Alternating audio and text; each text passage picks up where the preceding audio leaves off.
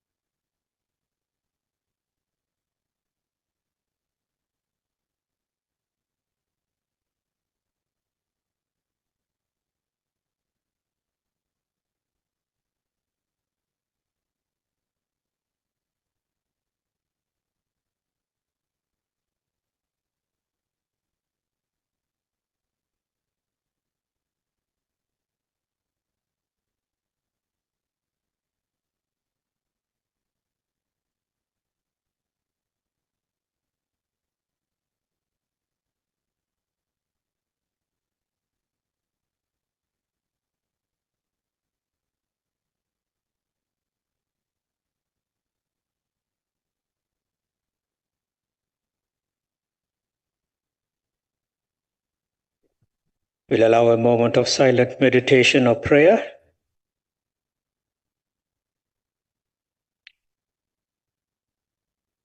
Thank you. You may take your seats.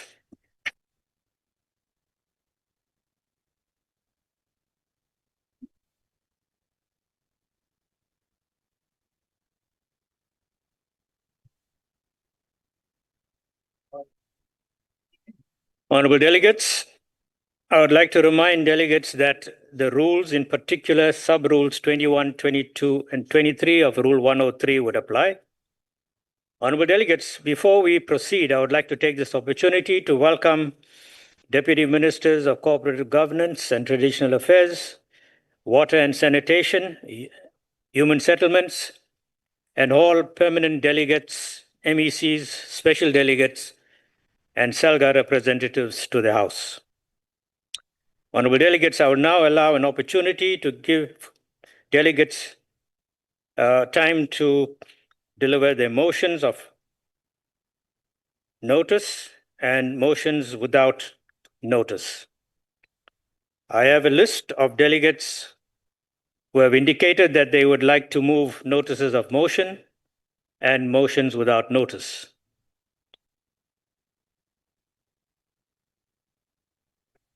I will start with the notices of motion, and delegates will have 1.5 minutes to present their motions. And the first delegate to do so, this Honorable C.S. Ngumalo of the ANC. Honorable Ngumalo. No, thank you very much, Chairperson. Greetings to all the honorable members present here.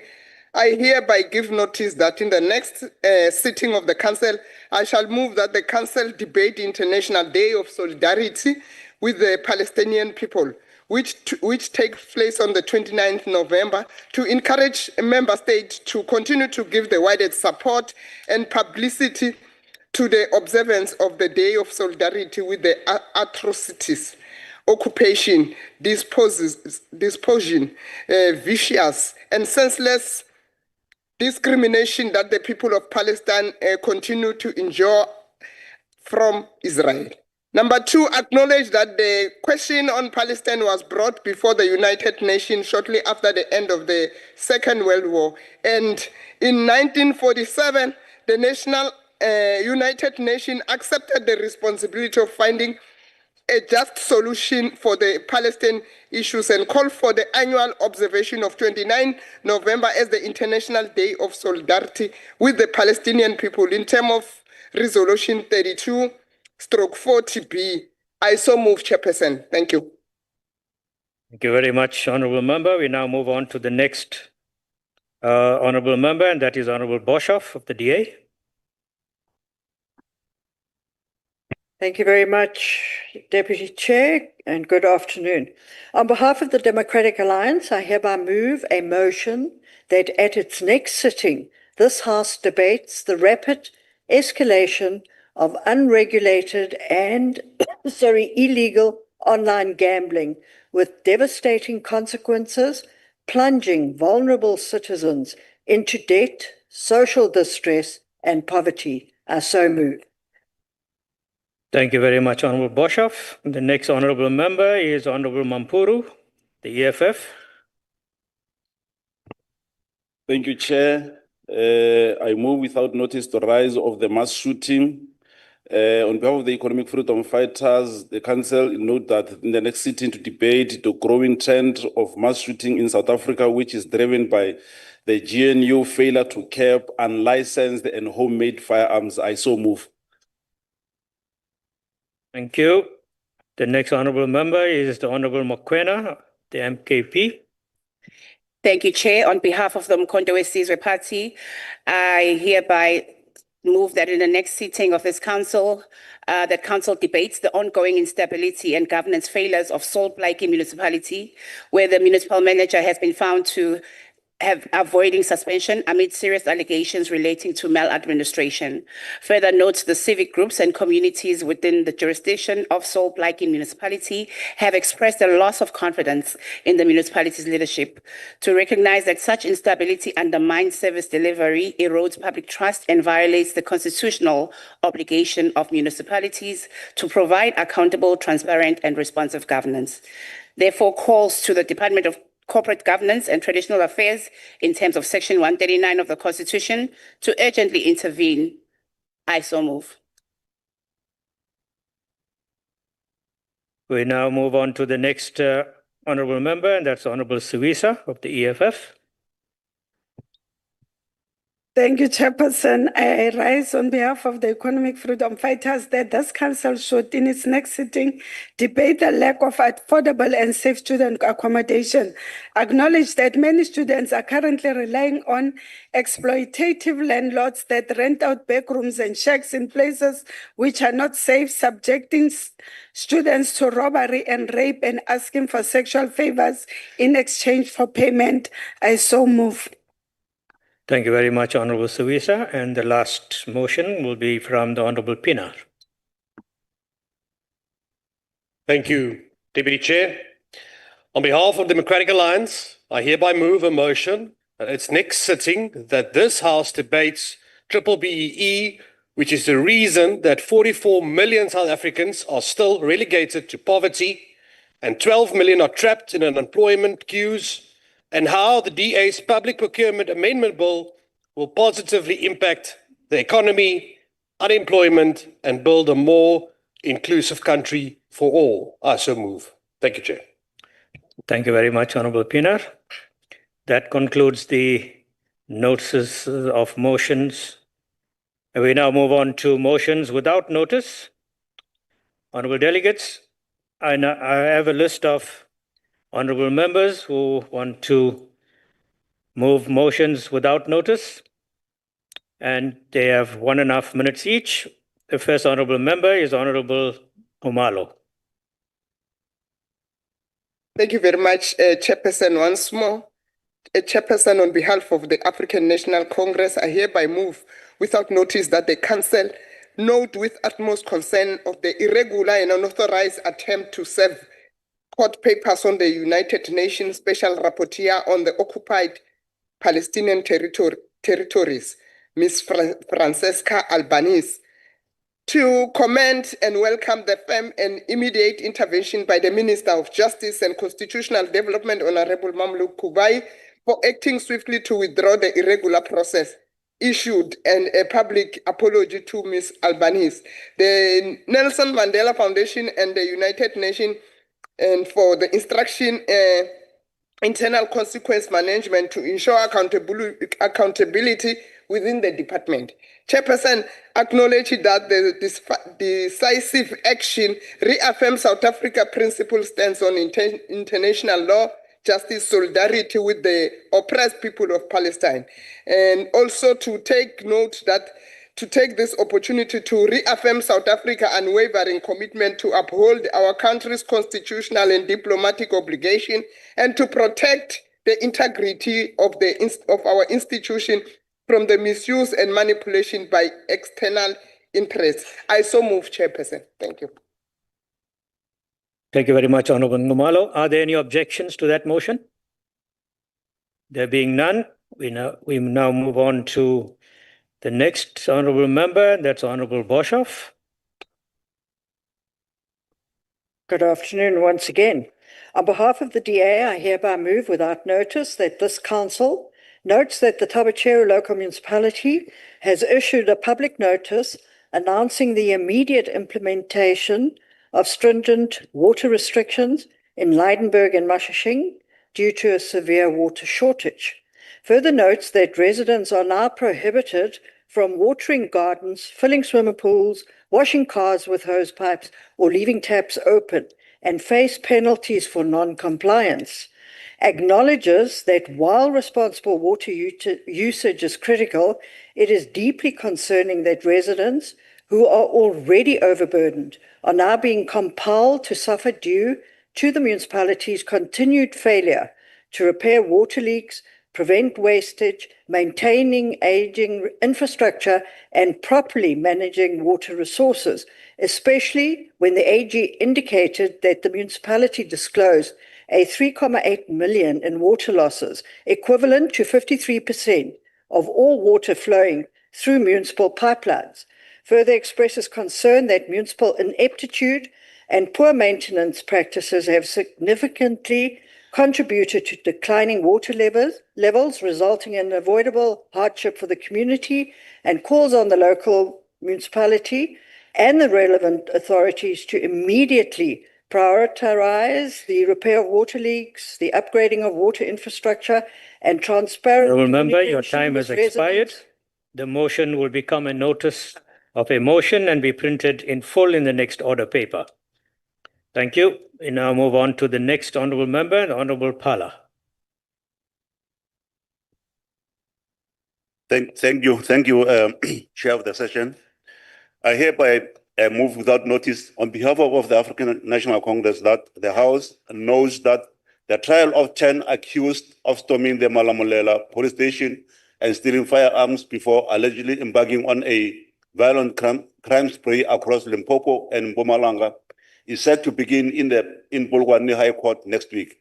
Further notes that the men face more than 90 charges, including murder, attempted murder, robbery with aggravating circumstances, possession of unlicensed firearms and ammunition, and many others. Also note that the group allegedly used the stolen firearms to carry out series of armed robberies targeting petrol stations, hardwares, restaurants, motorists across various towns in Limpopo and Mpumalanga, and therefore take this opportunity to congratulate the police for apprehending the accused and ending the crime spree. I so move. Thank you very much, Honorable Pala. Are there any objections to that motion? There being no objection, the motion is agreed to in terms of Section 65 of the Constitution. We now move on to the next honorable member, the Honorable Makasini.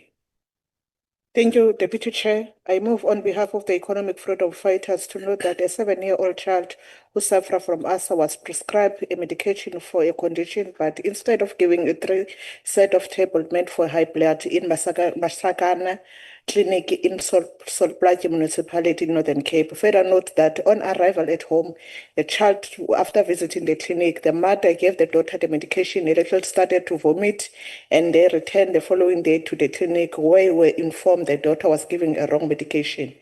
To acknowledge by unqualified pharmacist, acknowledge that the shortage of unqualified and understanding staff in the clinic is causing a health hazard to our people.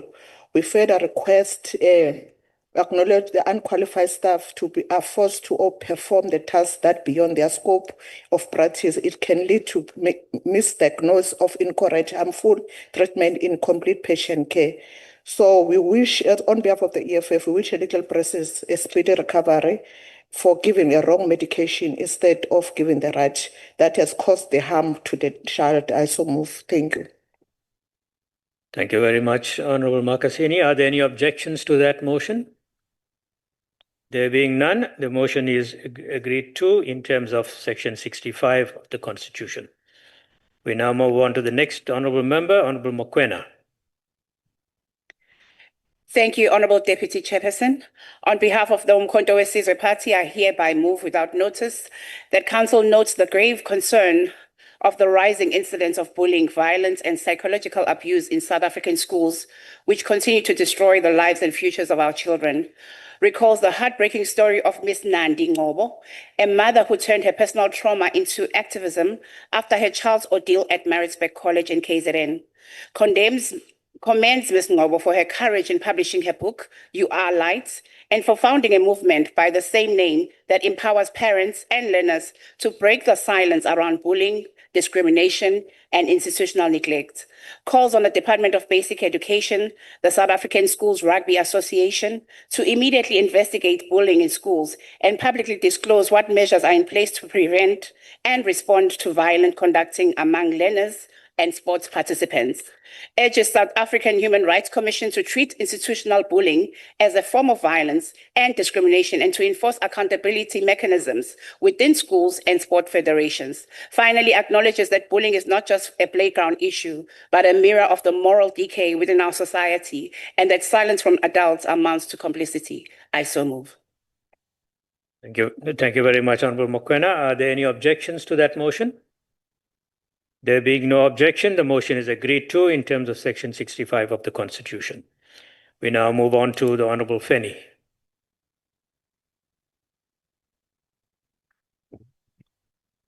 Thank you, Chairperson.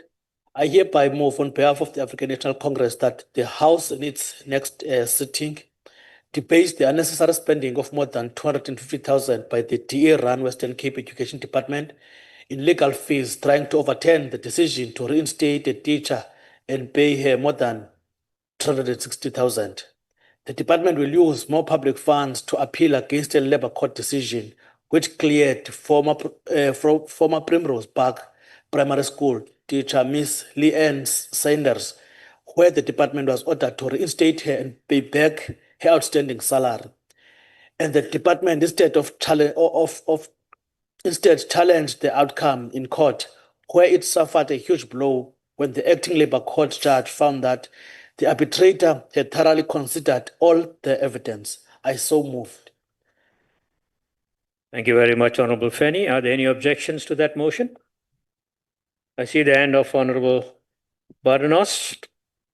Honourable Chair, if you're going to give me the chance to say why... No, I don't think you there's... me. Sorry, no. I said I saw your hand as an objection. Okay. I didn't say I'm not giving you an opportunity to speak. Thank you. Take your seat.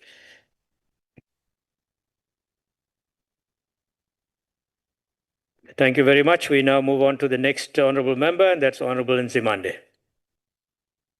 Thank you, Chair. I here move on behalf of Umkhonto weSizwe that this House note with deep concern the systematic and deliberate incapacitation of public service by GNU.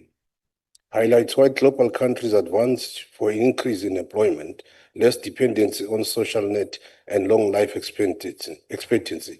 GNU does the contrary by offering exit for public servants through early retirement and voluntary severance package. Recognize public service require intensive labor. Call attention for government to retract its offer for early retirement and VSP. They acknowledge that the socio-economic factors impacting public servants and their dependents, we demand putting a halt on offering of early retirement and VSP. Affirms the role of government to protect both formal and informal employment. I so move. Thank you very much, Honorable Nzimande. Are there any objections to that motion? Is there an objection? Okay, the motion has been objected to.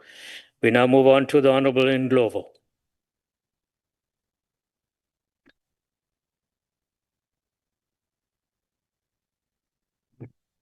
Thank you, Madam Host. I hereby move without notice on behalf of the African National Congress that the House knows with appreciation that South Africa have been removed from the Financial Action Task Force grey list after being included in 2023. Further notes that this exit from the grey list bodes well for the integrity and reputation of our financial system, for our status as an investment destination, and for the economy as a whole. Also notes that the Financial Action Task Force welcomed the significant progress South Africa has made in improving its anti-money laundering and counter-terrorism regime, and therefore takes this opportunity to congratulate the government on its effort to grow the economy by ensuring that we have been removed from the grey list. I so move. Thank you very much, Honorable Ndlovu. Are there any objections to that motion? Thank you. We now move on to the Honorable Peter. Thank you, Chair. The United Democratic Movement moves without notice that the House notes with great concern the recent incident that happened to a resident in Kalankomo and Kamastone in Eastern Cape, who was violently attacked by a group of gangsters known as Amangunzai in the evening. Further notes that this has been an ongoing issue. Kalankomo and Kamastone were acts of violence and intimidation by gangs have become common, and most of women are mainly being targeted in these attacks, leaving many residents fearful for their safety. UDM calls on Minister of Police and the Eastern Cape Department of Community Safety to urgently increase police visibility and regular patrols in Kalangomo and Kamastone and nearby villages. UDM further appeals on Parliament to prioritize rural safety as a national concern and ensure that communities like Kalangomo and Kamastone are not left behind in the fight against crime. I so moved. Thank you very much, Honorable Peter. Are there any objections to that motion? There being none, the motion is agreed to in terms of Section 65 of the Constitution. The next honorable member is Honorable Mabebo.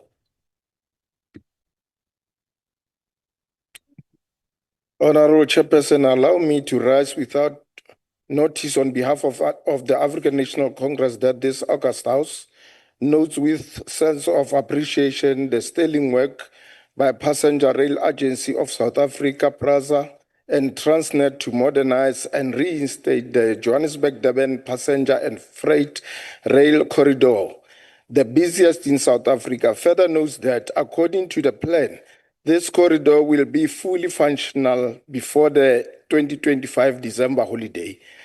Believes that the reopening of the rail corridor will go a long way towards alleviating traffic congestion on the N3 between Johannesburg and Durban, and providing access to cheap, safe, and reliable transport to the majority of the poor, the vulnerable, and the working class. therefore calls upon the August House to salute the leadership of PRASA and Transnet for this accomplishment. I so move. Thank you, Chairperson. Thank you very much. Are there any objections to that motion? There being none, the motion is agreed to in terms of Section 65 of the Constitution. The next honourable member is on the virtual platform. That is Honourable Mslongo. Honourable Mslongo. Thank you so much, Chair, and good afternoon.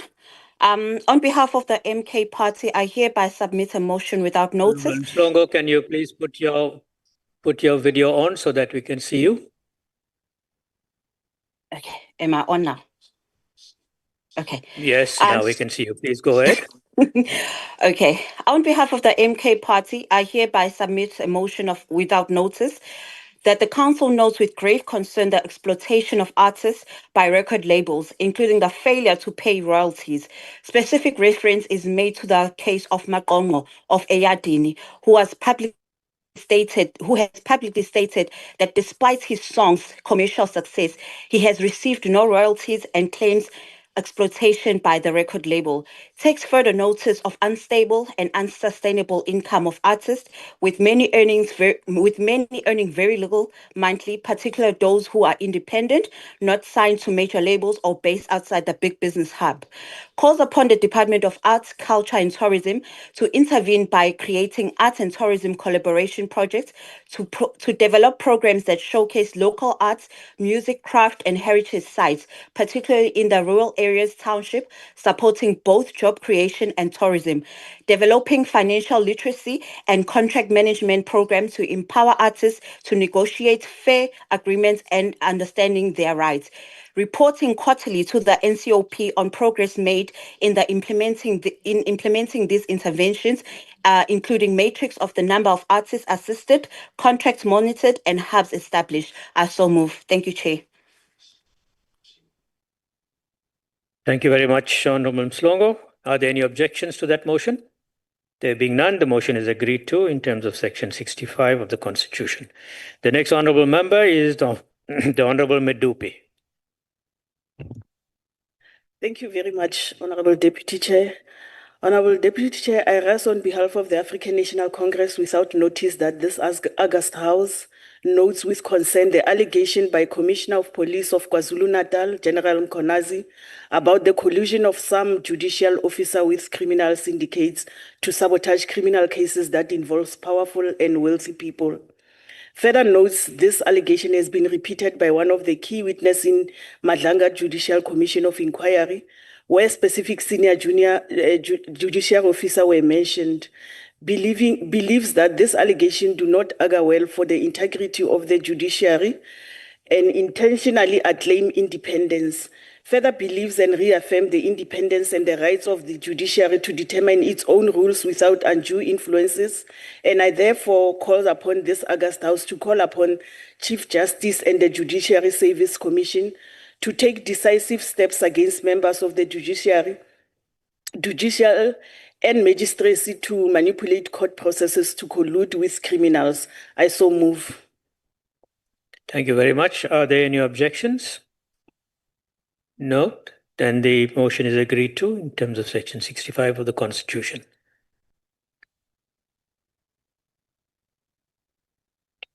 We now move on to the next honourable member. That's Honourable Slanganisa Nodada.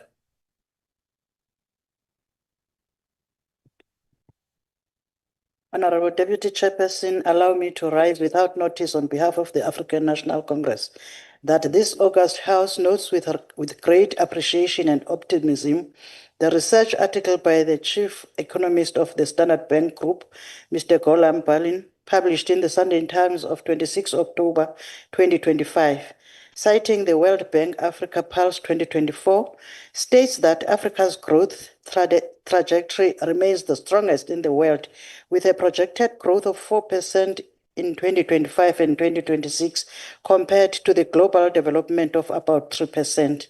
Also acknowledges that this remarkable growth trajectory is due to the expanding diplomatic and trade connections with the Middle East, East Asia, Africa's continental trade, rapid urbanization, infrastructure renewal, and domestic consumption, therefore calls for South African government to strengthen its role within the SADC and the African Union to diligently protect and improve this African continental free trade area and to expand diplomatic and trade ties with East Asia. I so move. Thank you very much, Honourable Member. Are there any objections to that motion? There being no objections, the motion is agreed to in terms of Section 65 of the Constitution. The next Honourable Member is Honourable Mananiso. Thank you, Deputy Chair. Allow me to rise without notice that this August House notes with great sense of appreciation the recent courageous stance by the United Nations Human Rights Envoy to Gaza, Ms. Francesca Albanese, for saluting the heroic stance of the South African government in bringing the case of genocide against Israel. Further notes that in her remarks to the Nelson Mandela lecture, Ms. Albanese noted how over 240,000 innocent Palestinians, including women and children, were maimed and injured by the Israel forces over the last 2 years in full view of the international community. Acknowledges that the genocide is globally unprecedented and worse than the apartheid system in South Africa, and therefore calls upon this August House to express its warm-hearted appreciation of this solidarity to Ms. Francesca Albanese. I so move. Thank you. Thank you. Are there any objections to that motion? There being none, the motion is agreed to in terms of Section 65 of the Constitution. Honourable members, that concludes the motions and motions without notice. We shall now move on to the first order, and that is the consideration of the Revenue Laws Amendment Bill B5 of 2025, the National Assembly, Section 77, and the report of the Select Committee on Finance thereon, which was ATC'd on the 17th of September 2025. I now call upon the Honourable S. Ndlovu, Chairperson of the Select Committee on Finance, to present the committee report. Honourable Ndlovu. Honourable Ndlovu, you have 10 minutes. Thanks, Deputy Chairperson.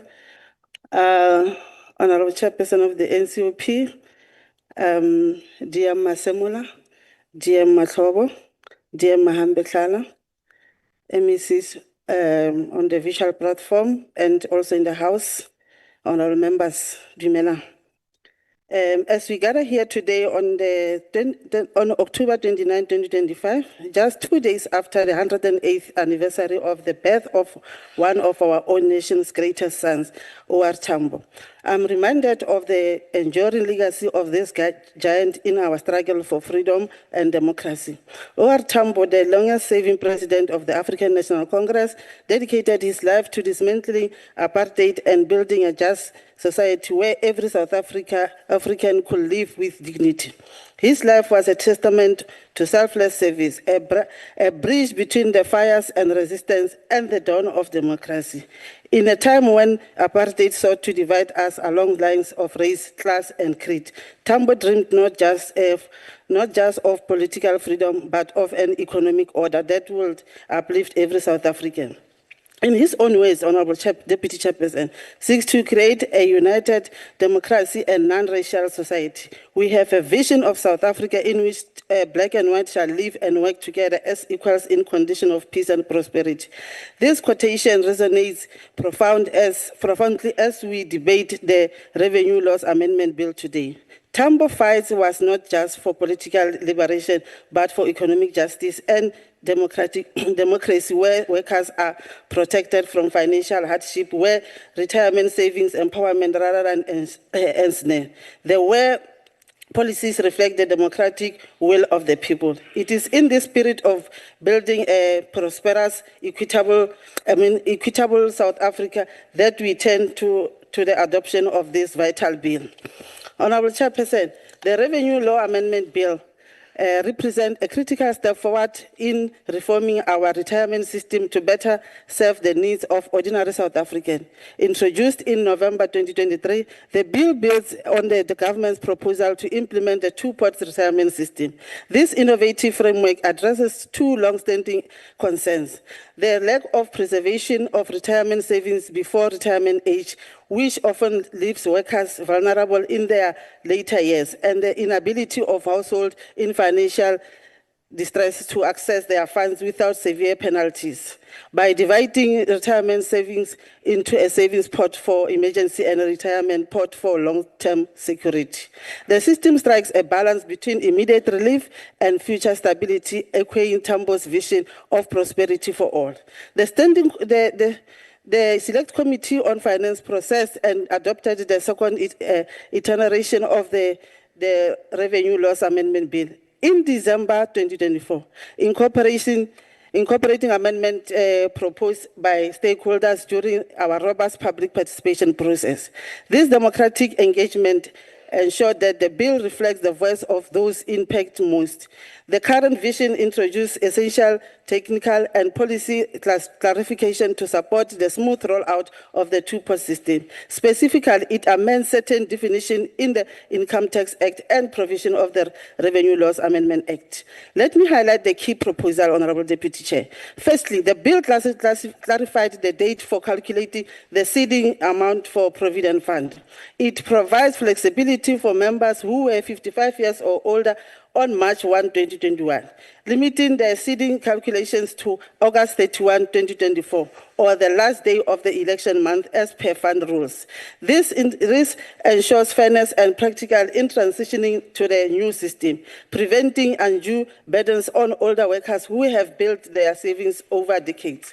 Secondly, Deputy Chairperson, the bill refines the methodology for applying maintenance claims deductions, ensuring consistent application alongside other deductions under Section 3070 of the Income Tax Act.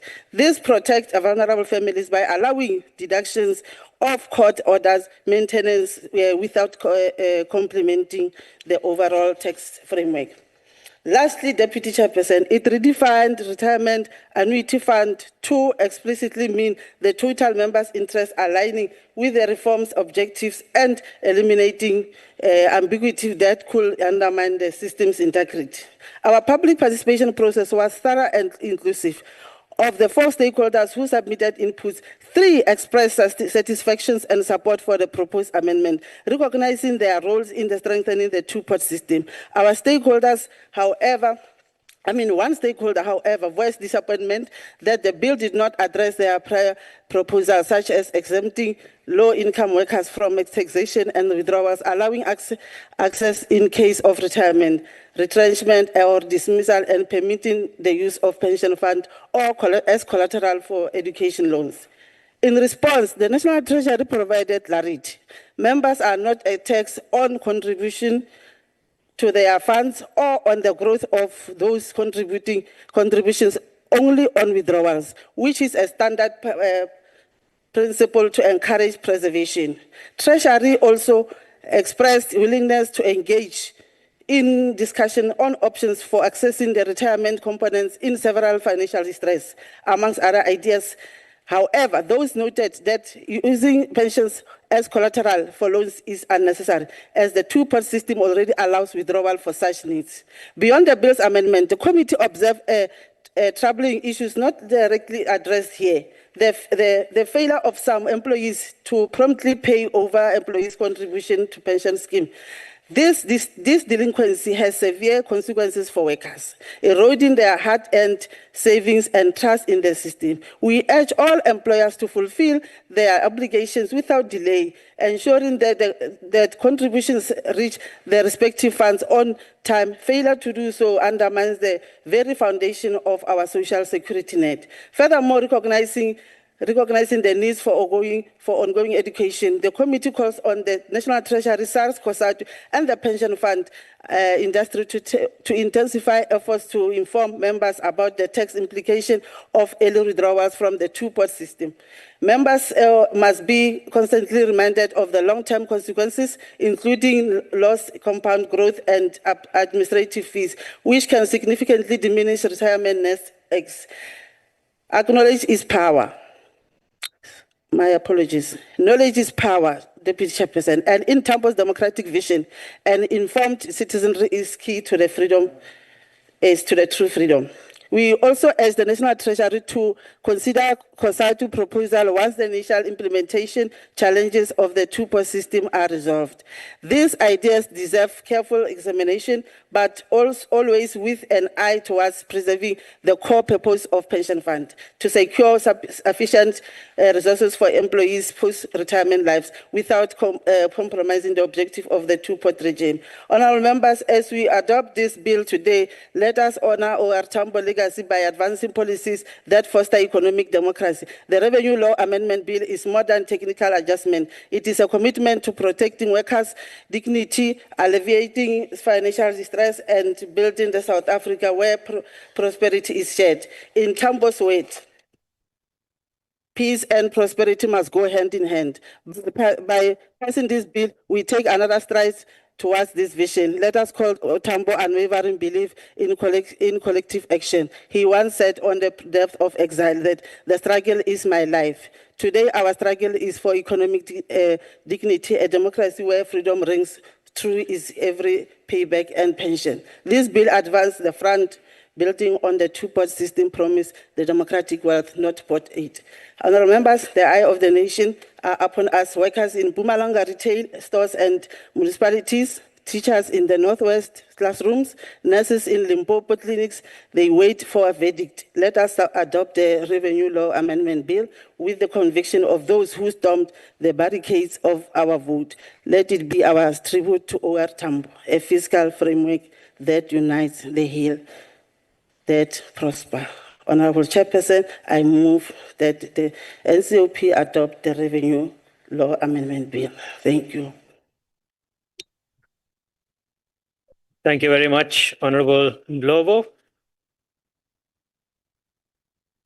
Honourable delegates, we now proceed to voting. I shall allow political parties an opportunity to make declarations in terms of Rule 78, if they so wish, for 3 minutes. Are there any political parties that would like to make declarations? I don't see any hands. We shall now allow a 30-second window to delegates who are outside the chamber and on the virtual platform to join the House.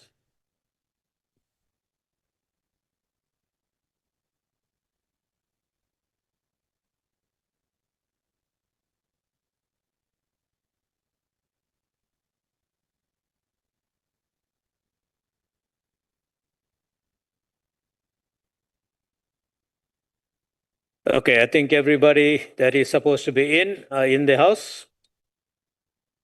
Can we close the doors, please? Shall now proceed with voting on the question, and the question is that the bill be agreed to. Delegates who vote in favor should please raise their hands and keep their hands raised. Those in favor, please raise your hands and keep it raised whilst the staff does the counting.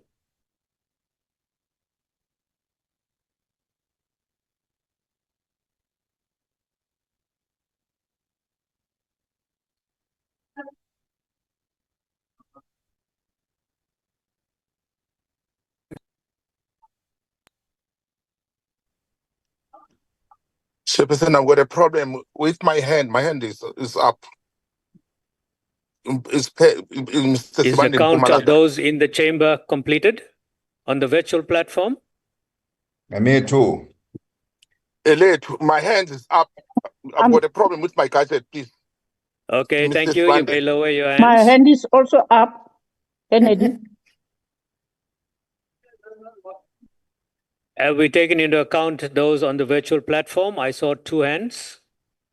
My hand, My hand is three. up, Mr. Sibande. Sibande also. Sibande, that's 4. You. Lower 2. Are we done with the count? Also, my hand is up, Deputy Chair, Honorable Machoben. Honorable Kennedy, hands up. My hand is up, Williams. Honorable Kennedy. My hand is up, Chair. Honorable Kennedy's hand case. up. Double We up. now go to delegates that will vote against. Are there any hands? Those that are voting against?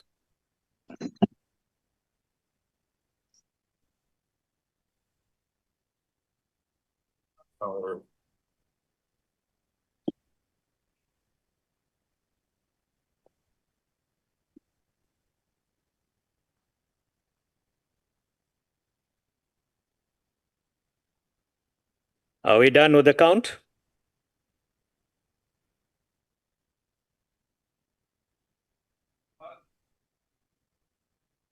Thank you. You may lower your hands. Those that abstain may raise your hands. Okay. Honorable Sibande, are you abstaining? No, I'm not abstaining. I voted yes. Okay, so there's no abstentions. Could I have the count, please? All right, there's the count. Those in favor were 40, those against 6, and there were no abstentions. The bill is therefore agreed to in terms of Section 75 of the Constitution. Thank you, Honorable Delegates. Honorable Delegates, we now proceed to the second order, and that is the consideration of the report on the 2025 Local Government Week, which took place from the 16th to the 19th of September 2025, and ATC'd on the 21st of October 2025. Before we proceed, I would like to once again acknowledge the presence of the Deputy Ministers of Cooperative Governance and Traditional Affairs, Water and Sanitation, and Human Settlements. Honorable Delegates, I now call upon the Honorable Chairperson of the National Council of Provinces, Honorable Msweni Tsipane, to open the debate.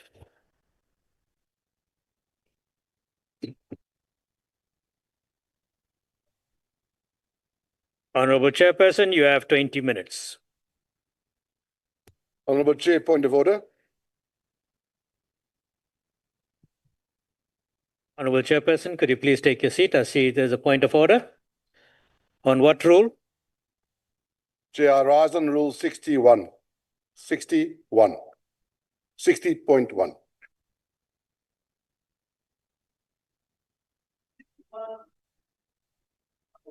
60.1. Yes, Chair. Not Rule 61, 60.1. Okay, go ahead. Thank you very much, Chair. Chair, I've had a look at the speakers list and the time allocations per party, and I can't find a correlation between the time allocated to parties, some of the parties on this list, and either option 1 or option 2, as was approved by the House and the Rules Committee at the beginning of this term. So can we just get clarification on the time allocations, please? Thank you very much. Thank you, Honorable Barnos. I am not familiar with the time allocations that was agreed to. I will get clarity from Advocate Pindela.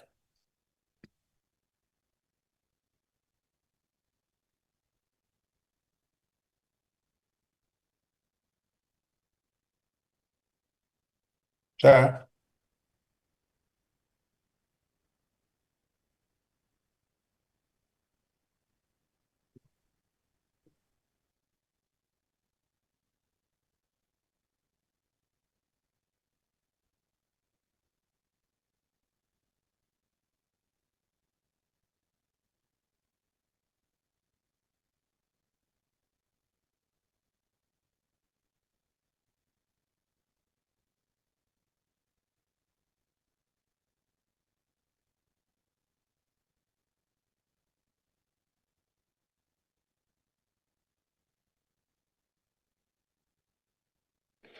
Honorable delegates, I've been informed by the secretary to the NCOP that in terms of Rule 60.1, which reads, except where the rules provide otherwise, delegates may not speak in a debate in the council for longer than the time allocated to them in the speakers list.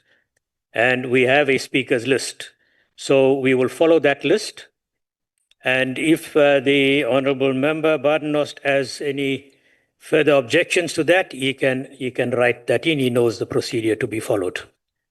So I'll once again call the Honorable Chairperson of the NCOP for 20 minutes.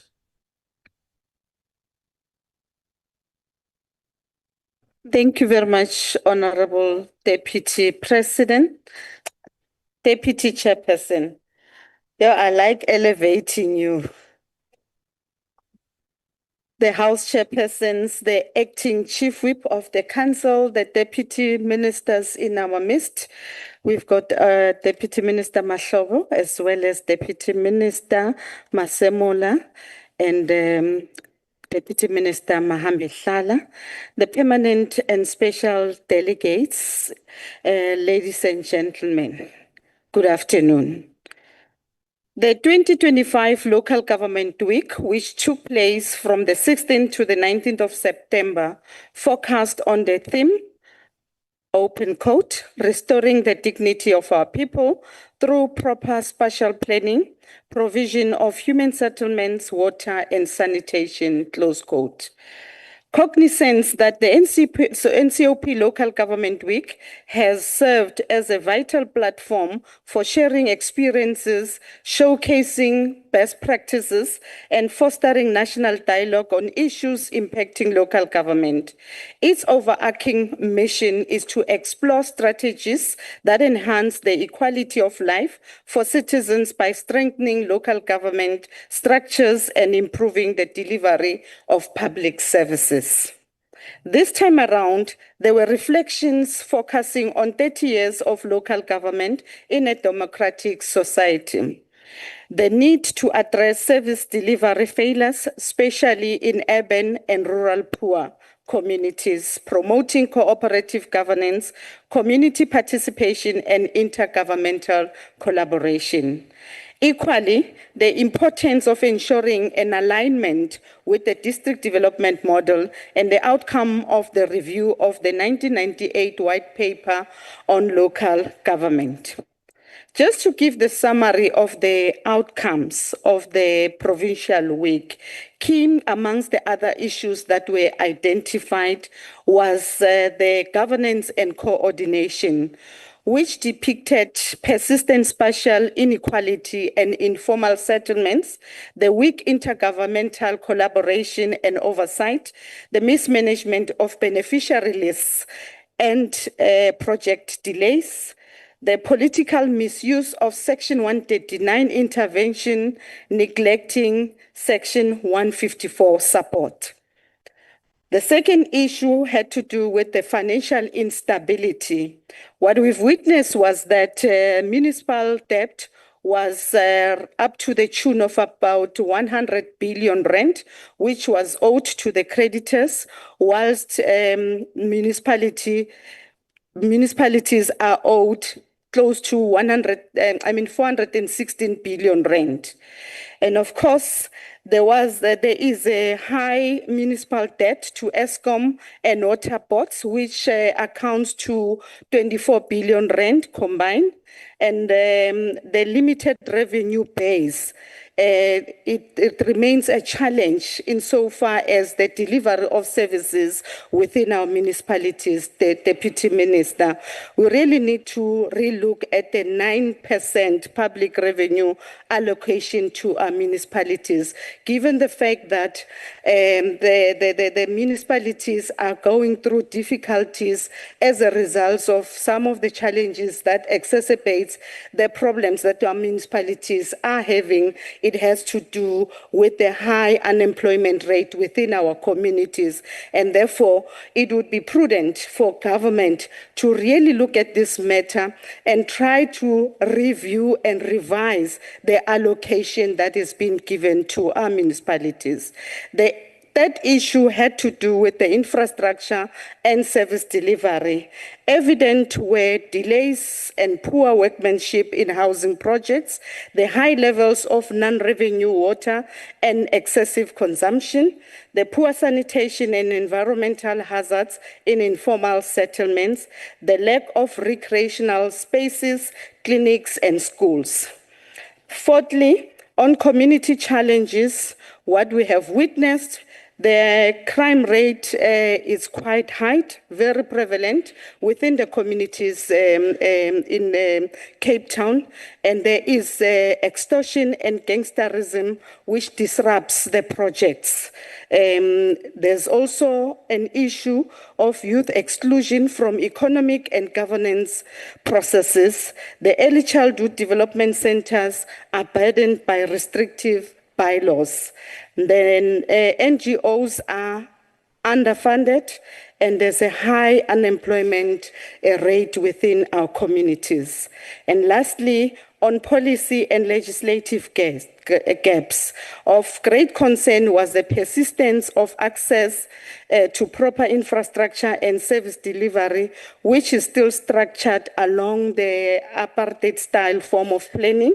This was seen through the continuities in services that deepens dehumanization rather than restoring human dignity.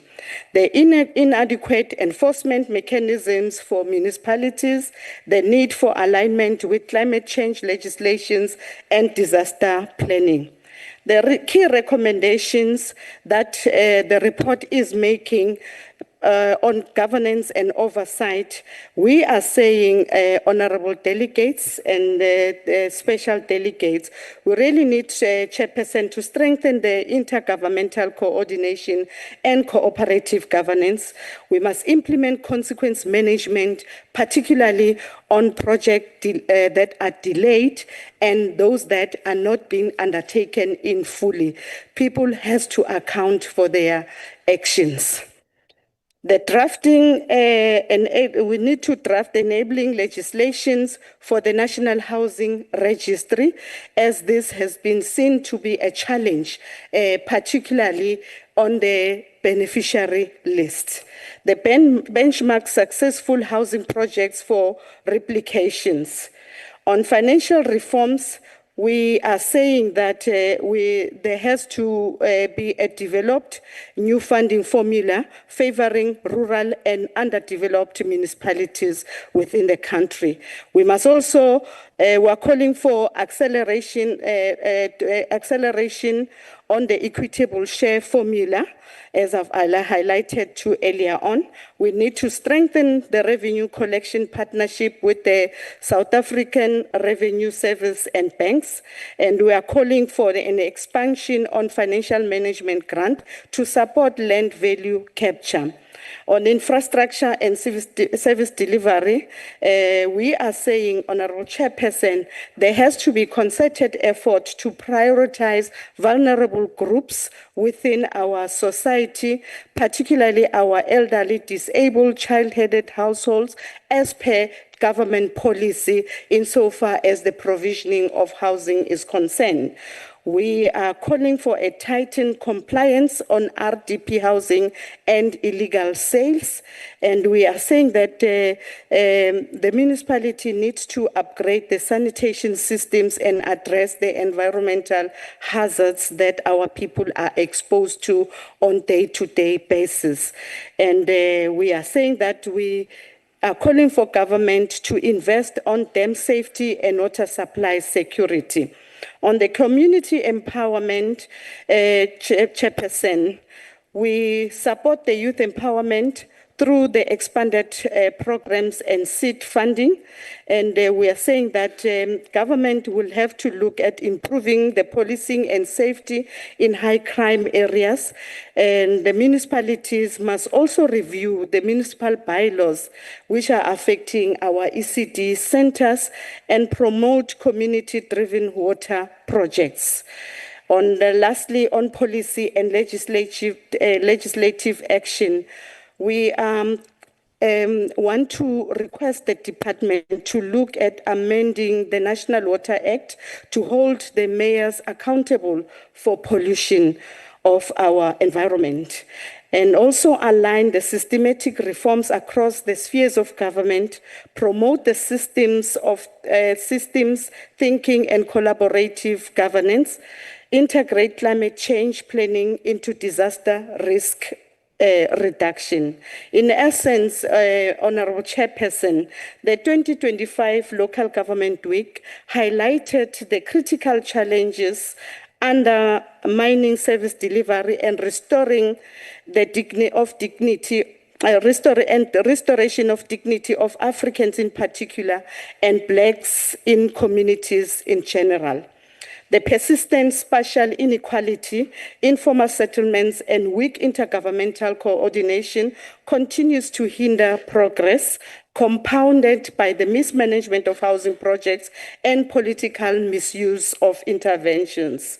The financial instability remains severe within our municipalities, which then burdens the debt and the limited revenue streams of our municipalities, while the infrastructure failures such as poor sanitation, non-revenue water losses, and inadequate social amenities exacerbate poverty and vulnerability.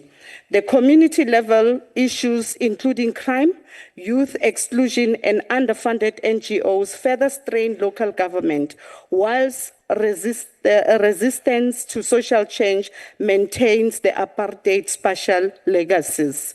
Honorable permanent delegates and special delegates, to move forward decisively, we are saying that all spheres of government must embrace the DDM approach, which is anchored in cooperative governance and accountability. This includes implementing the National Housing Registry, enforcing consequence management for delays, and revising funding formulas to prioritize rural and underdeveloped areas. Furthermore, we are saying that we need to strengthen the revenue collection partnership, upgrading sanitation infrastructure, and integrating climate change planning into disaster risk frameworks, which will ensure sustainable development. Equally vital is the empowerment of communities through youth programs, safety interventions, and more equitable bylaws. By aligning these actions with the DDM and legislative reforms, the City of Cape Town and more broadly South African municipalities can redefine another trajectory that can restore human dignity, equity in service delivery, and the building of more resilient communities. As I conclude, Honorable Chairperson, let us once again appreciate the work done by the members of this House and the special delegate. And of course, our special thanks goes to the Deputy Minister of Water and Sanitation, Honorable Mahlolbo, who has walked through this journey with us, being there physically on the ground, witnessing the challenges that our people are seized with on a daily basis. And to some extent, he intervened on the spot to call for those who are responsible for what was it, the sanitation. We actually, if I may tell the story, we came across the manhole that caved in, and that was along the roadside. Adjacent to this were houses where people are settling in. Day in, day out, they are exposed to an unprecedented smelling that they are exposed to on a daily basis. And when we come across that, the Deputy Minister, he didn't just observe, he took action practically to demonstrate that this is a caring government that look looks after its people. He called upon those responsible in the department to come and fix the main hole that was blocked as a result of the size of the diameter pipes, the diameter size of the pipes that were laid down there. So we stand here today, Chairperson, to say that that pipe has since been replaced. That main whole pipeline has since been upgraded. We really appreciate such leadership where we come across challenges. The leadership is on the ground, willing to take action there and there, and that is the leadership that we are looking for. And we really appreciate your presence, Honorable Mahlobo, and your actions bears testimony to the people of Khayelitsha today. And we want to call upon yet again all other ministers to take tune from you, learn from what you have done so that we can transform the lives of our people. And we also want to say that the change in the format of the local government week for this 7th parliament through targeted approach was well received by all delegates to the extent that such a deliberate undertaking shall be extended throughout all provinces. As we look forward to the debate and adoption of this report, the outcomes shall be streamlined for monitoring and evaluation through select committees as an ongoing basis. Honorable members, I hereby table this report for consideration and adoption in this House. Thank you very much.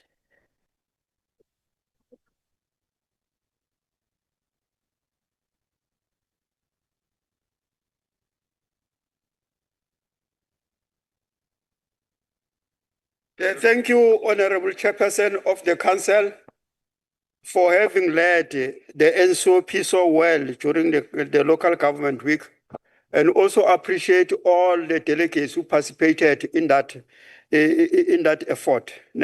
So the next speaker on the podium is going to be the Deputy Minister for COGTA, Honorable Masimula.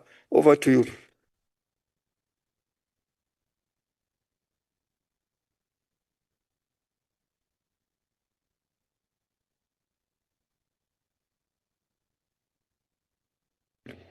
Thank you very much, Chairperson and Deputy Chairperson of the NCOP, honorable members of the House, my colleagues, Deputy Minister Mahlobo and Deputy Minister Mahambihlala, fellow South Africans, and ladies and gentlemen, good day. Today, I'm addressing this August House, humbled by the huge responsibility placed before us by the South African people from across the length and breadth of our country, covering all the 257 municipalities wall to wall in the entirety of the Republic. We are here as per the electoral mandates to deepen principles of democracy by strengthening representative and participatory democracy, accountability and consultation, and therefore ensure the mandating ecosystem of our government is well oiled. We carry a collective mandate to respond convincingly to issues the people continue to raise with us and manage the public affairs of this great nation with integrity, discipline, love, and care. Honorable Chairperson, the Local Government Week has placed before us profound matters that strikes at the very core of our shared humanity, the restoration of dignity of our people through delivery of services, provision of infrastructure, spatial transformation, creation of safe social spaces, sustainable development, resilience, and as well as provision of humble and decisive leadership. As we deliberate these issues of national importance in this regard, it is appropriate to continue contextualizing our work as we intensify transformation of democratic local government. Honorable Chairperson, medium-term development plan articulates priorities of government and the IDPs of municipalities equally indicate their planned activities and programs to better the conditions of their own constituencies.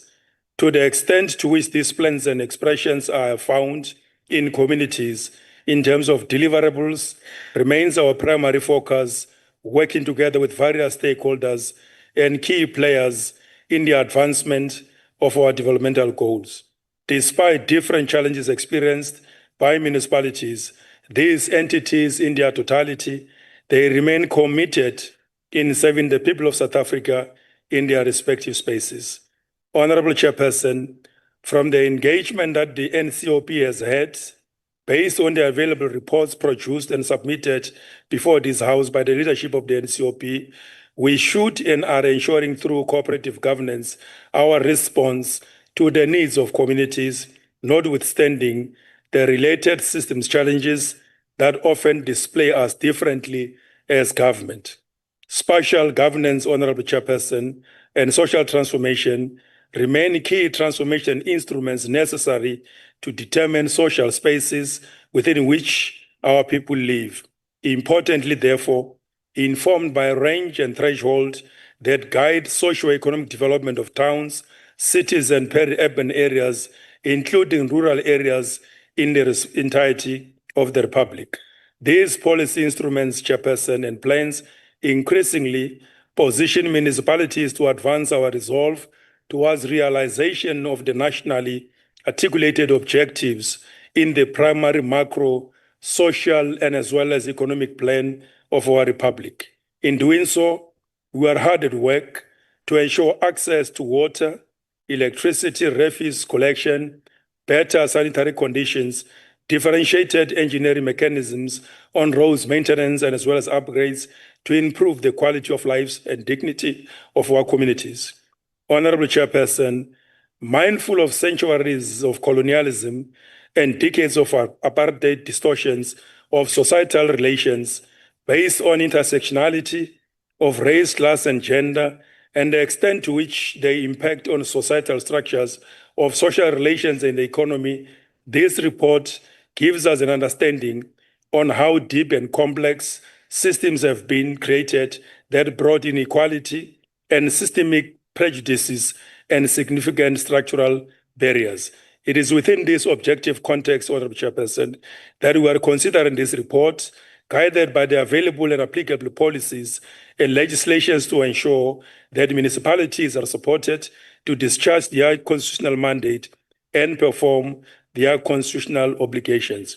Hence, at this point in time, we have a major reforms of local government within the context of the 1998 Local Government White Paper policy review that is underway, primarily and essentially to reposition the system for better and improved performance and comprehensive response given the anticipated probable capacities and as well as capabilities.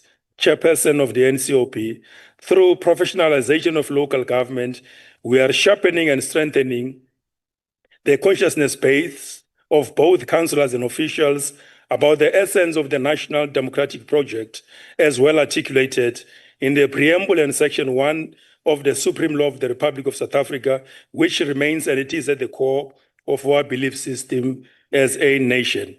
Uppermost to all this that we're doing, we're also looking at the resolution and creation of a meaningful participation of the traditional leaders in matters of municipal governance.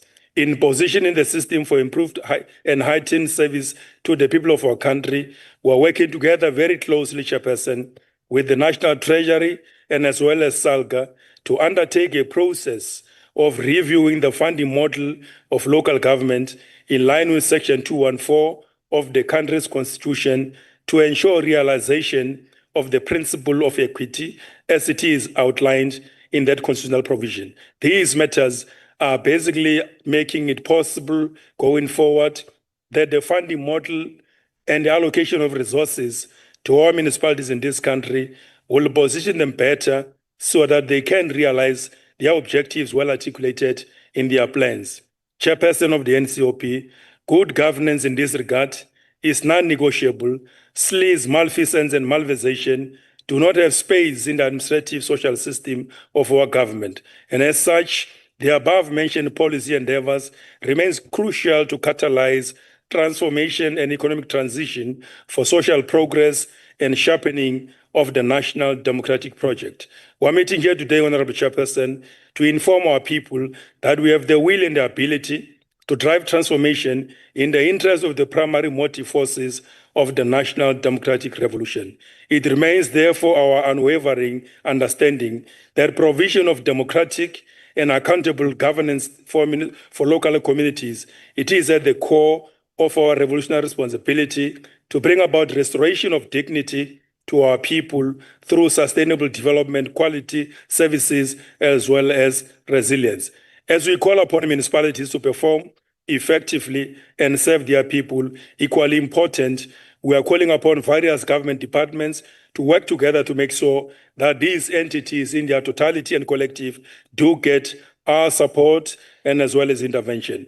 Hence, Honorable Chairperson, the district development model is a system of intense coordination and strong alignment to give concrete effect to the efficacy of intergovernmental relations through which the raised issues are being addressed and receive the attention of the government leadership through the political champions in those various districts and as well as districts and metropolitan municipal leadership. Honorable Chairperson, in this regard, the introduction of the Intergovernmental Relations Framework Act Amendment Bill seeks to institutionalize the actual realization and implementation of the district development model. Chairperson, the established Interministerial Committee on Municipal Support Intervention is a political and administrative stabilization capacity to ensure that municipalities characterized by challenges do get the much needed support to address the issues contained in the produced reports that have been provided to this August House. This well-coordinated support is also meant for municipalities under Section 139 of the country's constitution.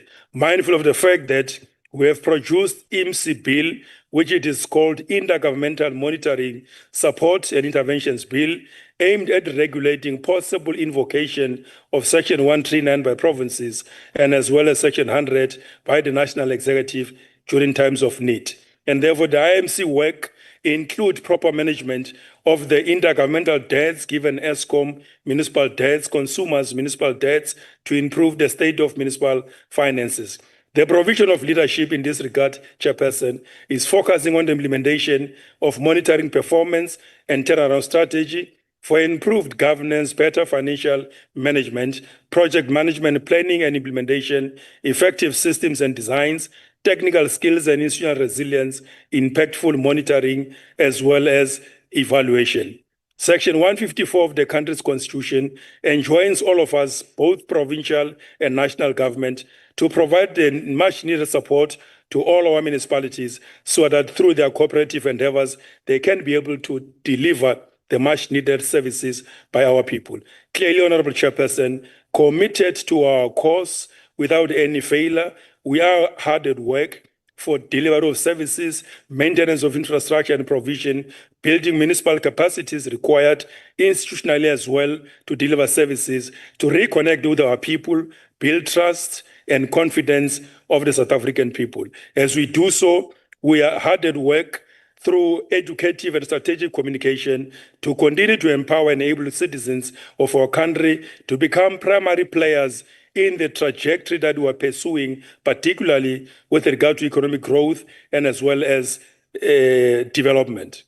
Given the interplay of complex factors contributing towards metropolitanization of our mega cities and the impact of the global mega trend of urbanization on urban spaces with the resultant needs of human settlements and economic opportunities as a country, we have a policy response in this regard. We have adopted integrated urban development framework as a necessary transformative policy that seeks to ensure spatial governance and facilitation of integrated spatial planning, integrated urban infrastructure, inclusive economic development, efficient land governance, sustainable financial management, effective governance, and as well as coordination, to mention but few, as we equally important advance rural development strategy, within the confines of the National Spatial Plan, given the economic competitive strength of various rural areas throughout the entirety of the Republic. These matters, Honorable Chairperson, they are indeed placing us at the center of our work as national government, working together with various stakeholders throughout the whole country. As I move towards conclusion, Chairperson, through the Presidential Working Group, piloted in both eThekwini and the city of Johannesburg, we are seeing maximum benefits of partnerships in action. Through non-statutory platforms of engagement with private sector, civil society, academia, traditional leaders, we are restoring those cities as engines of our national economy and of creating resilience, of co-creating resilience spaces, and as well as sustainable livelihood. We're starting a process of replicating this important model in many other cities of our country, given the lessons learned and as well as progress registered so far. With all these endeavors working together, we are quite certain that nothing is insurmountable as we advance a cause of national importance to ensure resilience, to ensure progress, to deal with any other matter that seems to be troubling the socio-economic spaces of our own people. Together, seated in this important house of the national government, let us build a South Africa that is spatially just, environmentally secure, economically vibrant, and resilient for generations to come.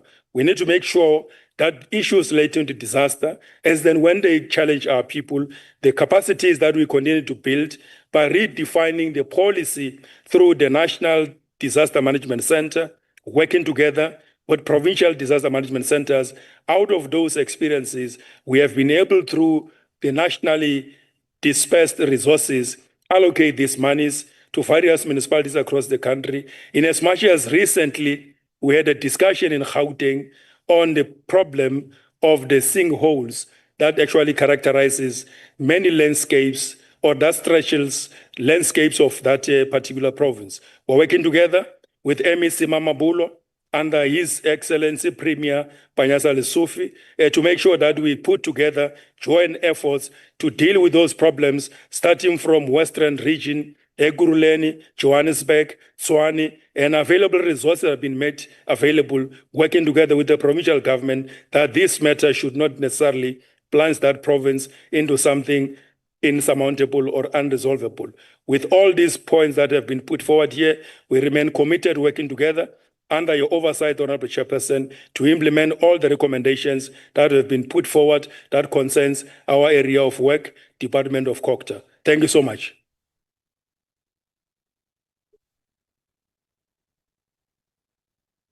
Thank you, Honorable DM, for your input. The next person on the next delegate on the platform is going to be Honorable Ndise, a delegate from Gauteng. Over to you.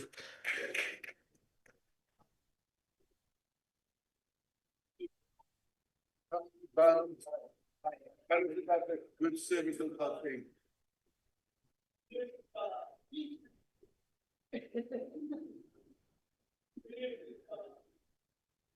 Chairperson of the National Council of Provinces, Deputy Chairperson, honorable members, Deputy Minister Mahlobo, Masemula, Mahambe Hlala, MEC Mamabulo, Williams, Mokoena, Makamu, Mashilo, Molapisi, all special delegates, people of South Africa, good afternoon. Honorable Khatebe, as we gather here today to debate one of the most critical spheres of government, I firstly want to send my admiration and respect to the men and women of all taxi associations here in Cape Town, who saw right through the myopic political grandstanding of the DA government. A day or two before the commencement of Parliamentary Local Government Week, scheduled to take place in the city of Cape Town, the DA provincial government, under the not-so-strategic mobility MEC, engaged in a very dangerous scheme of impounding taxis with the hope and belief that it will cause chaos and disrupt the planned program. Unfortunately for him and his DA party, the men and women in the taxi industry here in Cape Town behaved in a very profound manner that gave the program of Parliament and parliamentarians an opportunity to see for themselves the rot that the townships of Cape Town are subjected to. To say that blacks and coloreds are subjected to inhumane conditions is understatement. The less said about the discoveries during the local government week, the better. All members of this House who were on the program know the truth about the sad state of affairs that for years have been swept under the carpet with the branding of the best performing municipality. The existence of local government has always been defended on the basis that it is a crucial aspect of the process of democratization and intensification of mass participation in the decision-making process. It is said that no political system is considered complete and democratic if it does not have a system of local government. Local government serves twofold purposes. The first is the administrative purpose of supplying goods and services. The other purpose is to represent and involve citizens in determining specific local needs and how these local needs can be met. South African Constitution, specifically Section 152, states that municipalities have the responsibility to make sure that all citizens are provided with services to satisfy their basic needs. The local government is the epicenter of government service delivery system. From the inception of the democratic breakthrough, the African National Congress has always held the view that people are their own liberators and that their involvement in the affairs of the society shapes the decision of their future. Local government serves as a basis of this through the Integrated Development Plan and other publication platforms. South African National Development Plan designated the objective of creating a capable, ethical, and developmental state as the most effective response to the country's developmental difficulties. The local government's position in providing developmental services, as well as its proximity to South Africans unemployed and those living in poverty, place it at the forefront of solving these developmental difficulties. Honorable members, criticism about local government is not far-fetched and is not exaggerated. Actually, we need to look deeply into ourselves as leaders and ask ourselves, what kind of legacy do you want to leave for future generations? As Kwame Nkrumah had highlighted in his speech, corruption is a betrayal of masses. If we not root it out, it will root us out. These provincial words still echo as relevant as they were said to us today. Members, I'm reminded that it was the African National Congress National General Council in Durban that declared that ethical leadership is what must guide the building of national democratic society and what must influence the tasks and functions assigned to the transformation of state and governance. In carrying out these tasks, the entrenchment of culture of efficiency, honesty, transparency, and humanism, as well as eradication of corruption, must occur. Corruption is a major challenge for local government, distorting of resource allocation and leading to poor public services, inefficiency, low investment, and decreased economic growth. Key factors contributing to corruption include pervasive incentives, lack of public information and transparency, and lack of accountability in our municipalities. Indeed, honorable members, the number of policy and legislative changes brought about the ANC-led government points to the decision and the direction of attainment of this clarion call. Senior management in local authorities must show that they are committed to combating fraud and corruption. One of the key administrative issues that bedevils municipalities is a mismatch of skills in senior leadership. Auditor General has on numerous occasions pointed out that the lack of requisite skills in senior management leads to government malfeasance and malfunctioning. The ANC-led government introduced the National Framework of Professionalization of the Public Sector. Chief among its functions shall be the enforcement of ethical and capable leadership, merit-based employment, and onboarding of recruits who understand the conduct of leadership. This will enable the government to recruit the best among our citizens and insulate management from political interferences. Members, spatial injustice and urban residential segregations are significant dimensions of the historical evolution of South Africa's poor urban settlement patterns, which are deeply rooted in colonialism and apartheid. A variety of political, economic, legal, and social issues contributed to the legacy of spatial injustice and socio-economic exclusion that defines our towns and cities today. The district development model was adopted to help and build a coherent state to bring about inclusive economic growth, spatial transformation, strategic infrastructure investment, and reliable service delivery for all. This approach was adopted to spearhead the rapid transformation changes in municipalities around the country, aimed at building capable and ethical developmental state. In its recent national conference, the African National Congress observed and acknowledged that the 1998 White Paper on Local Government marked a watershed moment in South Africa's transition to democratic local governance. Significant progress has been made since the foundation of local government systems and the provision of basic services to millions of South Africans. However, local government performance has declined over the last few years due to issues in the administration, in governance, in service delivery, in infrastructure maintenance, finance structures and systems. Poor performance has emerged in critical areas of leadership, management, and administration, compounded by disjointed and inadequate national and provincial regulatory and supervision responsibilities. Honorable Chairperson, when the Democratic Alliance in the Western Cape speaks about policing issues, and you are not privy to the developments, you will believe their story that they are unable to adequately help the people of Philippi, Mfuleni, Hanover Park, Nyanga or Mitchell's Plains, because policing is a national competence.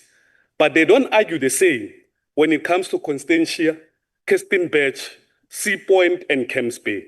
Amazingly, all of a sudden, they are now able to put plans together to deal with crime.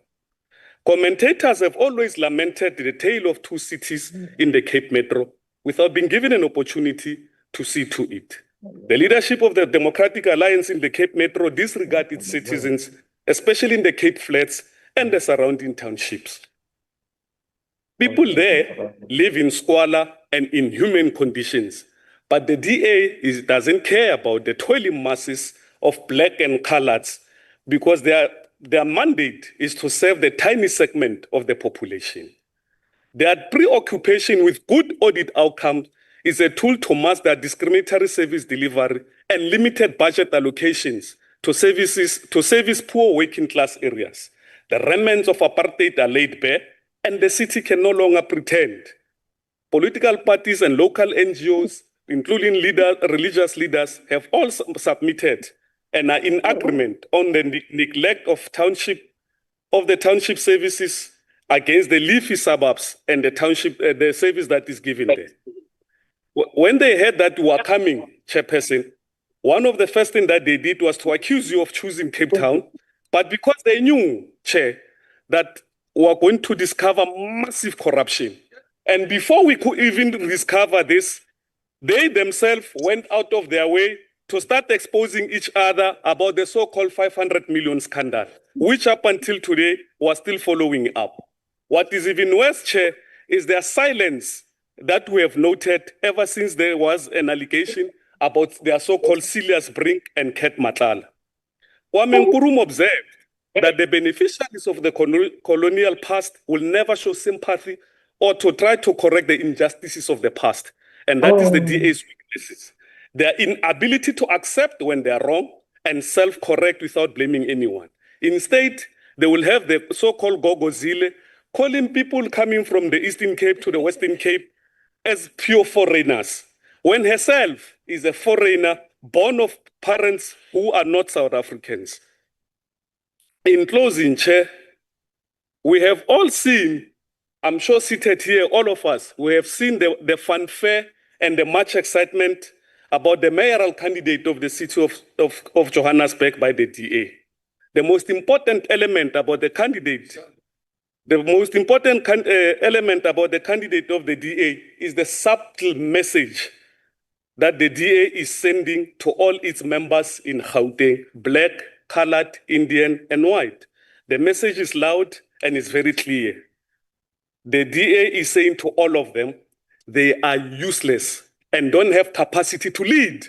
Whilst we agree with this subtle message, especially on Solim Simang, hence all the political parties in the Gauteng legislature are rejecting his motion on Premier Lissouf.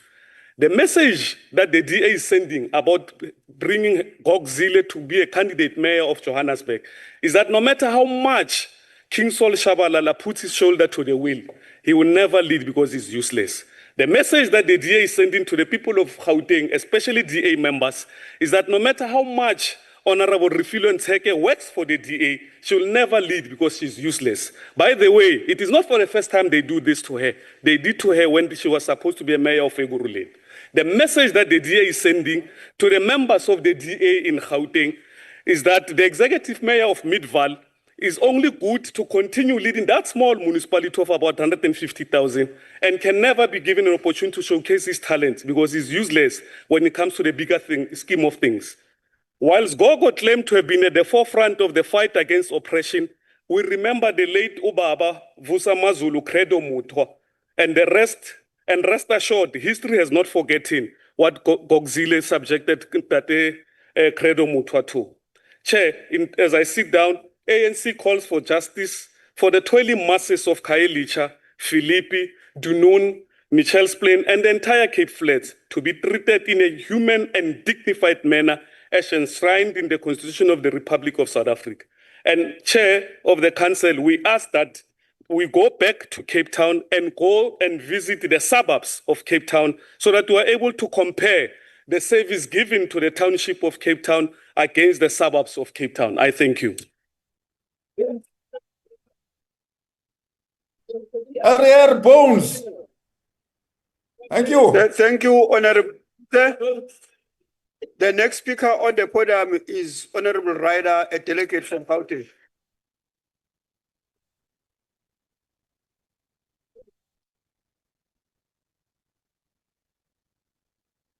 Thank you, House Chairperson. Honourable members, local government in South Africa is not working as it was planned to when our parliamentary predecessors crafted the Constitution in 1996 that gave us wall-to-wall municipalities from 2000. This is not an opinion, but it's a fact that's agreed upon by almost everyone, including the numerous people on all sides of the political spectrum that I've spoken to who were involved in the process at the time. The result is a pressing need for a review of the white paper or a new white paper to reimagine local government in South Africa, a need that has been recognized and accepted and is currently receiving the full attention of the Minister of Cogta and his department. We wish him strength and wisdom because the task is fraught. One of the biggest problems with local government is the fact that it is the sphere that is closest to the people. It is the sphere where people are able to be heard immediately and directly. And so, expectations are placed on local government for delivery way outside of their mandate and outside of their control. The National Council of Provinces embarked on Local Government Week 2025. It was a contrived program with an anticipated political outcome which backfired. Shame. The blurring of the lines between the spheres meant that many of the projects that our groups were sent to visit had little or nothing to do with the city of Cape Town or local government. Oversight visits to provincial projects are hardly going to shed light on the issues we should be discussing during Local Government Week. It is no wonder that we found officials and politicians reluctant to participate. The Cape Town team would have been hard-pressed to give account on projects where they are not responsible. And the provincial teams had been advised that this was Local Government Week and would have not understood why we visiting their projects. Honourable members, recently I read that the Grand Duke Henri of Luxembourg had abdicated. What intrigued me most was how little I knew about this country. So I started to read up on it. Luxembourg is one of the richest countries in the world with the highest GDP per capita in Europe. Fascinating. Nonetheless, I found myself watching some YouTube videos only to discover that this country has a serious problem with homeless people setting up tin shacks and cardboard shelters for accommodation. Shanty towns, honourable members, are not unique to South Africa. They are to be found in every country that I have visited or researched. Informal settlements are not unique to Cape Town. They are to be found in every single metro and in most towns across South Africa. The difference, of course, is how you deal with these settlements. I'm fairly certain that the Honourable Adriansa will give us some facts to show how the city of Cape Town is doing. It was most illuminating during our site visits to hear the Honourable MEC for Housing from Gauteng say that she notes that the City of Cape Town and Western Cape are dealing with exactly the same problems that she is facing in her province. I'm sure Honourable Mama Bolo will repeat that. Land invasions, extortion groups, beneficiary disagreements, unrelenting urbanisation and shocking contractor performance are just some of the matters that were highlighted. The bottom line is that problems that we saw in Cape Town are systemic and general problems. The rapid migration from rural areas, but also from underperforming provinces, made it impossible for local government to fulfill their constitutional mandates and obligations. And so many of the people that we spoke to during our site visits were from the Eastern Cape, from Mpumalanga, from Zimbabwe, and from even Malawi.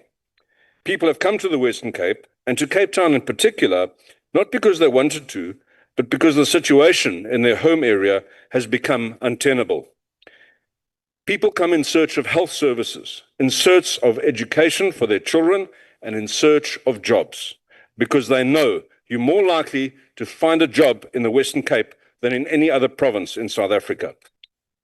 Informal settlements balloon on land that is inappropriate for human settlement when it's invaded and settled on. Honourable members, the protection from eviction that the COVID regulation gave to land invaders have left problems, particularly in Gauteng and the Western Cape, that will haunt us for decades. It is no wonder that during the provincial week held in 2024, 6 of the 9 provinces identified the PI Act as being a cause for concern. Now, before members default to outrage, let me be clear. The Act must be reviewed. The PI Act must be reviewed, not scrapped. The good parts must be retained, but the sections that unfairly protect opportunistic land grabbers and force unfounded mandates onto local and provincial government must be redrawn. Let the vulnerable be protected from exploitation, but do not allow exploitation by the opportunistic. It is intriguing to note that the middle class of Gauteng is also feeling the absence of service delivery in places like Johannesburg and moving in their droves to Cape Town, where they get functional local government. This, of course, drives up property demand as supply is dwarfed by the demand, making it even harder for economic migrants to find suitable lodgings at affordable prices. It is not the city's fault, but the market's. The city is a victim of its own success. And so, honourable members, what we need for cities like Johannesburg, Cape Town, Buffalo City, and many others, in order for them to work, is for the rest of the country to start doing their part as well. Underperforming provinces need to start prioritising their citizens. The shocking state of the Northwest Province was revealed to the members of the Select Committees on Finance and Appropriations last week, together with a reckless financial mismanagement and rampant theft and corruption in that province. What we need is for national government to implement policies that will drive growth and jobs. What we need is for our sovereign neighbours to afford their economies and their citizens basic rights, human rights and economic rights, and to protect our borders when they do not. What we need is for Parliament to review the PI Act, not to discard it, not to discard the protections that it offers to the vulnerable, but to protect government. Honourable members, the City of Cape Town has so much that it can still do to help the poorest of the poor. One of the key takeaways that I had was hearing how automation of the city's town planning system had led to a breakdown in the ability of developers, even those close to the city and the provincial projects, to communicate with the department and to get consistency, an innovation that needs to be tweaked. Another thing that I picked up was how the regular changes to development policies of the city often mean that projects need to be paused midway to ensure that the approvals are updated to meet the city's latest requirements. This can lead to goal shifting and the related problems of cost escalations, time delays, and people's dreams being deferred. Honourable members, nobody can deny the deplorable state of some of the places that we visited. The blame, however, cannot vest with the city alone. We need to do better across the spheres to help our people. I thank you. And Honourable Modise, viva King Sol Chabalala, viva. Thank you, House Chair. Thank you, Honourable Ryder. The next speaker on the is going to be on the visual platform is Honorable Z. Williams, the MEC for Cocta in the Eastern Cape. Over to you. Thank you, Honorable Chair. Greetings to you. Greetings to honorable members, distinguished guests, ladies and gentlemen. Honorable Chair, the Constitution of the Republic of South Africa enshrines human dignity as one of the founding values of our democracy. Dignity is not a slogan. It is a lived reality that must manifest itself where our people live. Access to water and sanitation is a necessary condition to provide that dignity. When communities live without proper shelter, without clean water, and without sanitation, their democracy is compromised. This debate takes place 2 days after the late President General of the African National Congress, Comrade Oliver Reginald Tambo's birthday, and therefore, as we're talking about spatial framework, infrastructure, and restoring human dignity, we need to thank the East Twalande of the movement for the service to the people of South Africa. The spatial patterns we have inherited from the past remains the most stubborn legacies of apartheid. The Eastern Cape, like much of South Africa, continues to reflect deep inequalities. Rural villages without bulk infrastructure, townships situated far from job opportunities, informal settlements that are sprawling and require services. According to Stats South Africa, nearly 32% of households in the province of the Eastern Cape rely on communal standpipes or boreholes for water, while approximately 18% lack adequate sanitation. These figures are not just statistics, they represent millions of lives constrained by apartheid geography and inequality. Spatial planning is the foundation of service delivery. The Spatial Planning and Land Use Management Act provides a framework of implementation to integrate communities across. In the Eastern Cape, we have intensified our work on spatial development framework to align the development corridors, social infrastructure, and human settlements. We have mapped growth nodes in regions such as Mthatha, Komani, Butterworth, and Ngcobo, where investment in housing and services is being clustered to build functional towns and contradict the apartheid spatial economics.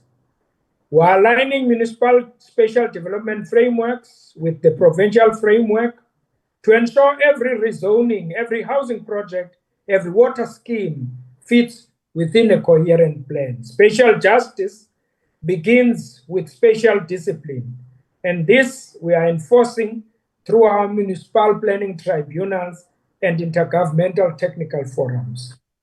On integrated human settlements, honorable members, housing is more than just a roof, it is an entry point to social inclusion. Our Department of Human Settlements, in partnership with Cocta and local municipalities, are implementing an integrated approach that combines housing with schools, clinics, roads, and broadband connectivity. Over 18,000 housing units have been delivered across the province, focusing on OR Tambo, Buffalo City, and Nelson Mandela Bay. Through the integrated urban development framework, we're turning informal settlements into planned service communities with electricity, sanitation, and stormwater infrastructure. We've piloted the village renewal model in selected traditional areas under the Amatole and Alfred Nzo districts, combining traditional leadership participation, land use planning, and water provisioning. This integration ensures that rural development is not an afterthought, but a driver of dignity and contradiction to apartheid spatial framework. Water and sanitation, the core towards protection of our people's dignity. Access to clean water and dignified sanitation remains one of the most pressing developmental imperatives. The Eastern Cape continues to face water security challenges exacerbated by drought and aging infrastructure. Yet, working with the Department of Water Affairs and Sanitation and MISA, we have made measurable progress building infrastructure amounting to about 1.3 billion for sanitation and water reticulation in the year 2024-25. Through the bucket eradication program, we've eliminated over 4,800 buckets in priority towns such as Komani and Alwar North. We're equally focused on building technical capacity and training of municipal engineers, improving asset management, and adopting smart metering technologies to reduce non-revenue water. The restoration of dignity cannot succeed in the absence of good governance. We're strengthening our performance in the implementation of the district development model through integrated planning between municipalities, sector departments, and business.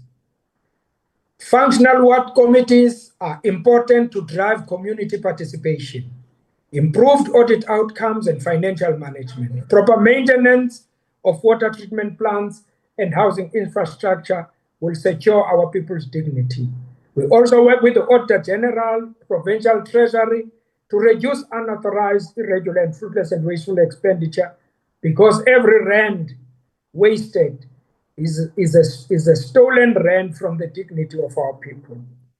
Our traditional leadership remains central to spatial transformation. Under the Traditional and Coastal Leadership Act, we are supporting traditional councils to participate in spatial planning processes, ensuring that communal land development happens in an orderly, lawful, and environmentally sustainable manner. We are rolling out traditional land use management plans across all 8 districts, promoting the construction of eco-friendly rural housing, agri-villages, and solar-powered community water schemes. Restoring dignity is not the task of government alone. We are in partnership with private sector, development finance institutions, and civil society to expand our service delivery impact. The Infrastructure South Africa Partnership is helping fast-track catalytic human settlement projects. The Water Research Commission is piloting innovations in grey water recycling and low-cost sanitation systems. Faith-based organizations, NGOs, are part of our Community Infrastructure Watch program, which monitors project delivery at grassroots level. This collaborative model represents a new era of developmental governance, one that is transparent, inclusive, and people-centered. Chairperson, the dignity of our people will not be restored by words alone, but by spatial justice in action, by ensuring that where people live no longer determines how they live. The Eastern Cape stands ready to work with all provinces, municipalities, and national government to ensure that every South African, regardless of geography or background, lives in conditions that reflect the full worth of their humanity. During the local government week of the NCOP held in Cape Town from 16 to 19 September, the Minister of Human Settlements, Honorable Thembing Kadimeng, had this to say in highlighting the necessity and importance of integrated planning, proper spatial planning for our people, and the provision of water and sanitation. I quote, "The department is cognizant of the realities of systemic failures, the structural impediments and governance challenges plaguing local municipalities, and the provision of sustainable basic services to communities. The department is taking stock of the underlying issues affecting the sector and the renewed commitment on how to accelerate service delivery to the people who are in municipalities that are struggling. The department shall live up to the directives and commitments to turn things around and strengthen the work of the sector consistent to the adopted local government adoption action plan in line with infrastructure development," unquote. The hurdles we are facing concerning the spatial redesign to make our people to be near their workplaces is that the landowners are still reluctant to make land available for residential purposes of our people. Notwithstanding this hurdle, our government continues to engage stakeholders. In closing, let us remember Thank you. our President. Thank you, Honorable MEC. Thank you very Your much. time has expired. Thank you very much, Chair. All right, the next speaker on the podium is going to be the Deputy Minister for Water and Sanitation, Untombela. Over to you, sir.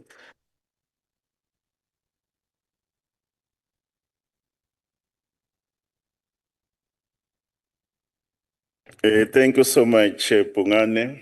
To our chairperson of the NCOP, Comrade Refile Mutsweni Tsipane, the deputy chair, my other colleagues, Comrade Thandi Mahambehlala, Dixon Masimula, and Comrade Jacob Mamabule and other MECs and honorable members. One of the most important things when we do this debate, after the visit by the NCOP, we must tell no lies and let's not claim easy victories. Let's not deflect the experiences of our people, and let's not mask any difficulties. My own experience by going on the ground, I wanted to quote Nelson Mandela when he said, "Massive poverty and obscene inequality are such a terrible scourges of our times, times in which the world boasts of breathtaking advances in science, technology, industry, and wealth accumulation, that they rank alongside slavery and apartheid as social ills." When I did the visit with the chairperson of the NCOP, what pained me most was to see the poverty of our people. It struck my heart. What pained me most was to see the devastation and the condition where they live and how the conditions are so inhumane. That's why our view remains. The city of Cape Town remains a city of two nations in one city. That's the tale we face. And will never change.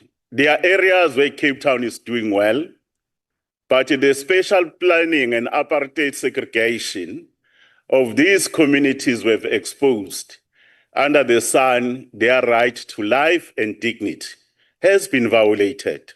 That's the status quo. And we need to answer the question to say, what do we do together to change the condition of those people? Because they too, under the sun, they deserve to be respected as human beings.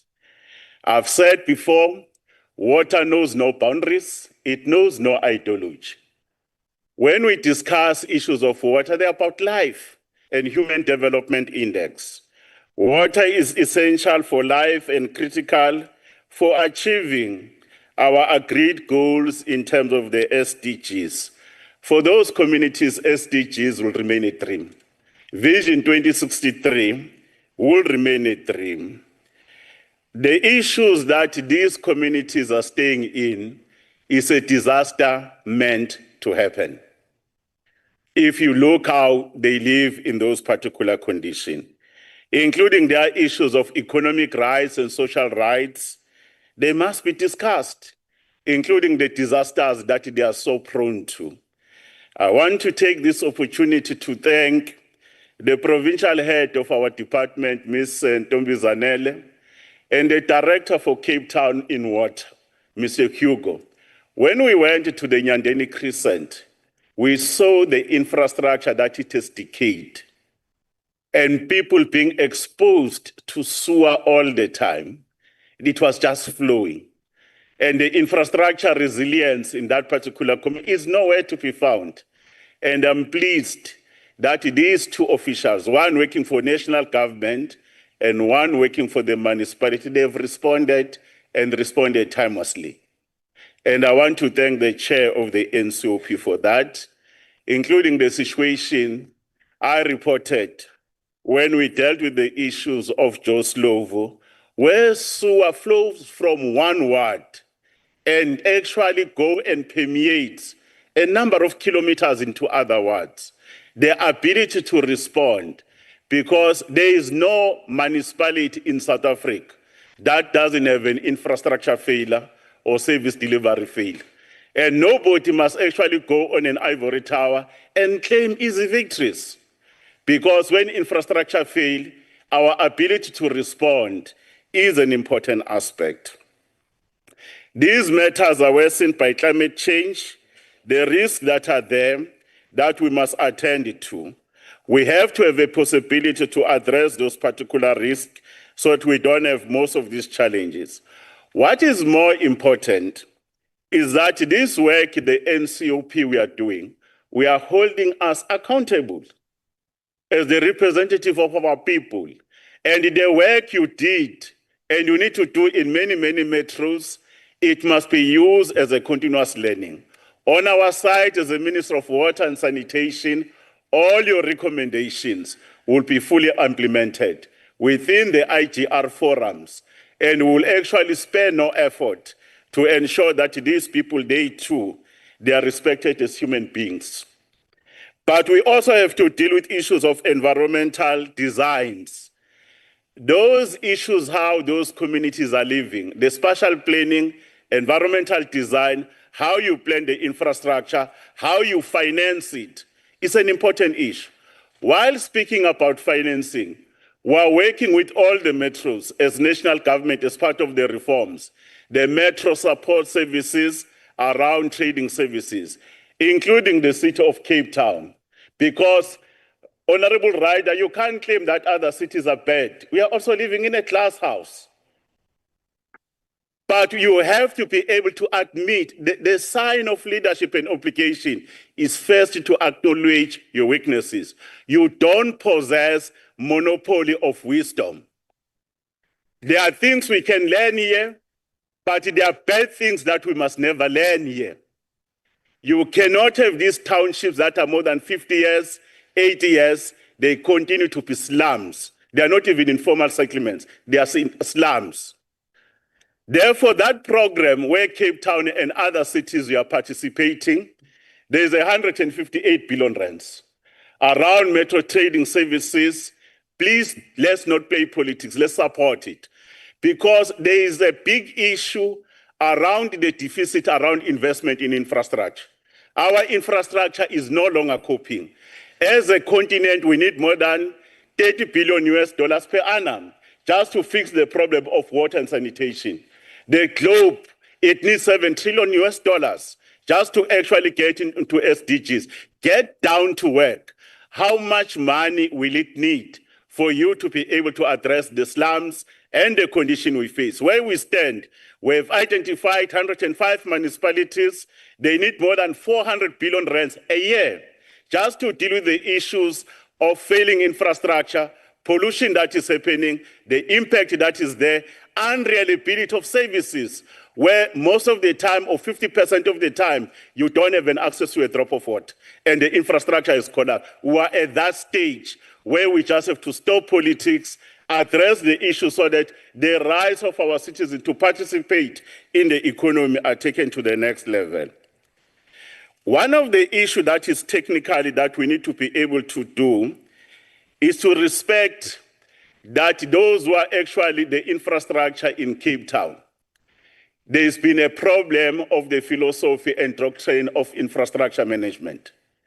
In as much as the problem at Nyanden has been fixed, that system does not have an additional absorptive capacity. There is too much that is coming in, and that infrastructure is going to fail. Then the city of Cape Town must invest on refurbishment of infrastructure, renewal of infrastructure, in line with the demand that is coming into that particular system. That's what you need to allow those capable officials, because there are capable officials in the city of Cape Town. But if you don't give them the tools of trade, but there are also rock elements equally so. I've spoken about the money. If you don't appreciate that their traditional financing, Ring-fence the budget that come from trade and services, the money from the grants, and stop not to spend grants, especially the USDG. And ensure that when you allocate the budget, the biggest budget must go to areas that are deserving those human rights that are being violated. There is a plan, and private sector is playing their part. I'm responsible in the ministry around financing. That's why we held here in Cape Town. More than 12 billion US dollars we're able to raise, and we need to do more. And that particular discipline. Let's look at the implementing models in terms of the capabilities, whether use the SPV, whether use the concession, so that you address the issues of our people, so that we understand and appreciate, like they say in Gauteng, Liruna Ribat. One of the matters that we have to be able to appreciate is the issue of disparity, where the issues of tariffs and rates and taxes are being used to ensure that other people are not getting into certain areas. The prices for the houses, the tariffs that are being charged, is a continuation of an apartheid spatial planning that is actually designed. And our people are exposed to geological formation and the land that is not suitable for issues of human settlement. And if we don't deal with those particular issues and the amenities that are required, it's going to be important that we respect that reality. I don't talk politics, I speak facts. And if you want to discuss technical issues, because our choice when engineering and science is so advanced, let's be evidence-based. Put the numbers on the table and put the engineering on the table. Then let's make the choices. That's what we're actually experiencing here. Our view, Cape Town and the Western Cape must work with national government. We are not a federal state of the Republic of South Africa. We are one unitary state, distinct spheres, but we are interrelated. Let's work together. The idea of a district development model is the right way to go. The reluctance to participate in a district development model, we are denying the citizens of Cape Town, especially those who are most vulnerable, the ability that we can harness business, we can harness expertise like we're doing to turn around eThekwini. eThekwini is a model of how government with business and society can work together. As we speak right now, Johannesburg, that was not performing well, is turning the corner, and others are starting to be shaking in their skirts and trousers. That Johannesburg will never be the same.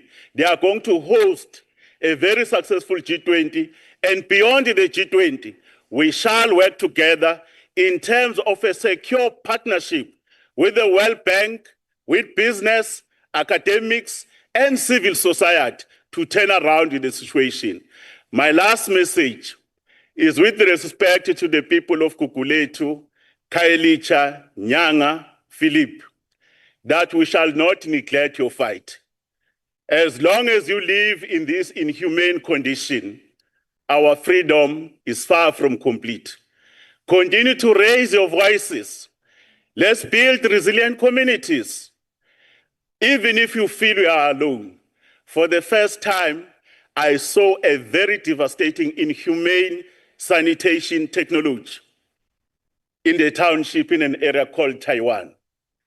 Women and our mothers and aunts being used as workers under conditions that are not favorable on issues of occupational health and safety. And the issues of girls and women that are exposed to go and relieve themselves in terms of defecation outside, in the mere glance of other people. Can we have a heart? Can those conditions we have seen in the township, can they painfully strike your heart? Can you have a consciousness? I'm on record. There's nothing VIP about a VIP tablet. But sanitation technologies have improved. We are not meeting the standard. Yes, I'm standing on Rule 47.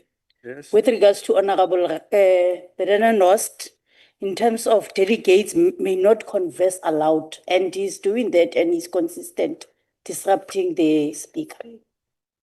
Thank you, Honorable Manani. So I think that is the point of order is sustained. Let us not disrupt the speakers who are on the podium.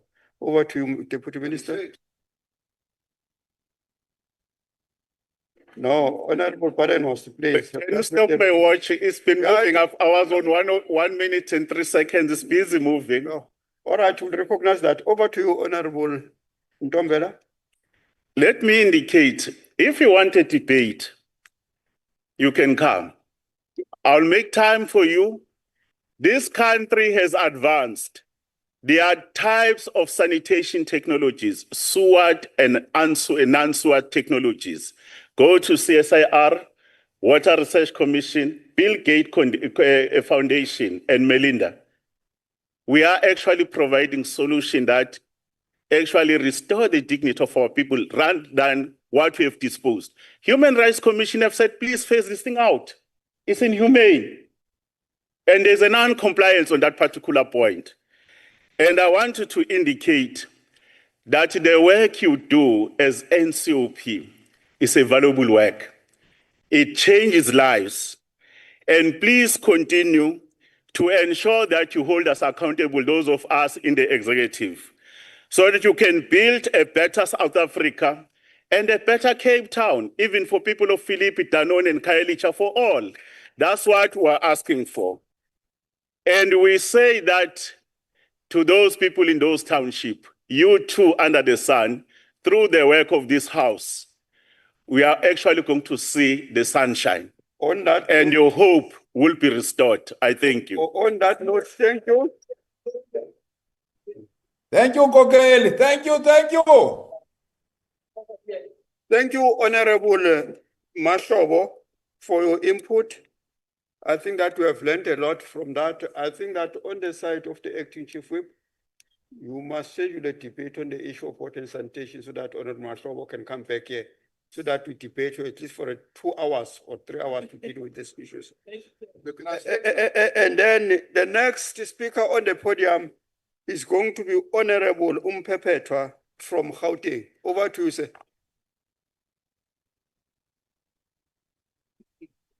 Honorable Mahlobo, if you've got something to do, you are free to go, my brother. Sure. Nosihlalo ngiyabonga kakhulu ukuza emva kwabantu beGNU sebeqedile indaba. Sebeyishilo ukuthi bayizehluleki, ngiyacabanga ukuthi umphakathi uzwe kahle. 2 days ago, we marked the birthday of our exemplary revolutionaries, O.R. Tambo and Jabulani nobleman Mzala Ngumale. Having taken up their spears, our resolve remains unwavering. We will press on with the revolutionary struggle towards full emancipation for our people, no matter the hardship. People must not give in to hardship of life, but they must develop a hope, so once said by Steve Biko. Chairperson, we converge yet in today amid deepening crisis in local government. Service delivery has hit rock bottom. Sound governance is fading illusion. Corruption ranges unchecked. Citizen dignity erodes daily. And municipal workers suffer from unpaid statutory contribution, jeopardizing their pensionable and medical aid benefits. Some employees have died shortchanged on rightful benefits.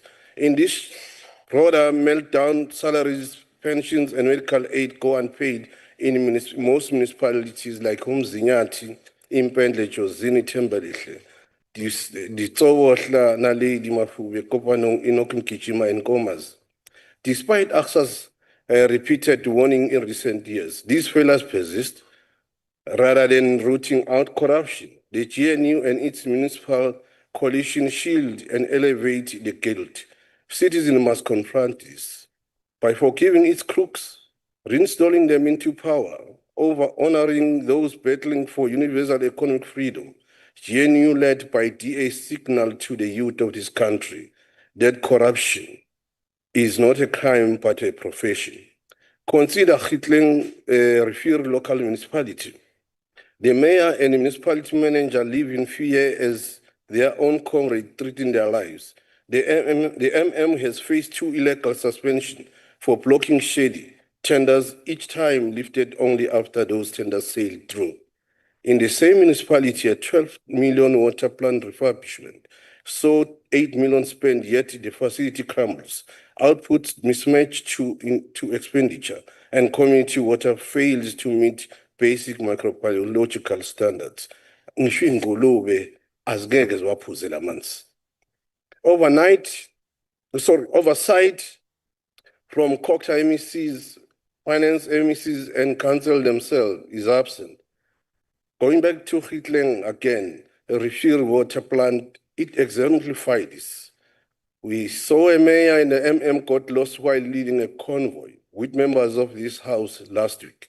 Similarly, Danun and Philippi housing sites showed no work, or one was set in a private site, while DACT and provincial reps deceived members of this house during oversight. Thanks to their own councillor who told us that, hey, abanamanga. Municipal Public Accounts Committee lied dormant or non-existent, stripping councils of the tools to probe irregular, fruitless, and wasteful expenditure, resulting to zero accountability. Forewarned by AXA, most municipalities still rubber stamp unfunded budget, locking them into advanced spending up to 50% of allocations. They tout plans with massive funding gaps in contrast to the population swell and demand surge. Internal controls are feeble in most municipalities.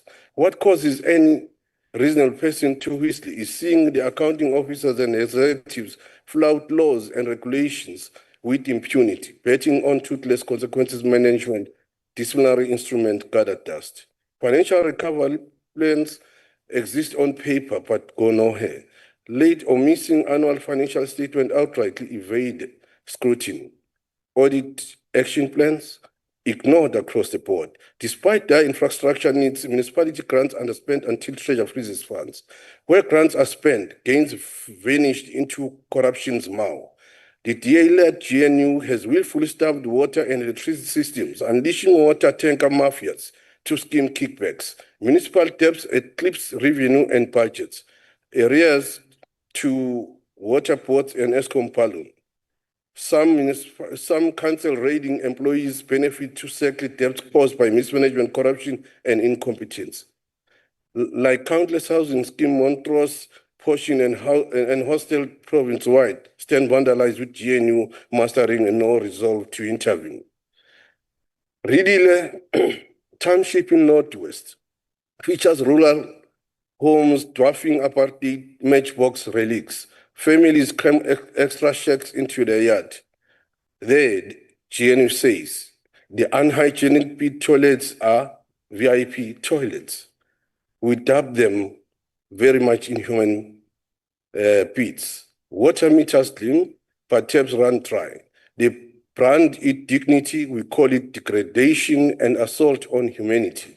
In most townships, including Philippi, Kukuleti, Mafube, sewer flow like rivers inside community yards. Waste rubbles pile up like mountains and exposing citizens to preventable and communicable diseases. Is that restoring dignity? Oh, no. It is an assault to people's dignity. Yet the enablers of this situation, they come here, they want to tell the people to believe that they will one day restore dignity. Even as a municipal capability helps skills, recruitment, and retention, leaders fail to innovate solutions, exposing a profound poverty of ingenuity. As I conclude, the recent local government endeavor serves as admission by GNU-led by GA that they have run out of ideas to govern and want to be rescued. We refuse to be thrown into their incompetence and mess.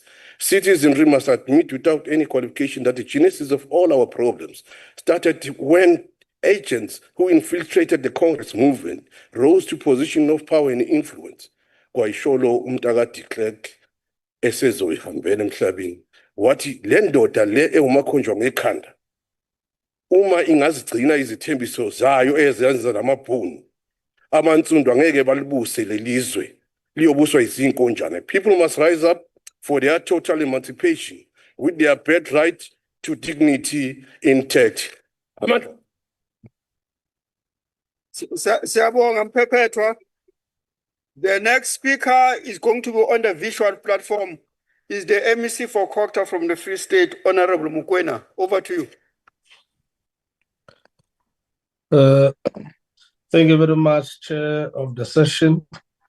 Let me greet the Deputy Ministers that are in the House. Let me greet fellow MECs that are on the virtual platform, together with the honorable members in the House. Good afternoon. Chairperson, municipalities in the province and as well as throughout the country continues to operate under very difficult and challenging circumstances. These are affected by a number of dynamics that are affecting South Africa and the world, including issues of economy and the general development. We are, as a province, Chair, continuing to foster the efforts that were started about 30 years ago to restore the dignity of our people by ensuring that we coordinate support from various departments and other role players to ensure proper infrastructure delivery to our communities.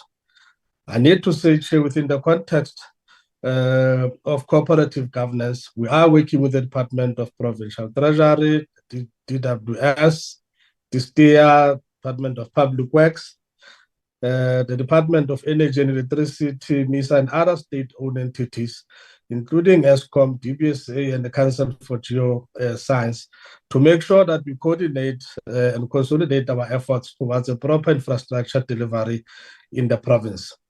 COGTA in the province, Chairperson, is coordinating MIG allocation of about 900 million per annum, where local municipalities in the province are recipients of this grant. We all know, Chairperson, that the objective of this grant is to subsidize capital costs for delivering basic infrastructure and the refurbishment thereof. We can, Chair, confidently say that as part of the State SA report, in terms of the general household survey, 93.3% of communities have access to water in the Free State and 77% having access to sanitation. We are delighted, Chair, that all municipalities have registered the projects on water and sanitation on MIG as refurbishment and renewal projects, primarily because in dealing with the decaying infrastructure, we've got to tighten the performance and the restoration. That has appeared to be a challenge. On an ongoing basis, Chair, COGTA partners with the Provincial Treasury to assist all municipalities to implement revenue enhancement strategies for sustainable service delivery that is so much needed in our communities. The Department of Water and Sanitation have grants that augments MIG in addressing backlogs that exist in our municipalities.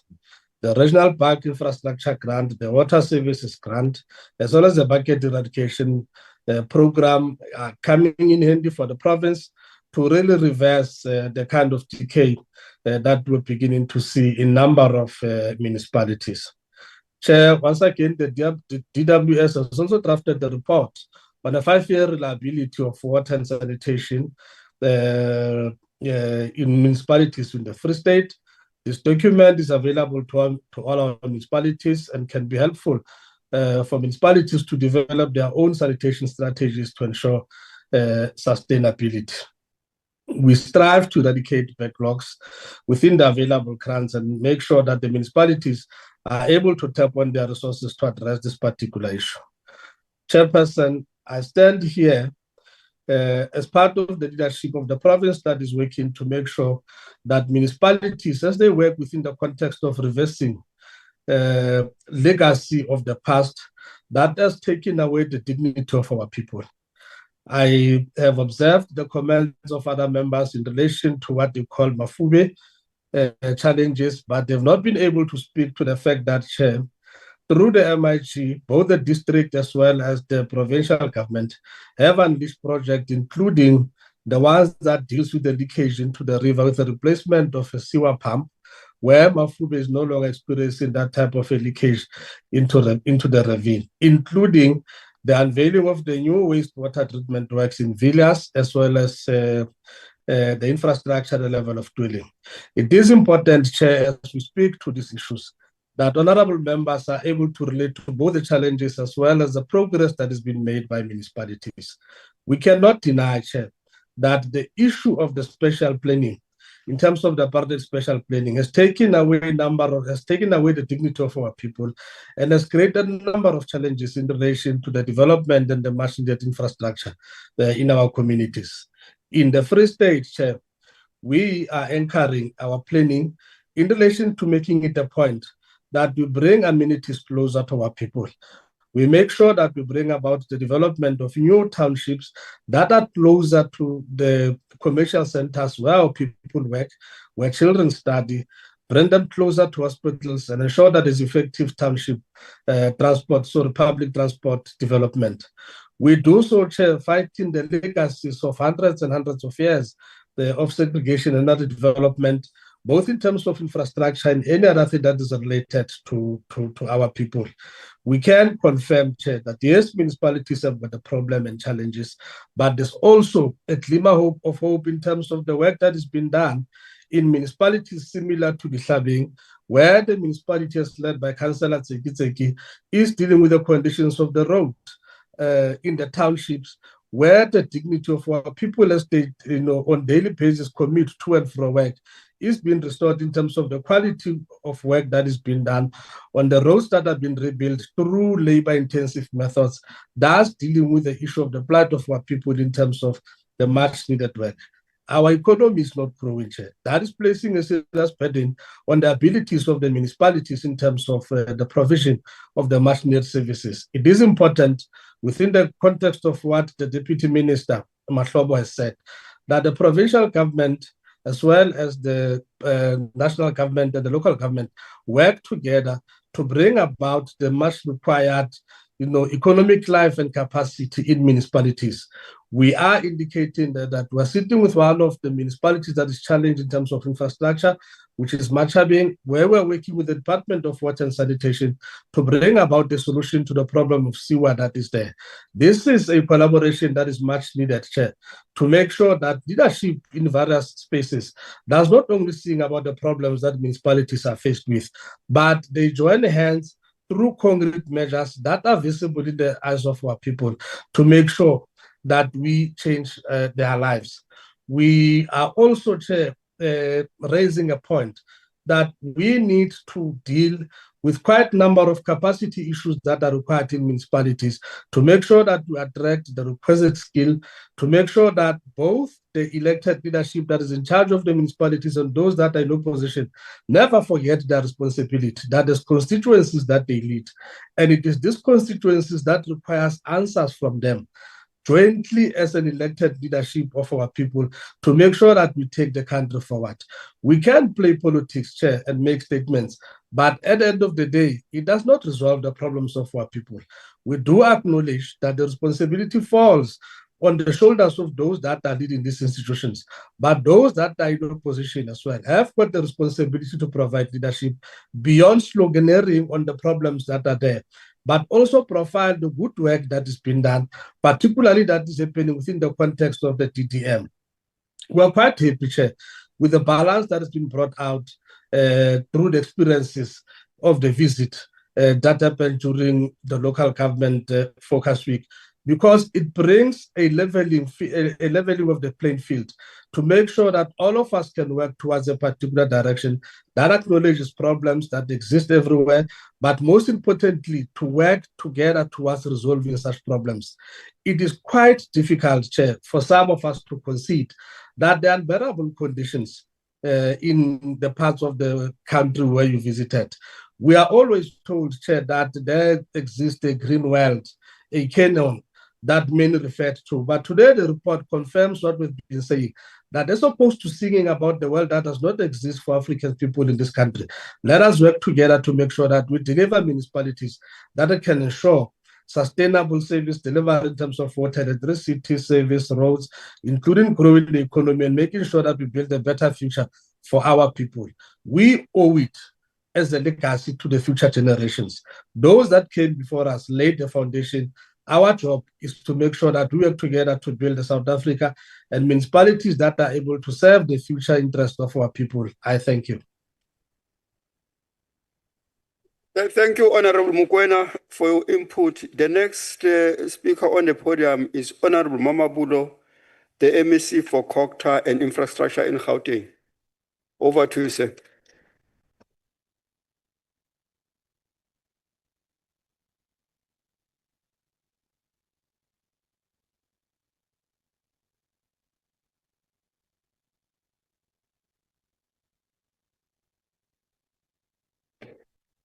Thank you very much, Chair, and take this opportunity on behalf of the Gauteng Provincial Government led by our Honorable Premier Panyaza Lesufi to extend our greetings to the Honorable Chairperson of the NCOP and the entire NCOP leadership. Let me acknowledge our deputy ministers who have presented very excellent inputs, and I'd like to sincerely thank them, including appreciating the work that we do with them.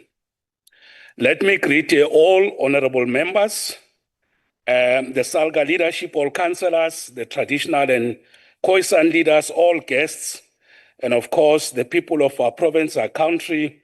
And let's acknowledge all the stakeholders who have contributed immensely during the debate and the discussions we had, including the site visits during the local government week. So to all of them, let us have behind our minds all their inputs that they made. Honorable members, I must also say it is an honor and privilege to stand before you, and that one at all times we learn from this house, and your inputs serves to make us better. And I'd like to acknowledge all inputs, especially by the NCOP Chair, Deputy Minister Masemula, DM Matlobo, most robust and excellent input by Honorable Modise, including his eloquent appreciation of the work and leadership of our Premier, Panyaza Lesufi. Let me acknowledge all the MECs who have spoken and have spoken so well. I think mine, it's really to acknowledge their inputs and to add very few points. I must, however, say, Honorable Ryder from Gauteng only spoke about the Western Cape. As you all heard him, he didn't say anything about Gauteng, including Midval, where he used to be MMC. He said absolutely nothing about Midval. As for Honorable Nzimande, the excellent thing, best thing you said was to acknowledge OR Tambo and Mzala and Steve Biko. Outside that, I'm still battling to understand what exactly were you saying, Honorable Nzimande. But otherwise, well done on OR Tambo. Now, honorable members... Don't drown the speaker, please. The speaker's on the podium. Hope my time will be extended because of Honorable Nzimande. Now, honorable members, let me take this opportunity to say that just this week on the 27th of October, on Monday, our Premier Panyaza Lesufi led the entire Executive Council to remember and honor OR Tambo by rolling out a massive anti-substance abuse program in what we call Tswada, to provide support to the users who are mainly youth and who need support to get out of the challenge of substance abuse. As you'll recall, OR Tambo direct us to take care of our youth as they are the future of our country. And I think on this matter, Honorable Lesufi has done very well in honoring Oliver Tambo and in the manner that we did. Let me also take this opportunity to say we thank as a province the NCOP for continuing and sustaining a very good practice, a very good standard, and leading by example in taking time to focus on the local government week.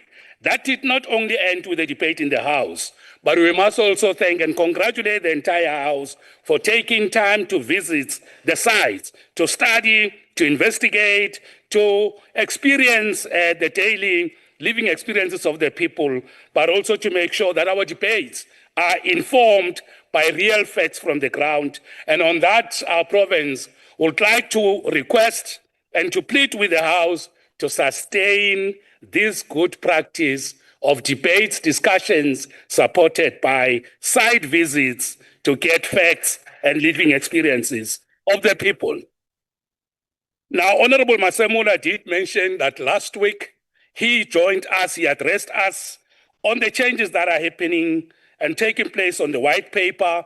This was at the provincial councillor Imbizo, where we convened a meeting of all councillors in Gauteng, where we shared with them the progress we are making on the turnaround of our municipalities in the province. And I must say, honorable members, that the issue of spatial transformation and addressing the legacy of colonialism, and of course the points that Honorable Modise made about the persistent legacy of the Group Areas Act and how it impacted our space, those issues are at the center of the local government turnaround in our province. The other important point I would like to make to honorable members is that as far as we are concerned as the province, we do have adequate and very correct policy framework to deal with the challenge of spatial transformation, spatial planning.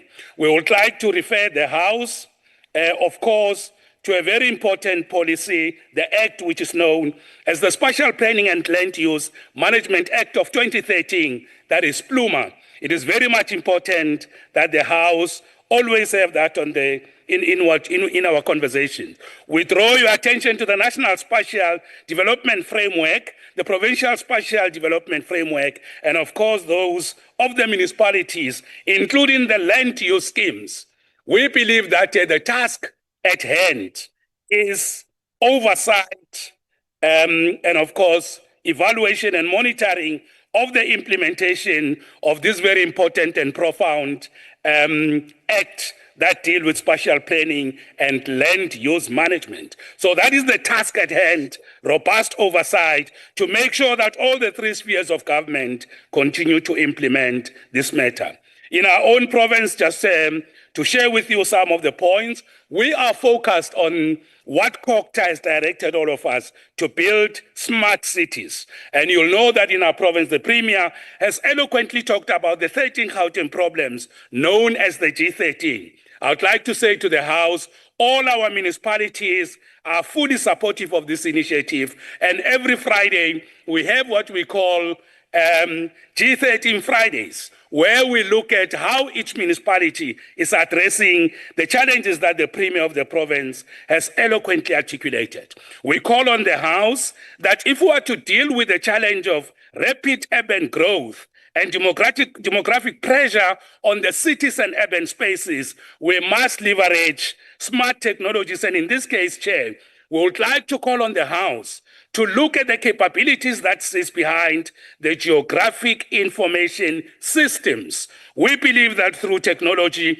we can be able to plan land use, we can be able to forecast where is growth, where are pressure points for water, for sanitation, for roads, and for human settlements. We need smart technologies so that we don't use gut feel and instinct and just our own subjective views on how to respond to the challenge of rapid urbanization.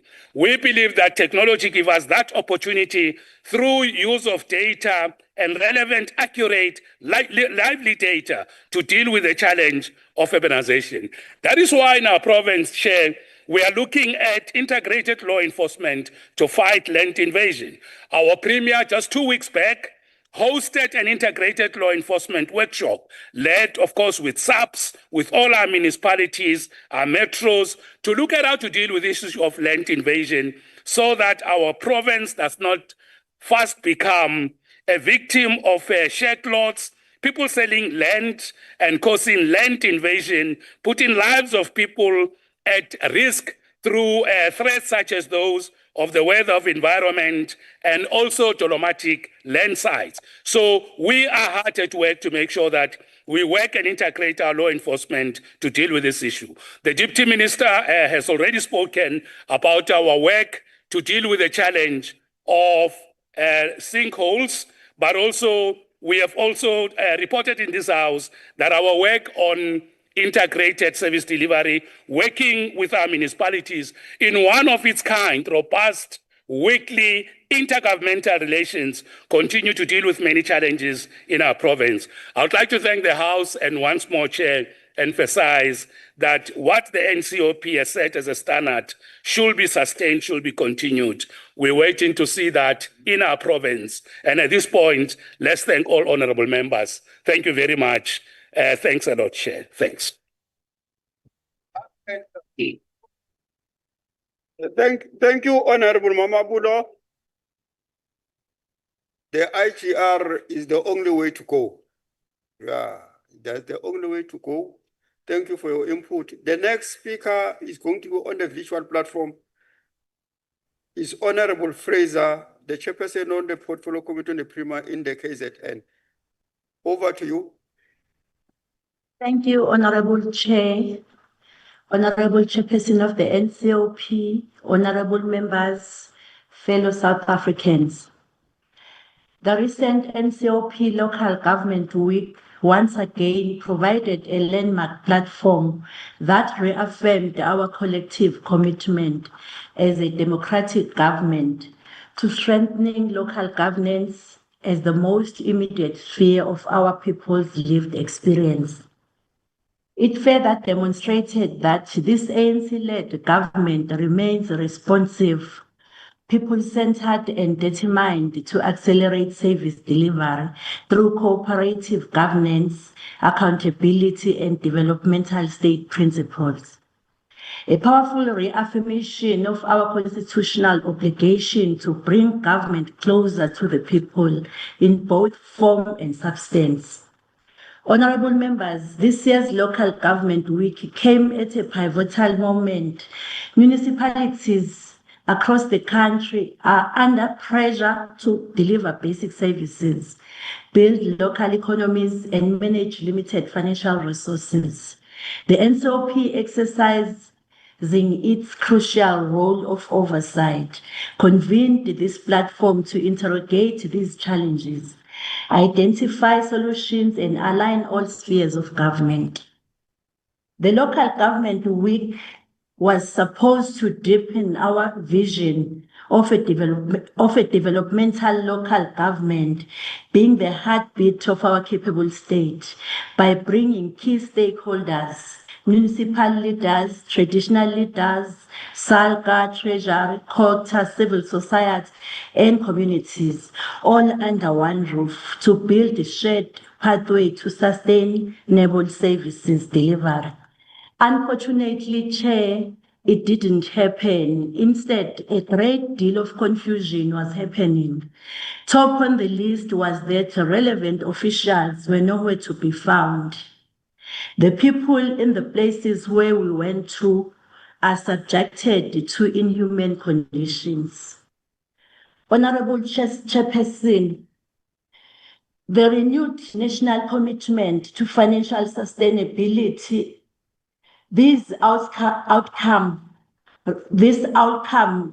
reassured our people that municipalities will now be compelled to prioritize core services such as water, electricity, waste management, and infrastructure maintenance, rather than waste resources on vanity projects that do not improve the lives of our communities.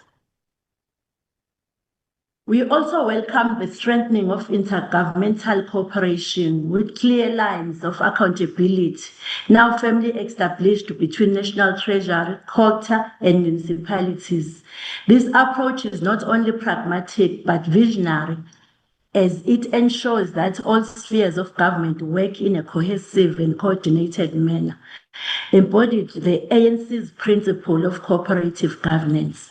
We further express appreciation for the strong focus placed on water security, The identification of urgent interventions in dysfunctional water treatment infrastructure shows that government is not only aware of the problem, but actively tackling it.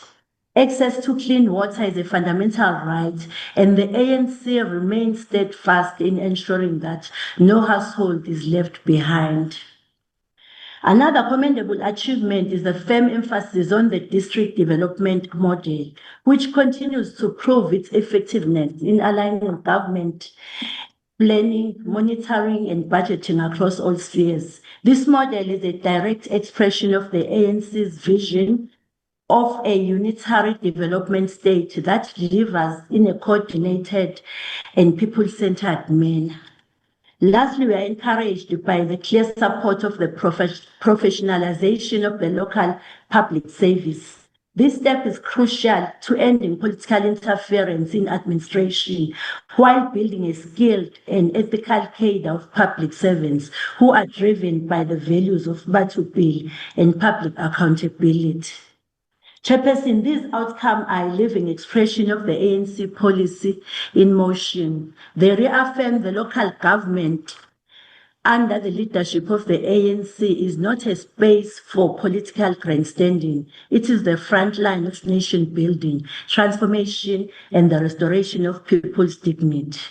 Honorable members, in KwaZulu-Natal, we are also facing deteriorating infrastructure in some municipalities, billing inefficiencies, water outreaches, illegal connections, political instability in coalition-led councils, and fiscal mismanagement. However, the ANC is not shying away from these challenges. We confront them head on.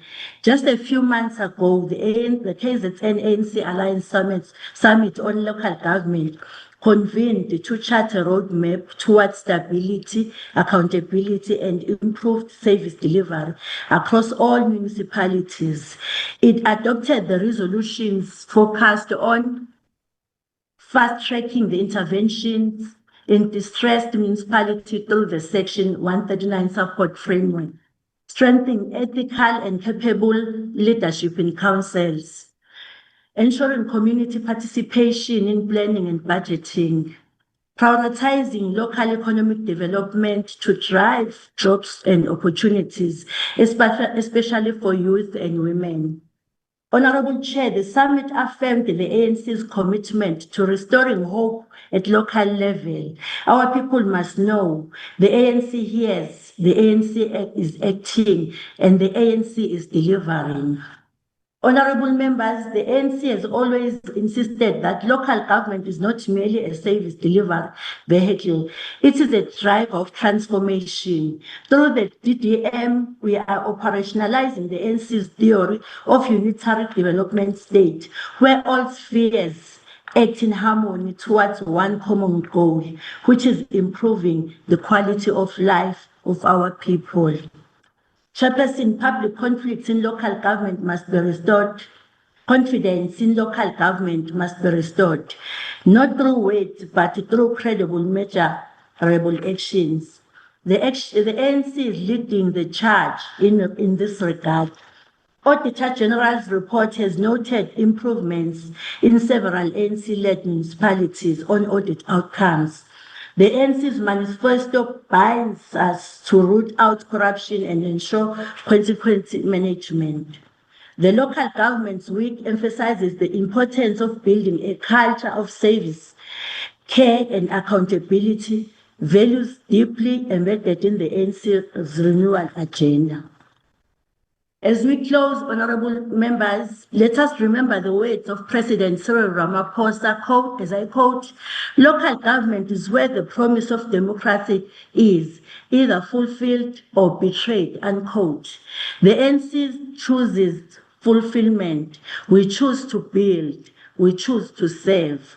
Working together, guided by our revolutionary movement and its timeless values, we will ensure that local government remains the foundation of people's power, development, and dignity. Thank you very much, Honorable Chair. Thank you, Honorable Fraser. And then the next speaker on the podium is Honorable Mampuru, the delegate from Gauteng. Over to you.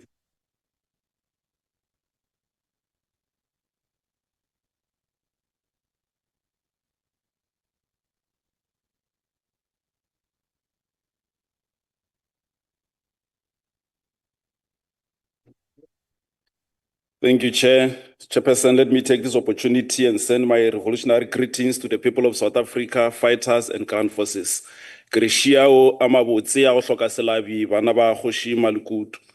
Chairperson, last month, as a delegation of the NCOP, we participated in a week-long oversight program held under the theme, Restoring the Dignity of Our People through Spatial Planning, Provision of Human Settlement, Water and Sanitation, a theme which we carried with us as we traveled to the Cape Flats areas of Danone, Guguletu, Khayelitsha, and Philippi.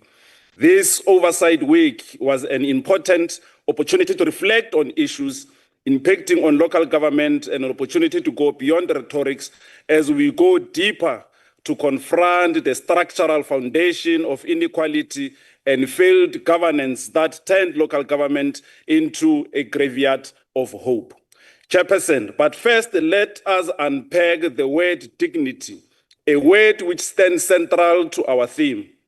In the Constitution of South Africa, human dignity is both a founding value and a right stipulated in the Bill of Rights. In fact, in an interim constitution, dignity was listed as a fundamental right, a value on which the new democracy is founded upon.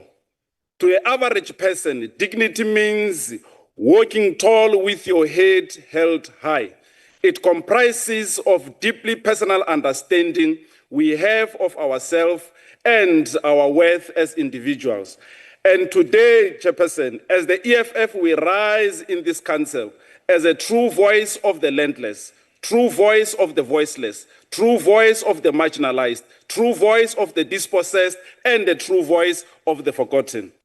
We rise not to decorate failure of the government with fancy English, but to speak truth to power.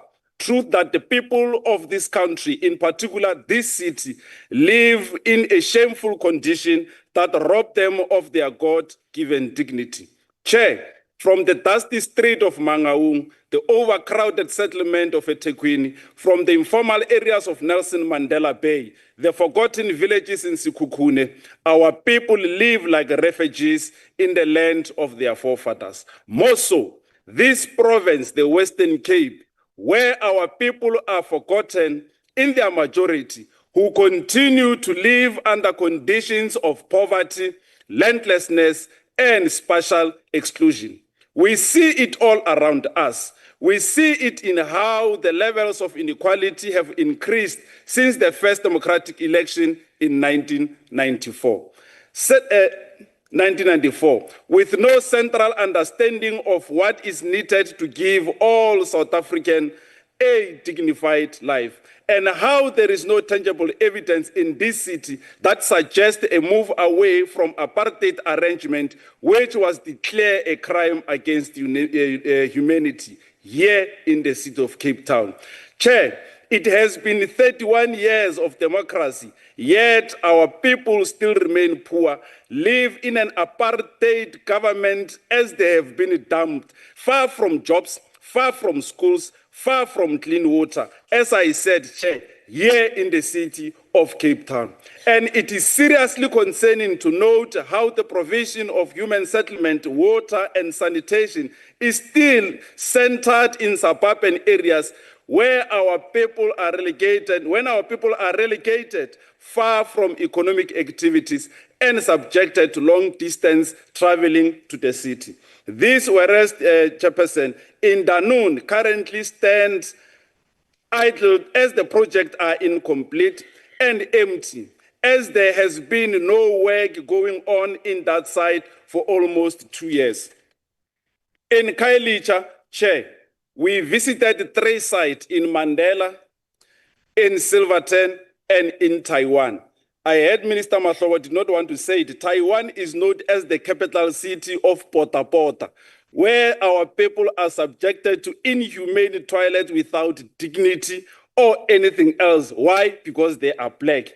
And what we saw there was a housing project which was supposed to assist our people with the demand of housing. Yet, those projects stand incomplete. The situation was not any different in the 3 sites which were visited in Philippi, in Sheffield Road, and the new flats in Sweet Home.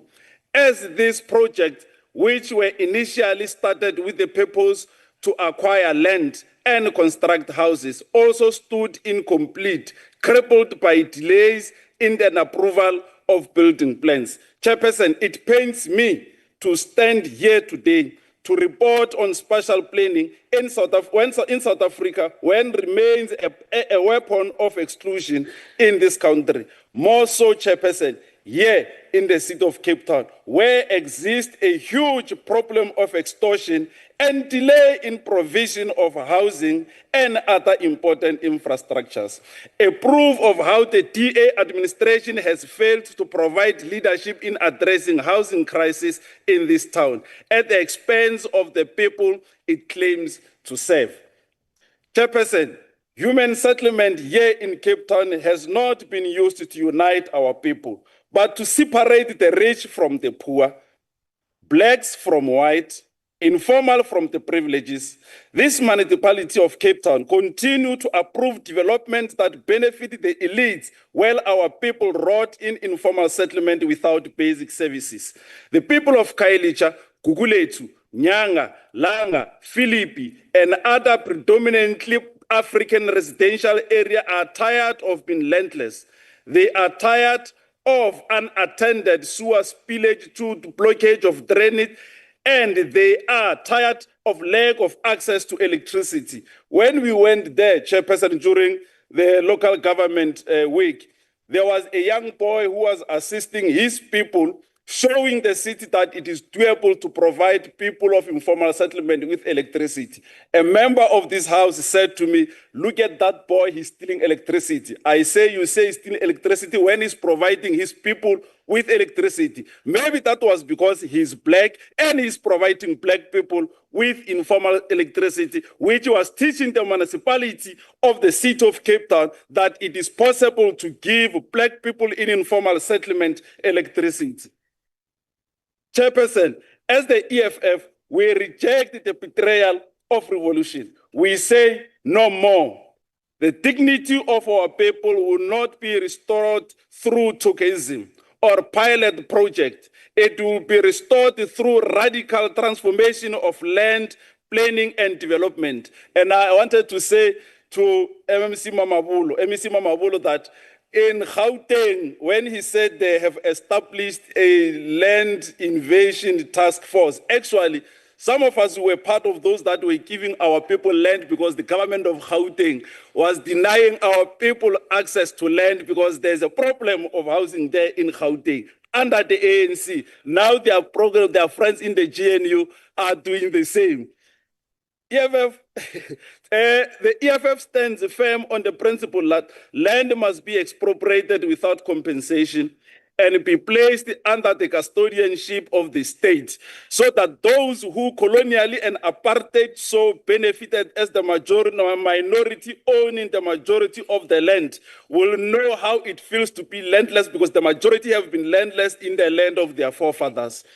The EFF is saddened, Chair, as we are gathered here to deliberate on local government week under the cloud of the DA and their friends, the ANC GNU failures.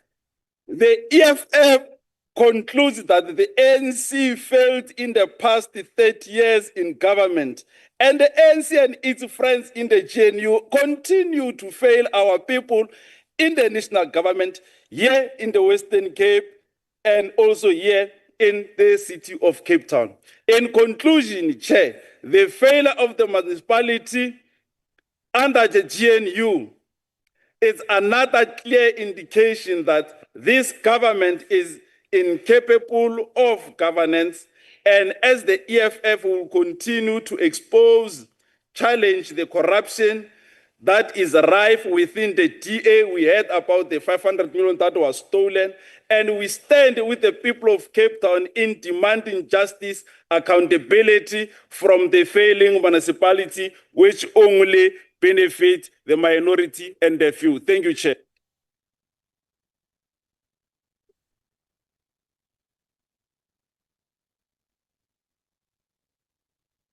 Thank you, Honorable.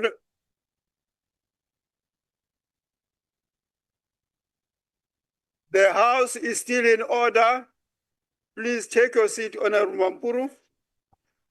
The next speaker on the podium is Honorable Khwase from Bukoni Pirima. Over to you, ma'am.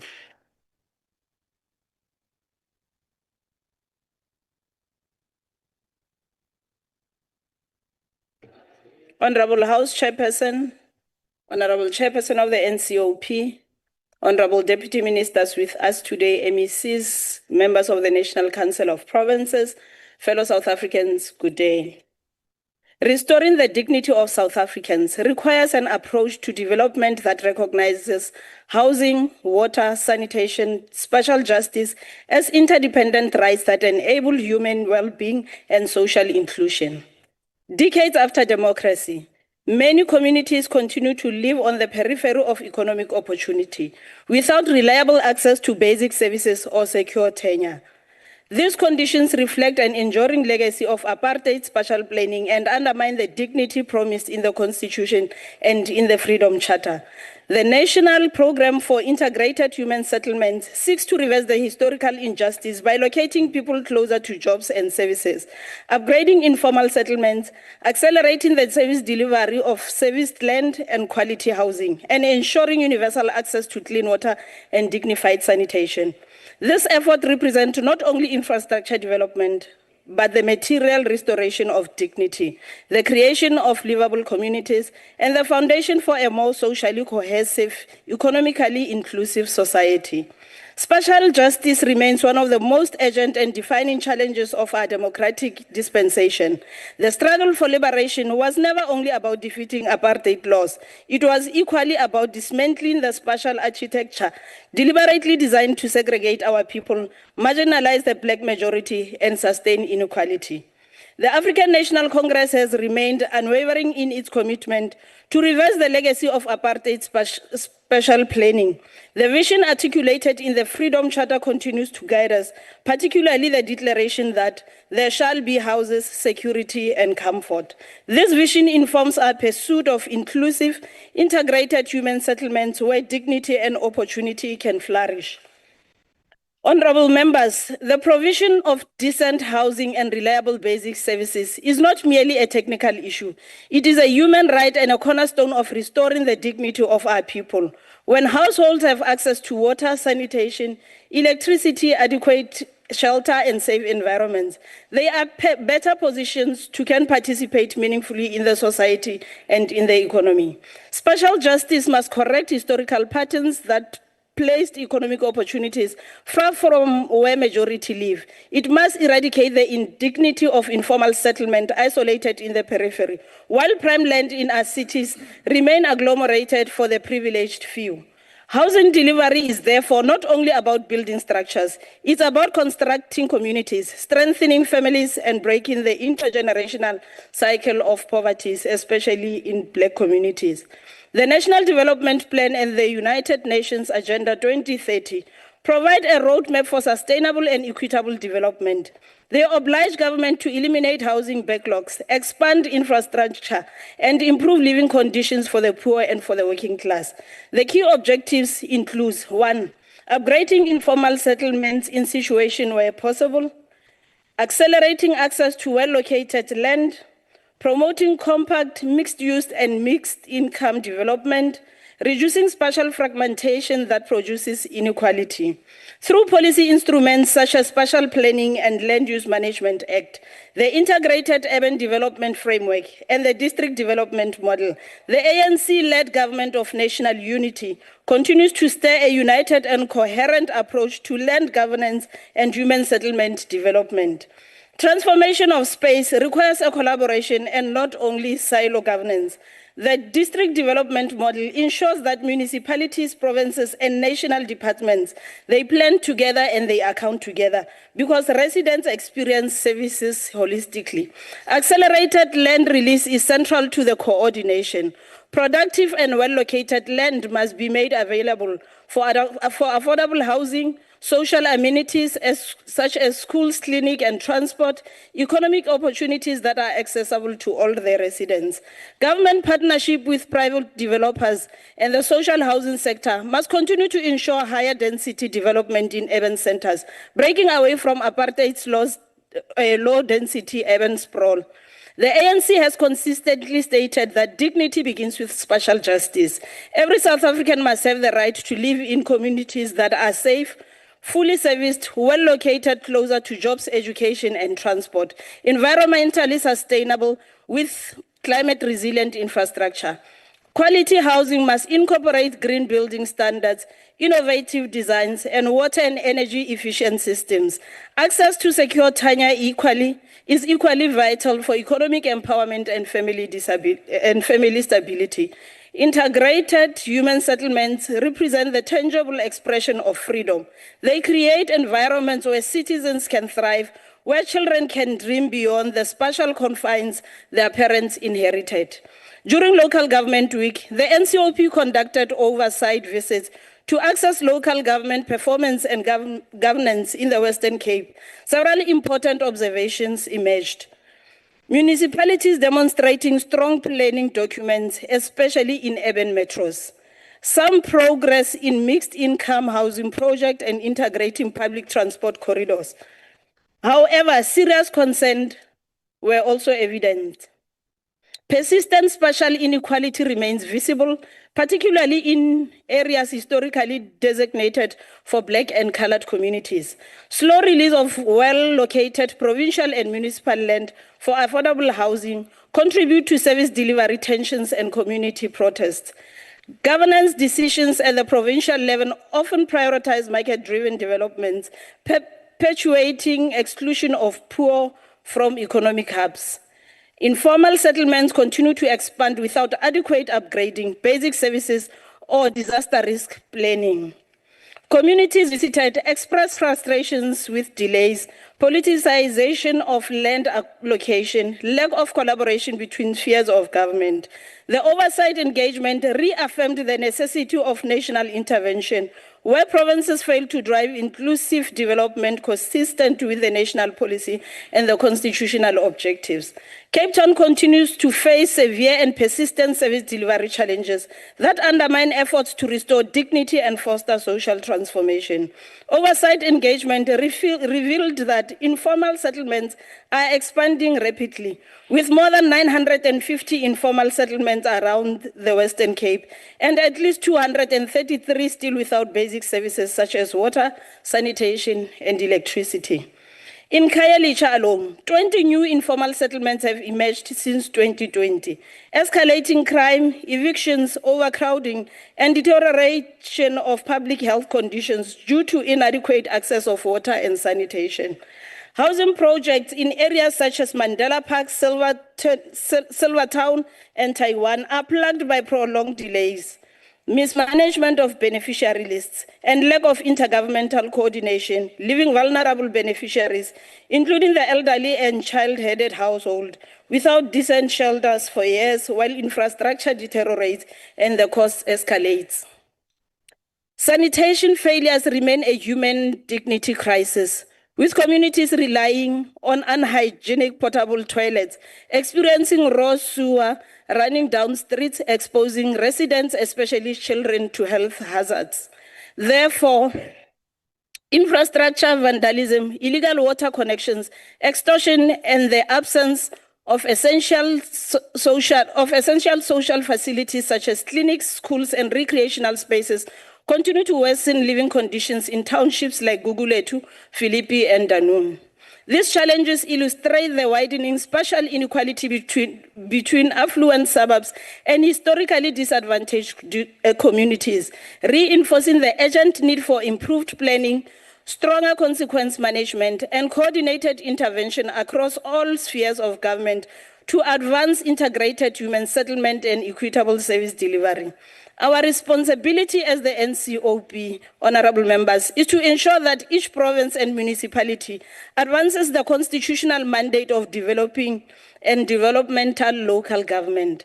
No province may be allowed to deepen inequality or commit acts of spatial neglect. In conclusion, honorable members, spatial justice is a foundational pillar for social transformation. The ANC government remains resolute in its mission to eradicate apartheid spatial geography, to deliver integrated human settlements closer to opportunities, to restore dignity to poor and working class households, and lastly, to build sustainable, equitable, and prosperous communities. The NCOP must intensify its oversight role to ensure that every corner of the Republic fully implements national policy directions. Spatial justice must not remain a promise. It must manifest in the lived reality of every South African. I thank you, House Chair. Thank you, Honorable Kwase. The next speaker is going to be on the visual platform is Honorable MEC Makamu from Limpopo. Thanks very much, House Chair.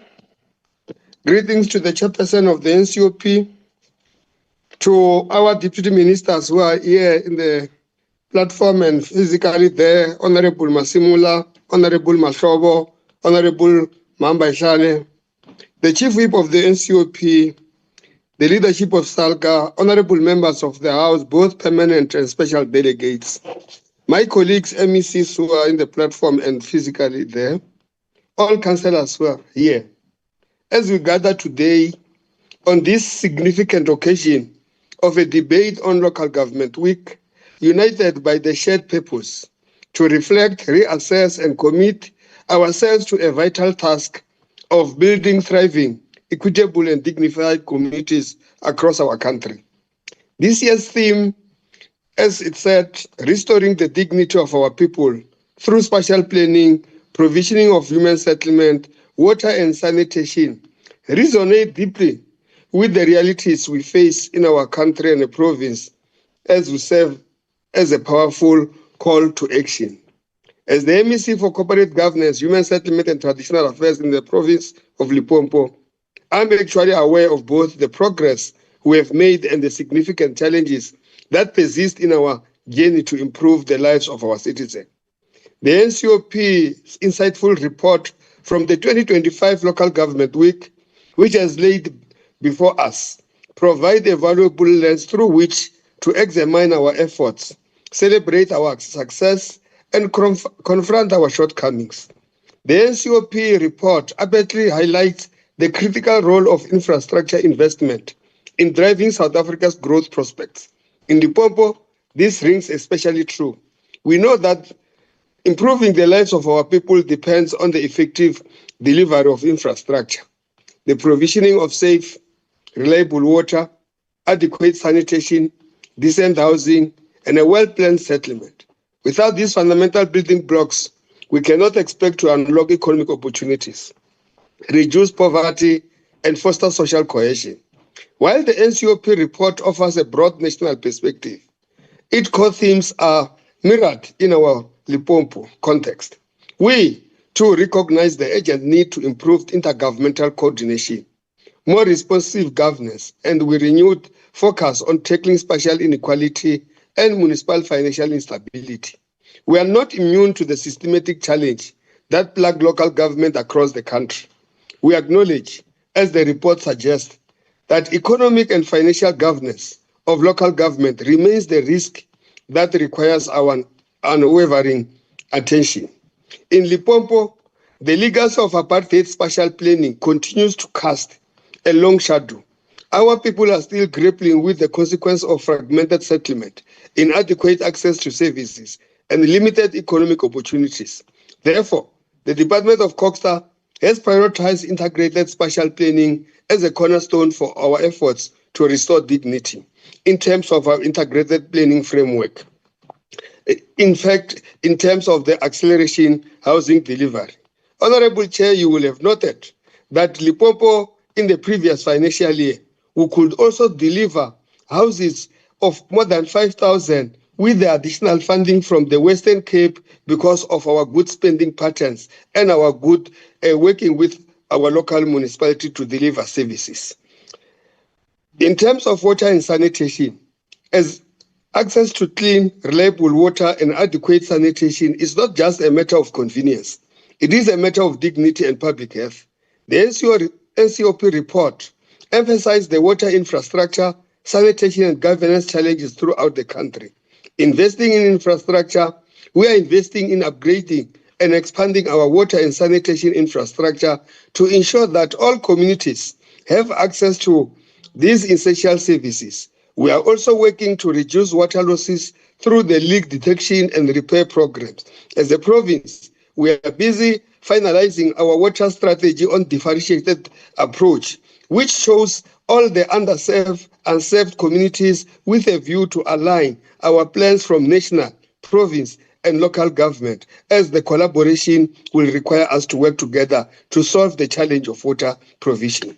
On good governance, the NCOP report highlighted the importance of good governance and financial sustainability in local government. We recognize that they are essential for effective service delivery and building trust between communities. On strengthening of the oversight, we are strengthening oversight mechanism to ensure that municipalities are accountable to performance, that the public resources are used effectively. And I was part of those that visited Philippi, where we could not even get a ward committee member, nor the ward councillor, nor an MMC responsible for human settlement from the city of Cape Town.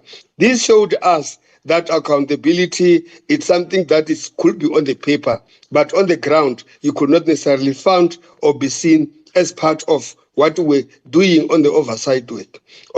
We cannot achieve our goals without the active participation of our communities. We recognize that local government is the closest to the people, and that citizens must have the voice in the decision that affect their. We see that in our province, the strengthening of ward committee participation committees to ensure that they are effective platform for community engagement and participation. We are providing training, resource to ward committees members to enable them to effectively represent the interests of the community, even on project implementation, unlike what we saw when we were there, because no community member will even show us where the project we're going to visit is located. The NCOP report reminds us that the restoration of dignity of our people is not the task of government alone. It requires collective effort from all stakeholders, government, civil society, private sector, and communities themselves.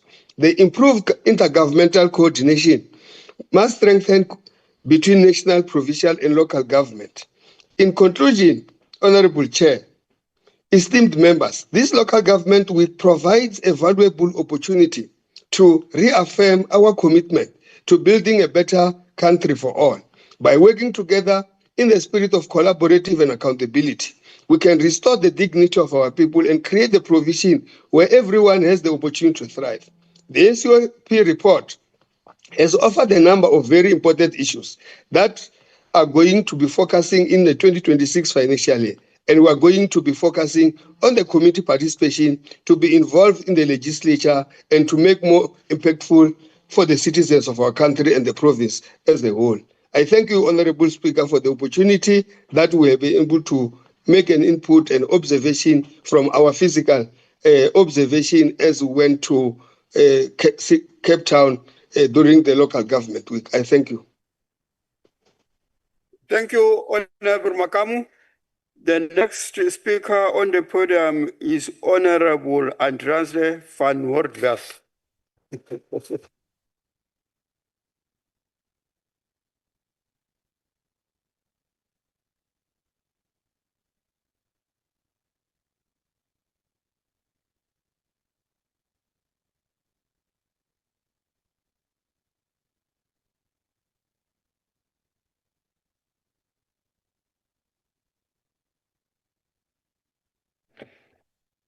Honourable Chairperson, members and fellow South Africans, Local Government Week was held in Cape Town for a very specific political outcome. And unfortunately, it backfired.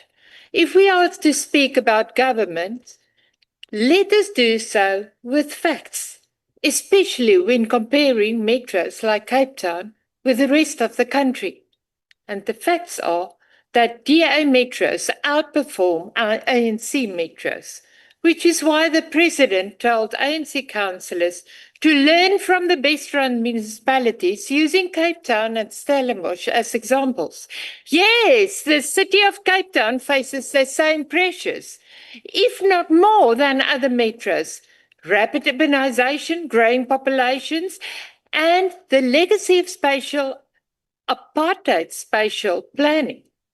Migration from rural provinces has accelerated, especially from the Eastern Cape, where unemployment stands at 39.5% compared to 19.5% in the Western Cape. In the Eastern Cape, 70 children die every year from hunger. A crisis the Human Rights Commission has called a disaster. Cape Town faces pressure, not because it fails more, but because it governs better, attracting those seeking opportunity, offering truly a better life for all. Much has been said about service delivery inequality, but the census data tells a different story. I like figures and numbers because that's facts. While the national average for access to piped water sits at 82.4%, Cape Town records 95.5% for Black residents, 99.4% for coloured residents, 99.8% for Indian residents, and 99.7% for white residents. Work needed, yes, definitely.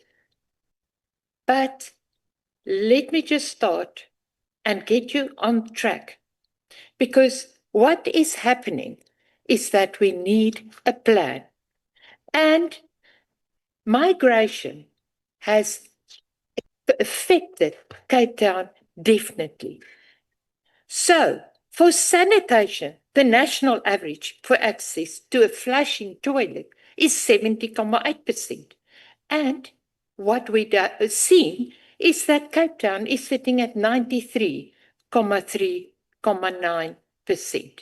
So, when we look at this, energy access is also better in Cape Town, where we sit at 96.3% and nationally 94.7%. And refuse removal is at 66.3% compared to 93.3% of Black Cape Town, where residents receive this service. On financial governance, Cape Town consistently ranks among the best-run metros.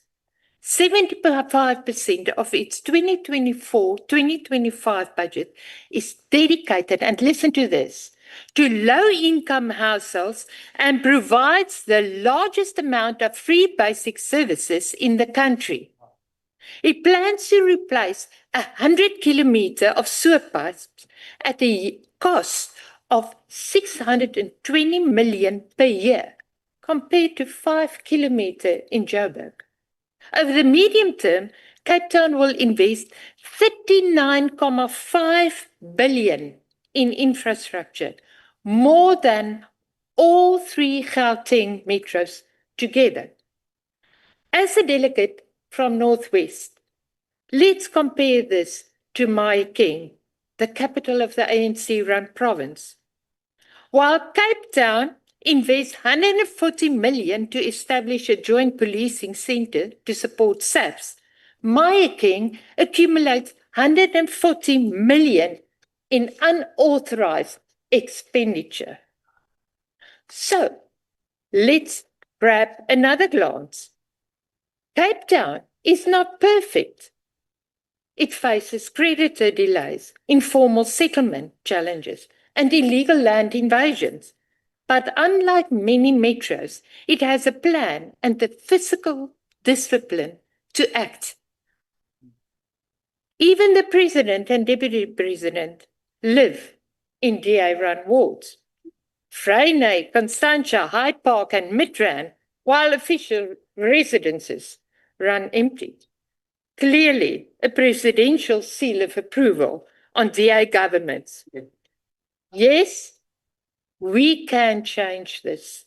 And compared to many metros and municipalities, the government of the DA is better.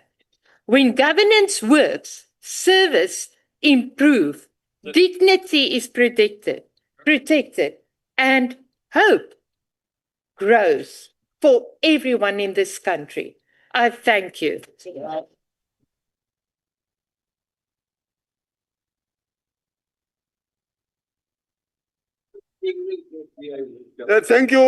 Thank you, Honorable Atranse, for your input.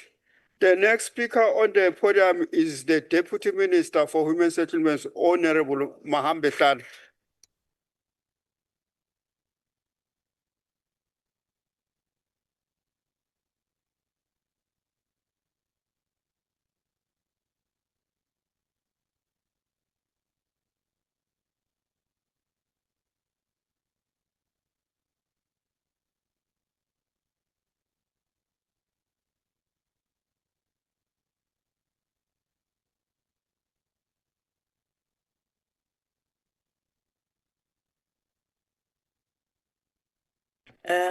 Thank you, House Chairperson. Let me take this opportunity and greet the Honorable Chairperson of the NCOP, the Minister of Human Settlements in absentia, honorable members of this august House, MECs, mayors, and all the members that are in the platform. And allow me, Chair, to stand on the established protocols.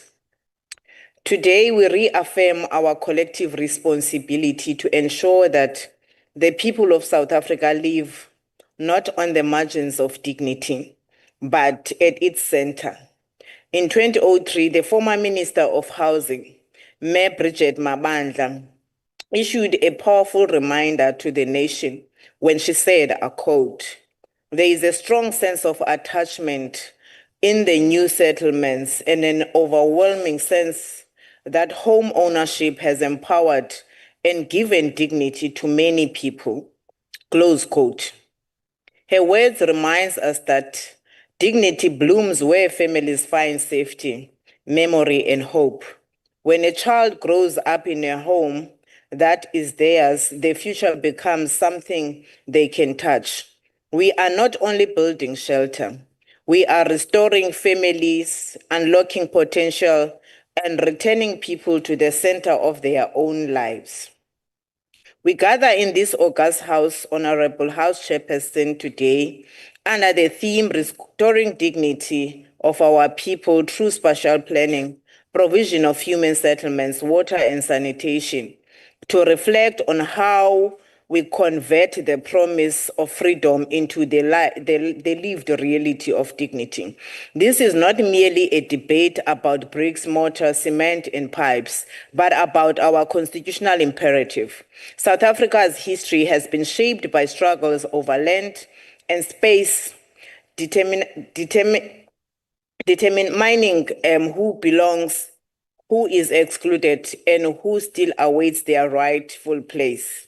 The apartheid may have been defeated in law, yet its geography remains imprinted on our cities, villages, and rural towns.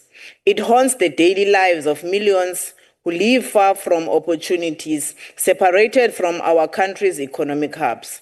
Our task is to replace the geography of exclusion with the geography of inclusion and hope.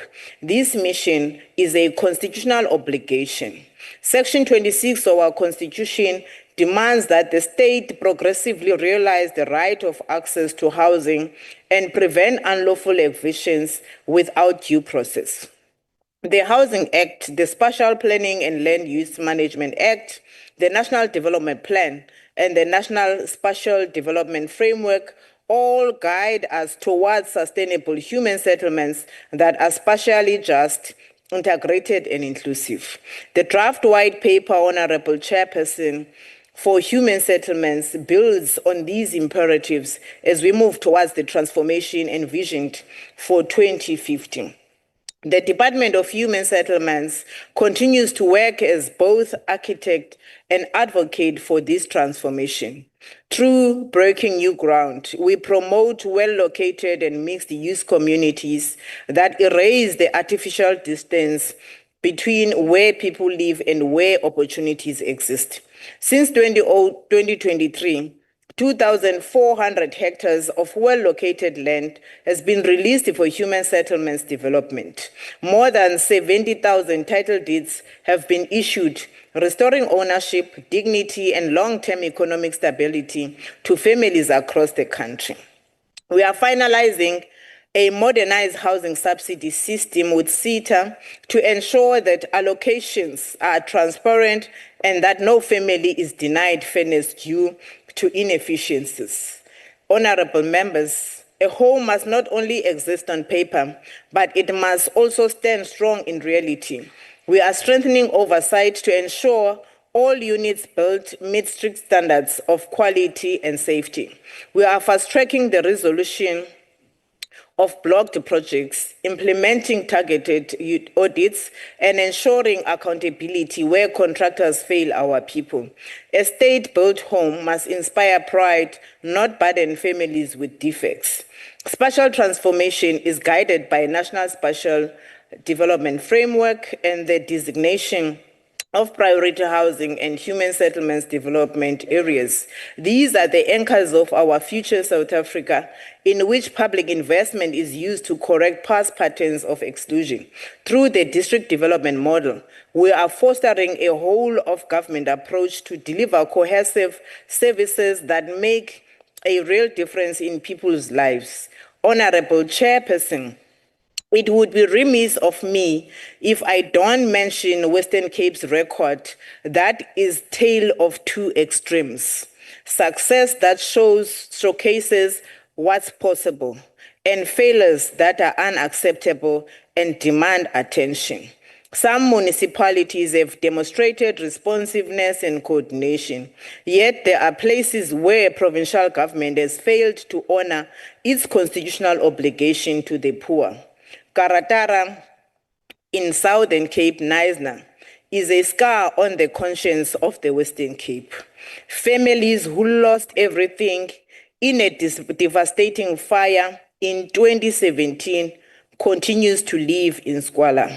These families are forced to live in an environment that was meant to skill young people of Knysna. For nearly a decade, these families have been housed in a TVET college. Children have grown up in cramped rooms. More than 10 families, members, they live in a small dormitory. Children, the elderly, and persons with disabilities continue to live in this appalling environment where sewage is spilling, damp walls, and squalor, as I said earlier on. This is not a lack of resources, it is a lack of political will. Service sites stand ready in Knysna, yet the Western Cape Provincial Government has failed to move single families into a dignified home.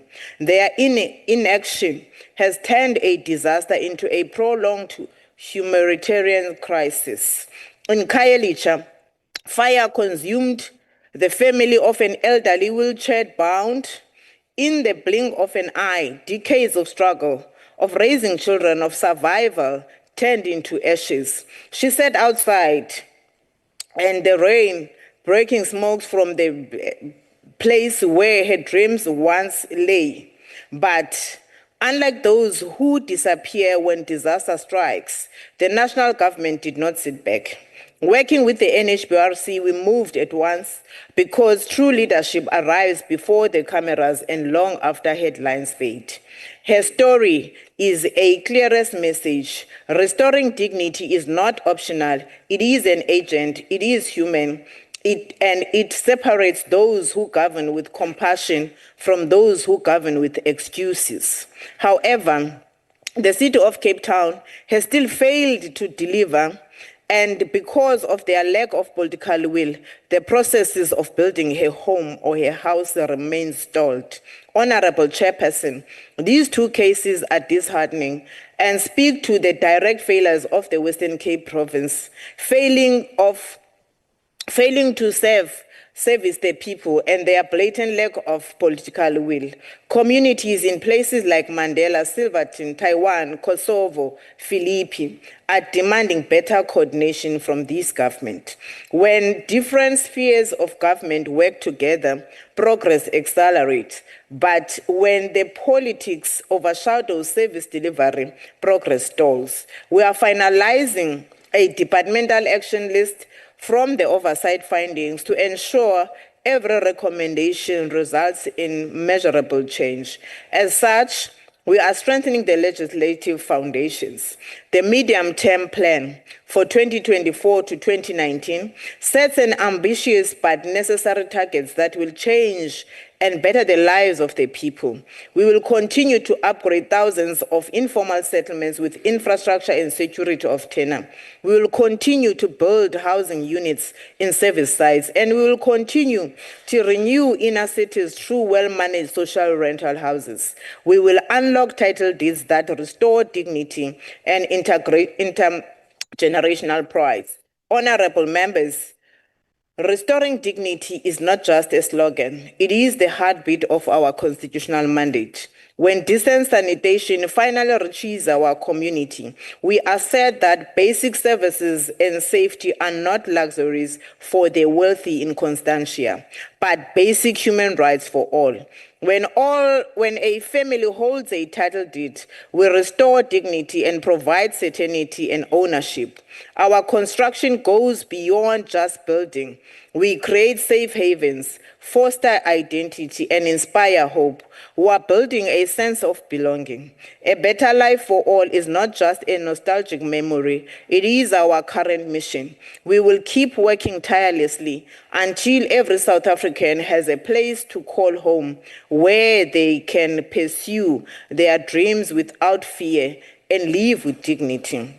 Together, we must renew our commitment to making freedom a lived experience. We will work community by community, family by family, until dignity is reality for all. Thank you very much, Honorable Chairperson. Thank you, Deputy Minister. The next delegate on the podium is going to be Honorable Deep Brand from the Western Cape Legislature.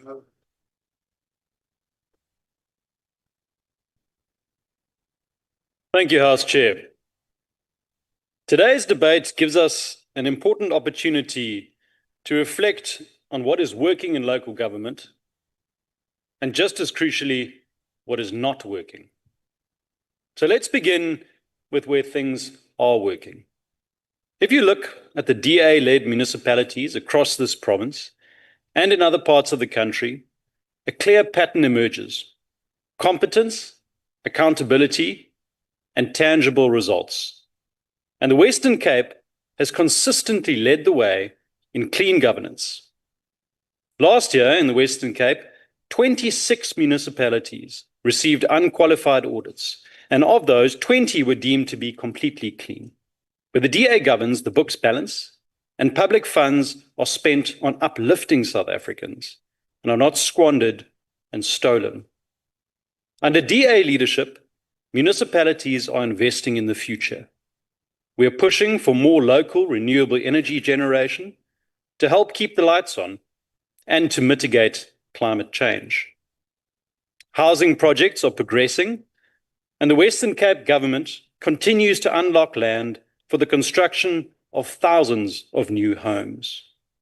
Many of you saw some of these developments during your site visits, although it must be said, some of the sites visited were provincial projects, which certainly made it difficult for the local government reps. House Chair, 15 of South Africa's top 20 best-run municipalities are right here in the Western Cape. And we're not claiming that all DA governments are perfect. No government ever is. But what we are proving is that good local government is not only possible, it's happening here in the Western Cape because our leadership is focused on delivery and clean administration. To quote the president, who was speaking to ANC members at an event last month, some of you may have been there, and I quote, "We control a number of municipalities, and it's painful each time the Auditor General comes to report to Cabinet, and the report shows that the municipalities that do best are not ANC controlled. Those municipalities that do best are not ANC-controlled municipalities, and I can say it here because there is nothing wrong with competition. They are often DA-controlled municipalities. We need to ask ourselves what they are doing that we are not. There is nothing wrong with us saying that we want to go and see what Cape Town and Stellenbosch are doing. We need to move up the ladder." Close quote. And you know, House Chair, it's extremely heartening to get this recognition directly from the highest office in the country. And we assure the President that the DA will keep working to achieve these results where we are in government. And we agree that all local governments should be held to the highest standards and to account when they fail. So what happens when this culture of accountability breaks down? Well, let's take Johannesburg as an example. Under the current ANC administration, the city's finances are in a terrible state. National Treasury has flagged more than 24 billion rand wasted through irregular and fruitless spending. Nearly half of Johannesburg's water leaks out of old pipes before it even reaches residents. Power infrastructure is crumbling, and basic service delivery targets are missed by a country mile. In one recent report, the city only managed to achieve less than half of its service delivery goals. This is what happens when a government forgets that its duty is to serve the public. And it's not just the DA saying this. To quote directly from the Wall Street Journal in an article published just yesterday, and I quote, "What does it look like when a city stops trying? Visit Johannesburg, where instead of providing basic public services, the government simply warns residents not to expect them." Close quote. It's the Wall Street Journal, go read it. Now, contrast this with Cape Town, where under Mayor Jordan Hill-Lewis and Alderman J.P. Smith, the city has made remarkable strides in rolling out a state-of-the-art local law enforcement program, particularly in areas plagued by gang violence. This initiative is a model of focused professional leadership. By working closely with communities and security agencies, Cape Town's law enforcement has been able to execute targeted operations and achieve fantastic results. Thousands of guns have been taken off the streets, and trust between the police and residents has been restored in many areas. Cape Town shows us how smart, strategic interventions can address crime effectively. And yes, Honorable Modise, law enforcement officers are allocated to Philippi and to Khayelitsha. And if you go and look at the stats, you'll see that this has led to a significant reduction in violent crime.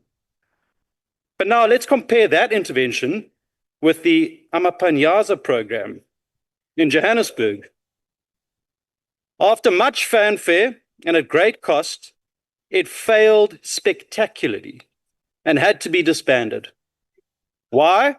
Because it was poorly coordinated, it lacked a clear strategy, and most importantly, it lacked proper training.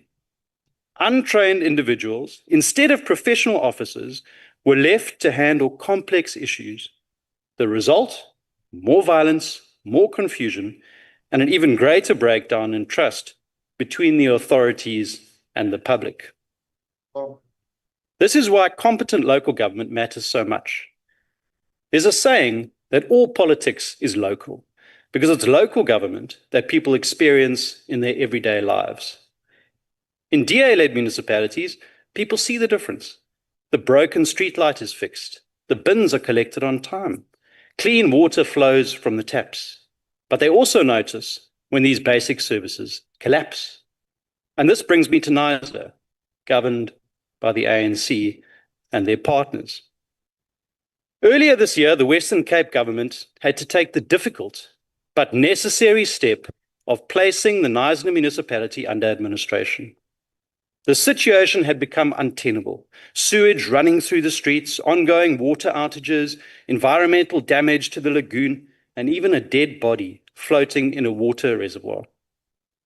The provincial government acted under Section 139 of the Constitution to dissolve the council and appoint an administrator to restore governance. That's what the Constitution allows when a municipality can no longer fulfill its duties.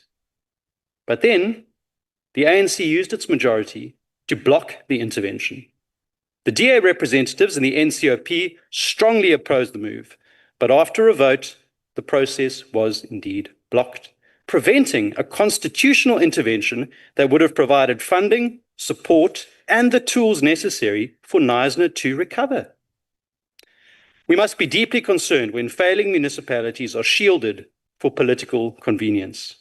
This sends a message that accountability is optional, and incompetence will be protected if it wears the right color T-shirt. Most importantly, it tells communities that their well-being is secondary to party politics. The Western Cape achieves exceptional results because our provincial government demands that municipalities live up to the standards set by the Constitution. And this includes a willingness to step in when councils collapse. House Chair, South Africa doesn't lack ability. We've seen what capable governments looks like in the Western Cape.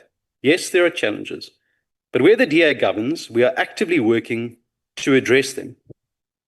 And I know the chairperson mentioned in her opening address the idea of integrating climate change strategies into our disaster risk planning. And I'd encourage her to visit the Disaster Risk Management Centre in Cape Town and go and speak to Colin Diner, who heads up that unit. And he will tell you passionately about how we are implementing climate change strategies and integrating them into all of our planning going forward. And I'm also so glad to hear from the chairperson that the manhole that she reported that was broken was fixed. It'd be great if the local ANC ward councillor also did this on a regular basis. So let's learn from the painful lessons of cities like Johannesburg. Let's insist that those in local government serve the people and not just themselves. And if we continue to demand competence, honesty, and results, there's no reason why every South African municipality can't be fully functional, because the people of South Africa deserve nothing less. Thank you.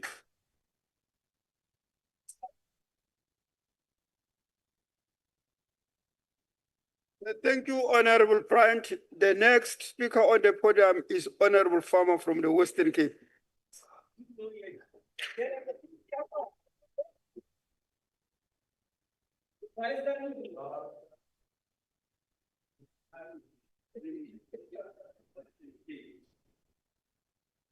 Chairperson, lies, lies, and more lies. Honorable Chairperson, honorable members, viewers and listeners, people of this beautiful country, and even more so, beautiful province of the Western Cape, I greet you in the name of Jesus Christ, our Lord and Savior, the one who sacrificed himself on a wooden cross for our sins. Today, I will not waste precious time talking about a promise of dignity, safety, and a better life, whilst knowing this promise has been systematically broken. Not by a distant, disconnected national government, but by the very administration entrusted with its delivery, the Democratic Alliance in the Western Cape, and Cape Town specifically. No wonder today we only see white members of the DA debate in defense of their last bastion, as non-white DA members are just not trusted. Maybe that's why so much non-white councillors are leaving the DA. You are living the experience every day in communities where refuse piles up, water leaks run for weeks, and where the youth feel excluded from opportunities. So today I want to give our people, my people, something more valuable: hope through action. Let me introduce to you your new mayor for the city of Cape Town, Leon Jacobs.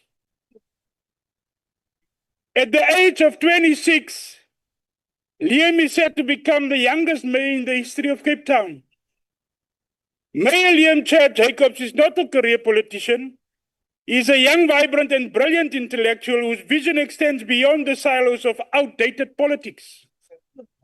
He represents a new generation of leadership, pragmatic, innovative, and uncompromising in his commitment to justice.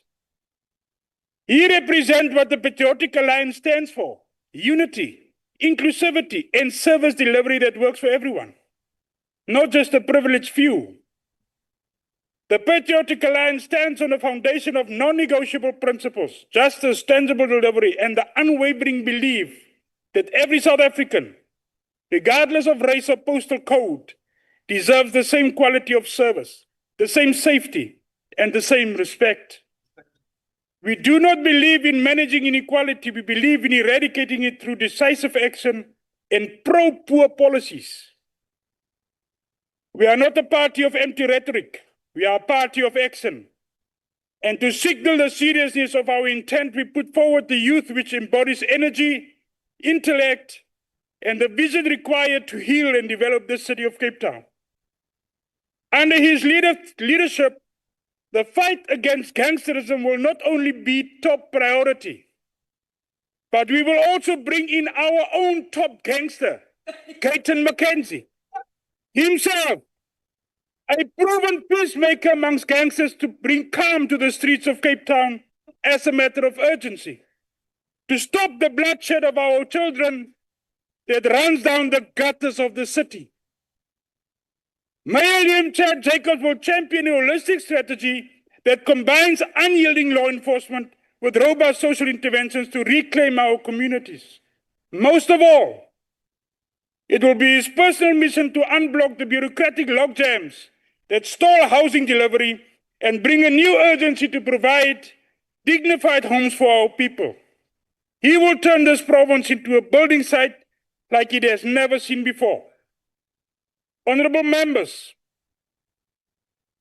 this local government week report has made it clear that municipalities are struggling with accountability, capacity, and implementation. But what we saw during oversight visit is not just a failure of systems. It's a failure of leadership, of political will, and of compassion. The Patriotic Alliance as the incoming government will change that, because we lead with heart, not arrogance. When other parties say they will investigate, we say we will fix it. When others make promises and glossy pamphlets, we make commitments in person, and then we show up and we deliver. Honorable members, the people of the Western Cape are tired of being spectators in a failing system. They are ready to be partners in a thriving one. The DA had its chance and failed miserably. The future belongs to the youngsters who can unite our people and deliver for all. Mense van die Weskaap, peoples of the Western Cape, abantu baseTshona colony, munibazani, salute.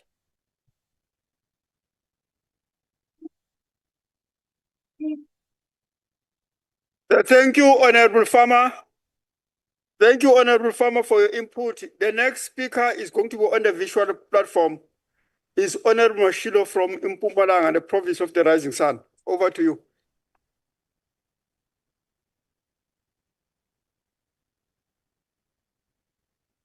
Thank you, Chair. Honorable Mashilo.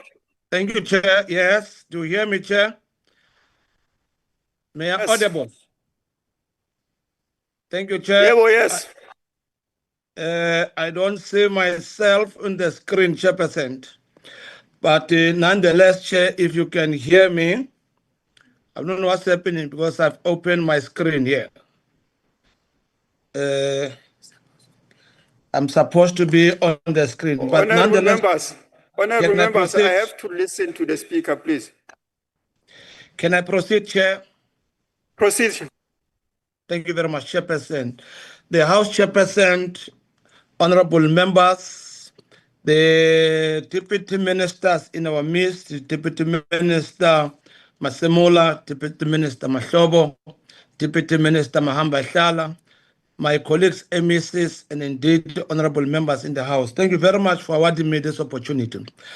I rise on behalf of the ANC-led government in Mpumalanga to take part in this important debate on restoring the dignity of our people through spatial planning, provision of human settlement, and water and sanitation. When we speak about restoring dignity, we speak about the life experience of our people, whether they have a roof over their heads, clean water in their taps, and decent toilet in their yard. Dignity is not a slogan. It is about justice and fairness in the daily lives of our people.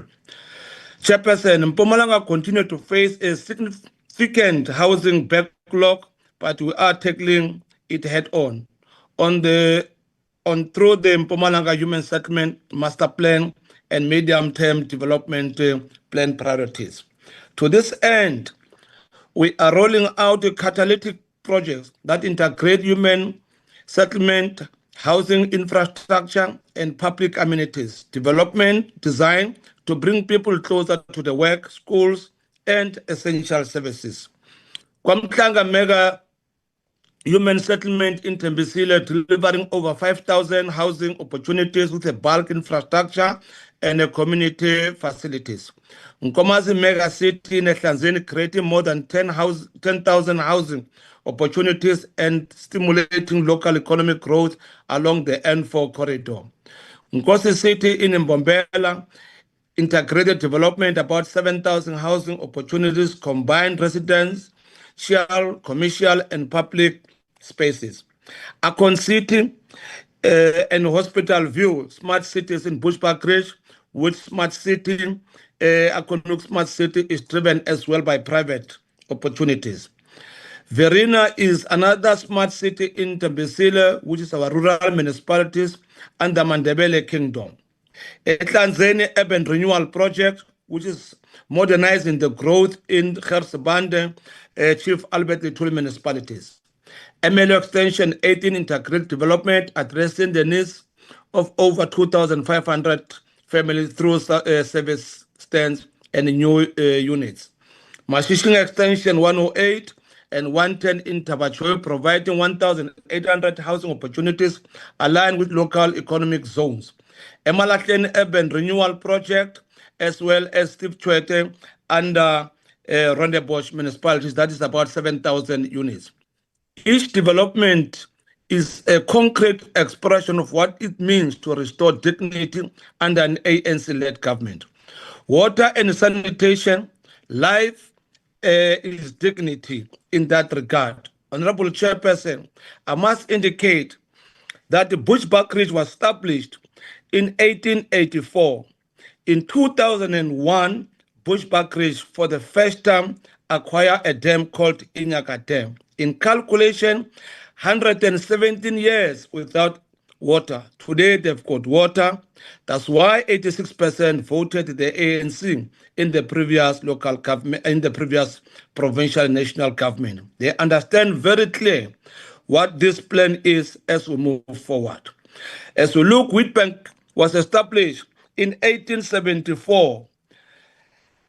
In 1974, Emalahleni get a reservoir, get the dam, which dam did not provide water to the people of Wheatbank as a whole, but only the few. Today, we've got projects that are running across Emalahleni to do that. Loskop Dam was established in 1839. It was not meant to supply water in majority of our communities. It was meant to give water only for the farm areas.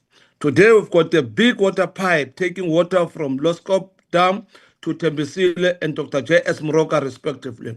That is the dignity our people, they've been lonely for those so many years. Honorable Chairperson, on the sanitation access has grown from 34% in 1996 to 95.9% in 2002.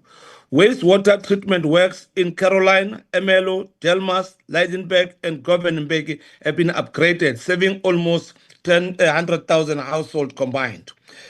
This ANC government is in a program in making sure that we reverse what we referred as the apartheid special plan, and we are determined to do that. We recognize that serious challenges remain. Some water systems are non-compliant, and the 2023 Blue Drop report identified 33 wastewater systems in the critical condition. Non-revenue water losses average 45% in certain municipalities due to the old infrastructure, and we are responding as the provincial government. Even during our budget adjustment currently, we'll be responding to replace some of the old asbestos to cap this problem of water leakages. Refurbishing and upgrading 13 water treatment works across the province, exploring public-private partnership to finance major projects such as the Mbombela Regional Dam, which as of now Mbombela has got no dam, and we are making all means to get Mbombela Dam to make it growing so well. All these programs, housing, water, and sanitation, come together under one vision, especially just, inclusive in Mpumalanga. Through integrated planning, we are ensuring that development follows the people, not the other way around. The aim is to compact, connect towns and cities and reduce travel distance, link people to opportunities, and give meaning to the idea of shared. In Mpumalanga, we've got 20 municipalities. We do have municipalities that have received the clean audit, and majority, over 10 of them, receive an unqualified report. However, our people, they do not eat none of the two. What they expect is the service delivery, and this is exactly what we are doing, Chairperson. Spatial transformation is not only about maps and zoning, but it's also changing lives. It's also about ensuring that no child grows up in a settlement without water, or a family waits years in a simple toilet. That is what restoring dignity truly means. As I conclude, Chair, restoring dignity is not an event. It's a continuous effort to make freedom real in the lives of our people. Through our human settlement programs, our water and sanitation investment, and our special planning initiatives, we are building the foundation of the better life for all. We are growing, we are providing, Chair, we are proving that ANC remains the movement that can deliver as we are delivering in the province, and we are trusted with, Chairperson. Thank you very much. Thank you, Honorable Mashilo. And then the next speaker who's in the chamber is Councillor Pagati, the representative of Salga. Over.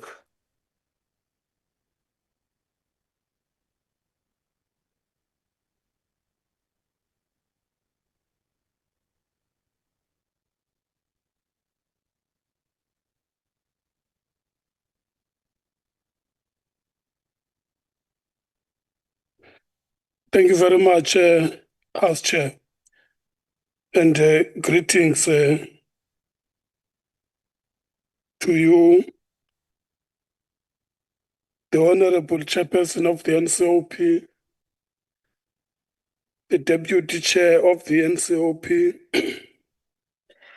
Honorable MECs present, including those who have connected through the virtual platforms.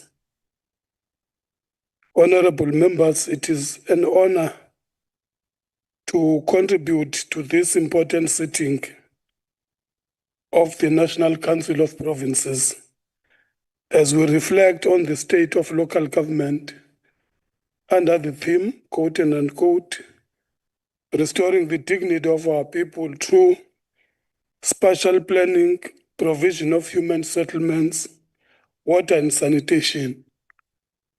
30 years into our democracy, our settlement patterns still mirror the apartheid geography of exclusion. The poorest of the poor continue to reside on the peripheries, far from employment opportunities, schools, clinics, and public transport. Many individuals allocate up to 40% of their income to commuting, a burden that entrenches poverty and undermines dignity. Spatial justice is therefore not merely a technical planning issue. It is a moral and constitutional imperative. Restoring dignity entails ensuring that human settlements are integrated into urban fabric, that housing, schools, and workplaces should coexist, reducing travel costs and enhancing quality of life. It is imperative that we construct people-centered towns and cities where one lives no longer determines what opportunities can one access. Sustainable human settlements encompass more than just the number of housing units delivered. They involve where we build, how we design, and whom we empower in the process. We must ensure that affordable and government-subsidized housing is located in proximity to economic opportunities, rather than in isolated areas devoid of transport, schools, or clinics. This necessitates coordinated spatial planning, integrated development frameworks, and the release of well-located public land for affordable housing. Municipalities must be empowered to be active implementers of housing rather than passive recipients of national programs. Section 154 of the Constitution, which mandates national and provincial spheres to support and strengthen municipal capacities, must serve as the foundational principle, not an afterthought. Too often, government intervenes solely through Section 139 when collapse has already transpired.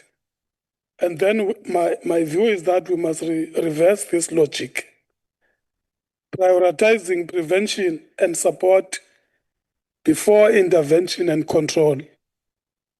SALGA, in collaboration with the Department of Human Settlements, has established the Local Government Human Settlement Support Program, a structured mechanism to enhance municipal capability, align planning with population trends, and ensure that housing development effectively integrates water, sanitation, energy, and social amenities.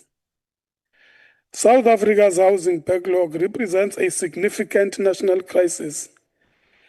This is driven by rapid population growth, rural-urban migration, inadequate land use management, and the increasing prevalence of informal settlements.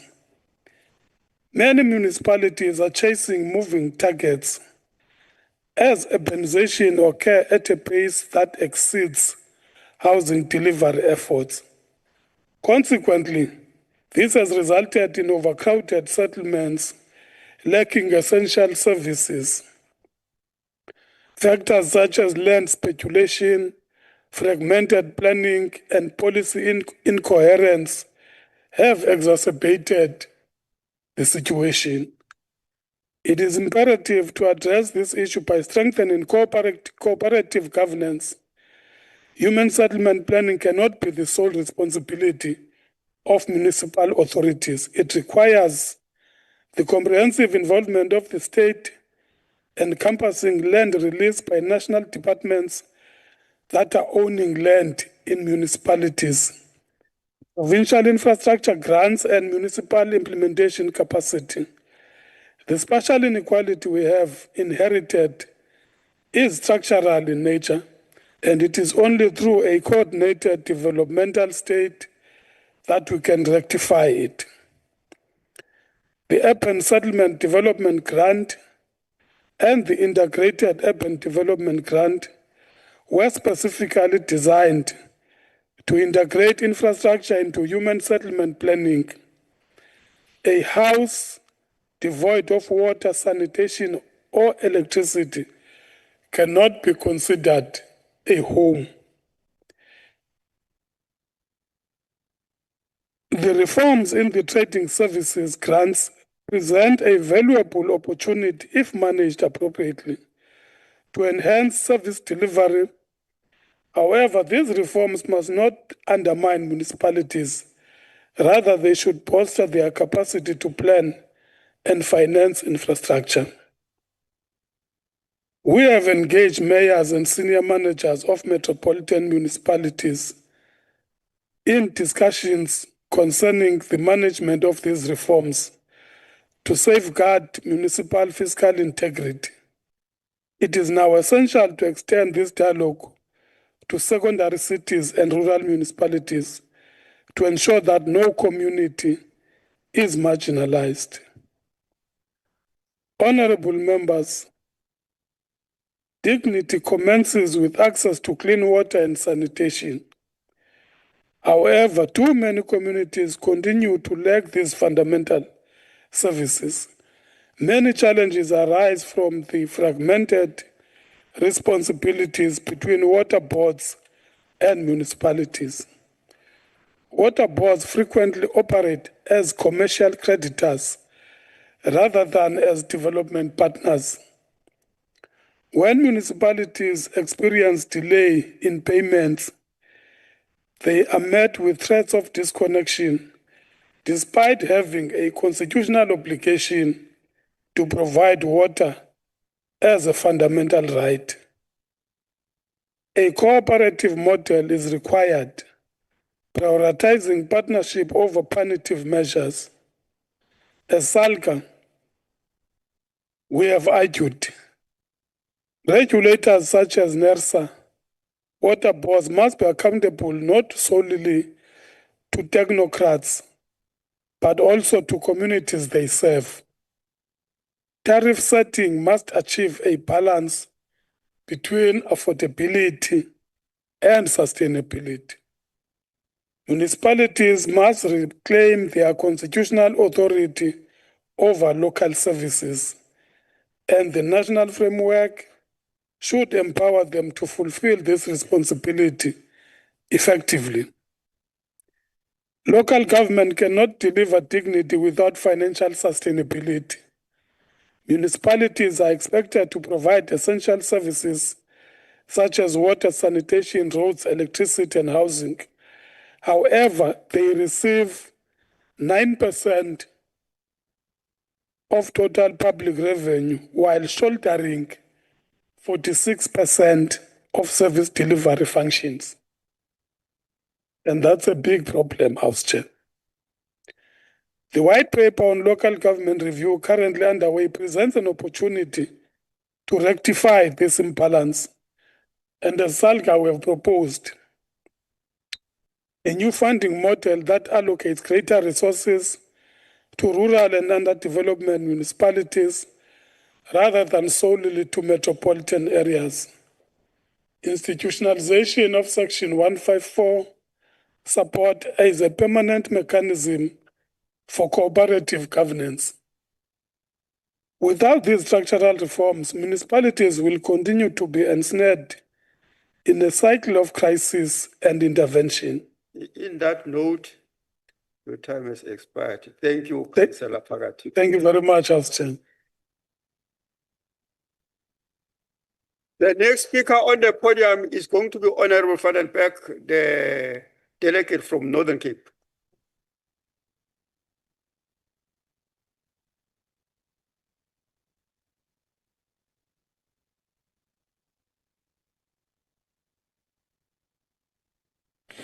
Honorable Chairperson, esteemed members of the NCOP and citizens of South Africa. It's a sad day when this House, entrusted with a constitutional mandate to serve the people of South Africa, becomes a platform to justify our local government inefficiencies by pointing fingers at our neighbor provinces. As a Freedom Front Plus, we reject a culture of blame shifting and political point scoring. But as a representative from the Northern Cape, I want to rather bring a new perspective to the debate, as shaped by the challenges of our sparsely populated and economically deprived rural towns. During the recent oversight visit in Philippi, I witnessed a stark contrast to towns in the Northern Cape. I saw a vibrant township economy, quantums and seven-seater taxis moving people around, food stalls bustling, panel beaters, car washes, spaza shops, hairdressers, serving a densely populated community. There was a sense of hope and activity, something that has long faded from the small towns and rural areas of my province. It reminded me that where there's economic opportunity, there's life and also dignity. Yet, I was also disappointed by the lack of engagement between Parliament and local provincial government. While some projects were completed, many were incomplete, with no clear delineation of responsibilities between city and province. A home with clean water and proper sanitation is a sanctuary where families can live. But what I saw during oversight confirms a harsh reality. No matter how many houses you build or pipes you lay, the constant influx of migrants into urban areas will outpace our efforts. Unless we address the root causes of migration, the Northern Cape, with its vast distances and struggling economies, teaches us a lesson. And that is that spatial planning must go beyond urban centers. We must decentralize economic opportunities to rural areas and small towns.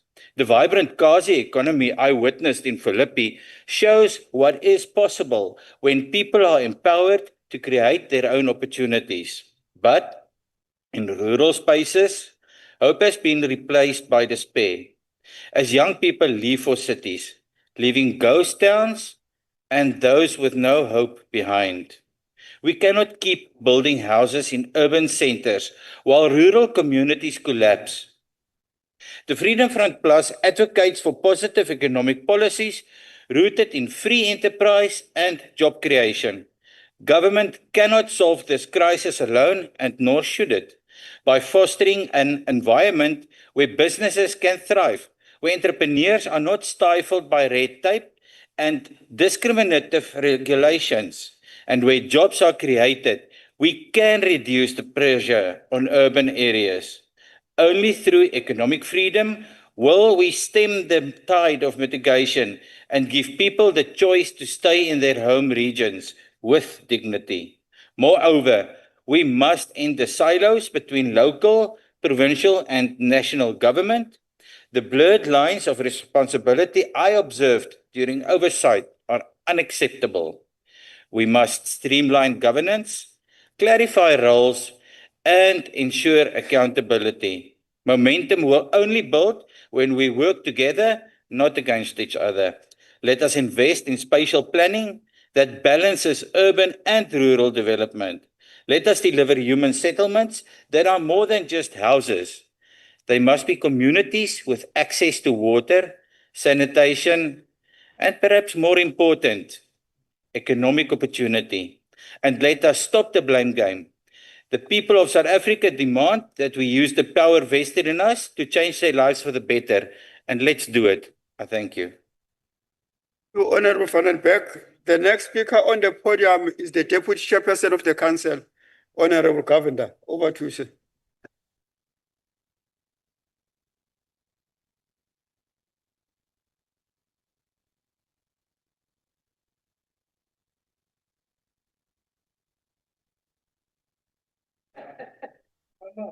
The National Council of Provinces Chairperson, Honorable Mtsweni Sipane, Honorable House Chairperson, the Chairperson of International Relations, Honorable Adebe, the Honorable Molokome, Deputy Ministers, MECs present, SAGA representatives. Honorable delegates, when I was listening to the debate earlier, I was wondering whether we were in a multi-party local government election campaign. If you listen to the way some of the presentations were done, rather than focusing on the report that the Honorable Chairperson had presented. But Honorable delegates, local government is a sphere of of our governance structure, playing a crucial role in driving our developmental goals. As a tier of government closest to the people, local government is uniquely positioned to understand and address the specific needs and challenges of our communities. Through effective local government, we can ensure the delivery of essential services, promote economic development, and foster social cohesion. As IFP, we prioritize local government, not just because because the 2026 local government elections will soon be upon us, but because local government is a vital instrument in accelerating our progress toward changing the lives of our people for the better. The delivery of basic services, job creation, and community safety all start at local government level. Let's work to ensure that our municipalities are effective, accountable, and responsive to the needs of our people.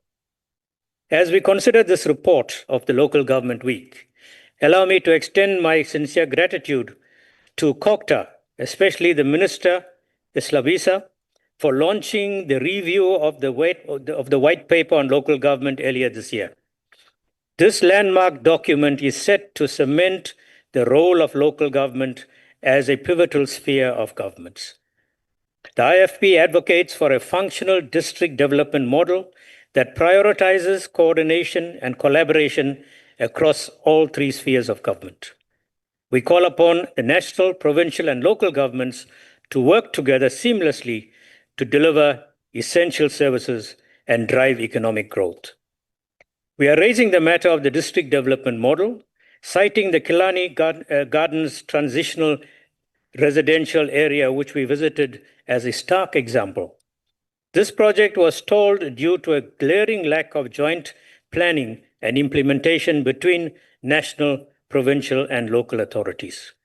It is a clear illustration of what happens when the three spheres of government do not work together effectively.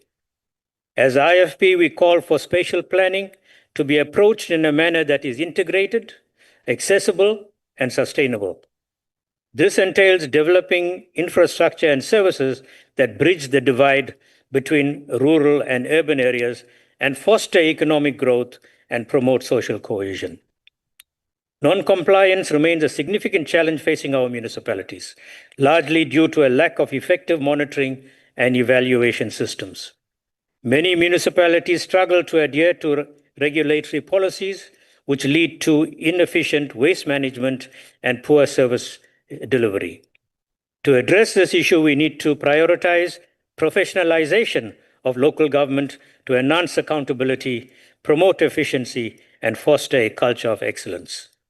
The construction mafia has become a significant challenge across all spheres of government, threatening the very fabric of our developmental efforts. This phenomenon not only leads to a loss of investment, but also slows down development, undermines economic empowerment, and erodes trust in our systems. The AXA Symphony Way housing project stands as a symbol of hope and resilience, despite the tragic loss of life that occurred at the start of this project. May this project serve as a testament to the strength and determination of our people. As the IFP, we recognize the vital importance of local government in our democratic system. It is at the local level that the pulse of our communities beats the strongest, and where the delivery of essential services directly impacts on the lives of citizens. We therefore look forward to the adoption of this report, and I want to thank all those responsible for putting together a well-constructed report, and especially the COCTA, the local government team that worked on this report and also assisted us during our visits. I thank you, Honorable Chairperson. Thank you, Deputy Chairperson. The next speaker was supposed to have been Honorable Lapisi, and then he tendered the apology was tendered. The next speaker on the podium is going to be Honorable Peter from the Eastern Cape.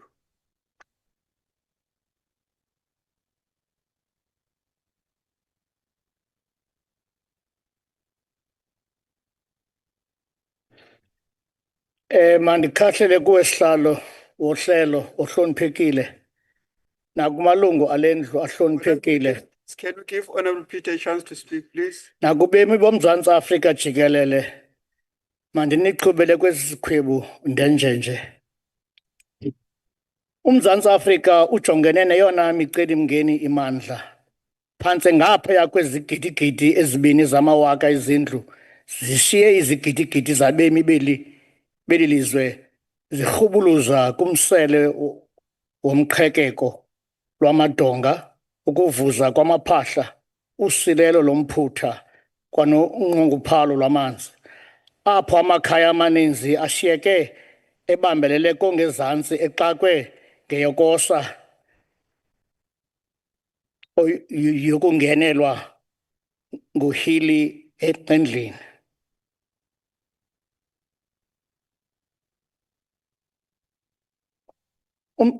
UMzantsi Afrika ujongene neyona imbi imeko ngokuthi abone iziseko zikarhulumente zisoyela kungekho mncedi ukwazi ukukhwaza konke kuyatshabalala.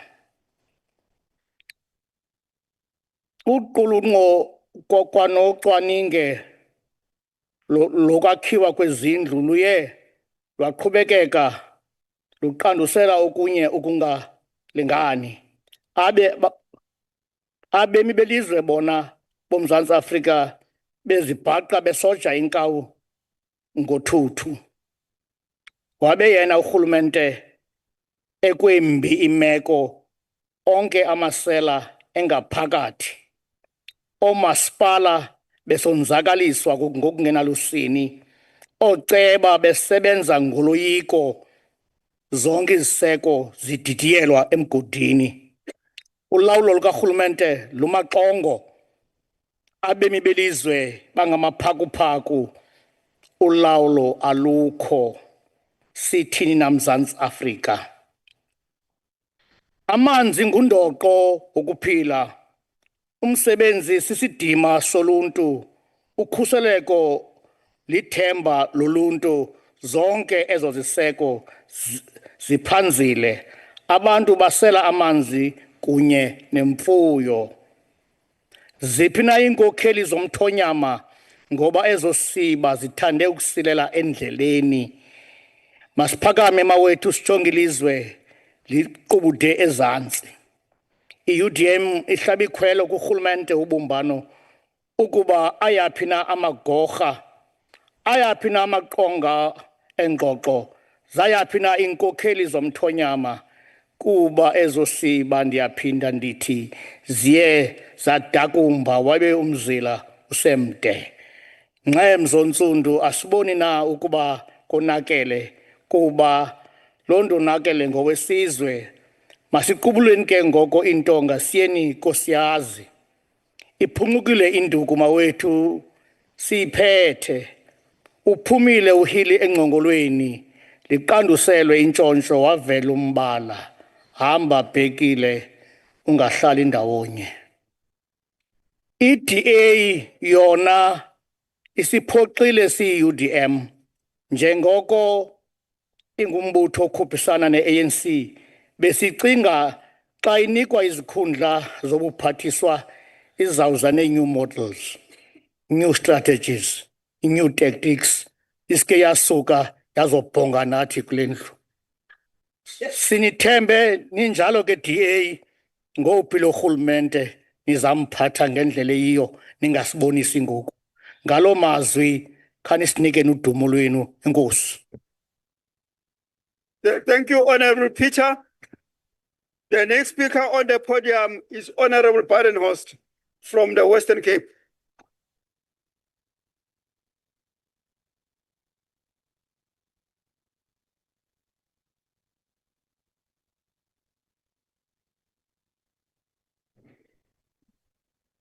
Chairperson of the NCOP, is she still here? Because she also left in the middle of local government week after day one. I think she didn't visit any of the other sites after day one. I don't see her in the house now, so I'm sorry she's not here. Acting Chair, I see you are here. Honourable members and fellow South Africans, great to be with you again. Local Government Week, honourable members, was meant to be a platform for cooperative governance. It was meant to be a time when we, as the elected public representatives, roll up our sleeves and get out there together and go and fix what is broken. But what unfolded in Cape Town this year of Local Government Week was not cooperative governance. It was a carefully choreographed attempt, and I say attempt, by the ANC to score cheap political points and to paint the DA-run city of Cape Town as a city that does not care about its residents. And this was done under a veil of secrecy. A lot of the programs were only unveiled to the members of those programs on the mornings when the vehicles left Parliament. So scared was the ANC that the DA might find out and go and fix a pothole somewhere along the line. Unfortunately, that narrative collapses under the weight of evidence. In other words, it backfired. Shame. The city of Cape Town is not failing its residents, honourable members. It is setting the national benchmark for service delivery. Its water and sanitation department is executing a 46 billion rand 10-year infrastructure program, the largest of its kind in South Africa, more than most metros together's budgets for water and sanitation. The annual capital investment will rise from 2 billion in the 2022-23 year to 5.8 billion rand by 2026-27. And here's the real story. More than 85% of that is self-funded. No bailouts, no dependency, no abusing MIG grants for municipal workers' salaries, just disciplined governance and a balance sheet that works for its people. As for this narrative, and the President stood here and said it the other day, that the city only delivers for some people, conveniently along racial lines, as it always is, which is the old fallback when facts start interfering with political narrative. Hear this, Honourable Modise, thank you for coming back, and hear this well. Every year, the city of Cape Town delivers free water and sanitation services worth 1.1 billion rand to indigent and informal households, most of them, if not all, black and coloured households. It installs 750 new communal taps annually, thousands of backyard connections, and ensures emergency tankers reach communities where infrastructure cannot yet be built. That is restoring dignity in action. Let me tell you a story like the Honourable Chair of the House told us a story earlier. I happened to go on oversight last week to the Free State, or the Northwest Province, where we went to a municipality called the Gauteng River local municipality. It was called Koster in the olden days. And for the first time in my life, honourable members, I heard the term VIP latrines. Ventilated, improved pit latrines. At a housing development in the Free State, those latrines were built by in the Northwest, by the Northwest government first, before they built the housing for the people. And they're proud of it. We've built them VIP latrines. They've actually, the ANC, and I've done a bit of research on this VIP latrines because I've never heard of it. The ANC government has brought South Africa between 2.5 million and 3 million of these latrines over the last 10, 15 years. While national policy still defines a pit latrine as a basic level of service. Point of order, Chair. National policy. Point of order, Chair. The city of Cape Town. Where's the point of order coming from? What? Oh, Honourable Farmer, on what are you rising? On what? I stand on Rule 51, Chair. 51. The local government week was not in Northwest, Chair. It's irrelevant. Thank you, Honourable Farmer. The point of order is not sustained. You're speaking about the local government. Over to you. That same mayor that we met at Gauteng River also drives a BMW X2. A BMW X2. The city of Cape Town's mayor drives the same vehicle as the same farmer who just brought a point of order, honorable farmer. The same vehicle, a Toyota Fortuner. But unlike honorable farmer, the mayor of Cape Town's Fortuner doesn't have a personalized number plate like the honorable farmer has on his vehicle. It just shows you how he indulges in extravagance and how vain he is. But anyway, let's move on. Every informal settlement in the metro of Cape Town has access to serviced sanitation. It's cleaned several times a week. It's maintained by the city and upgraded as land becomes regularized.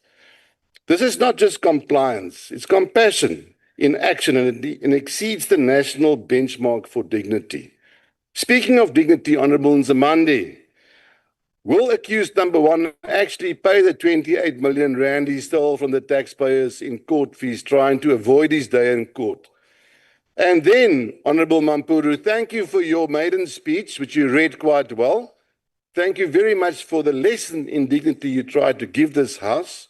If dignity is wearing Breitling watches, living in Hyde Park mansions and Gucci shoes, then your leader, Juju, must be a man of dignity. But that is up for dispute. I'm sad that Honorable Mahlobo has left the House, because then he would have heard that, and he didn't say that in his speech, that Cape Town's non-revenue water sits at 27%, compared to the national average of 47%. Its per capita consumption is 157 litres a day versus a national 218.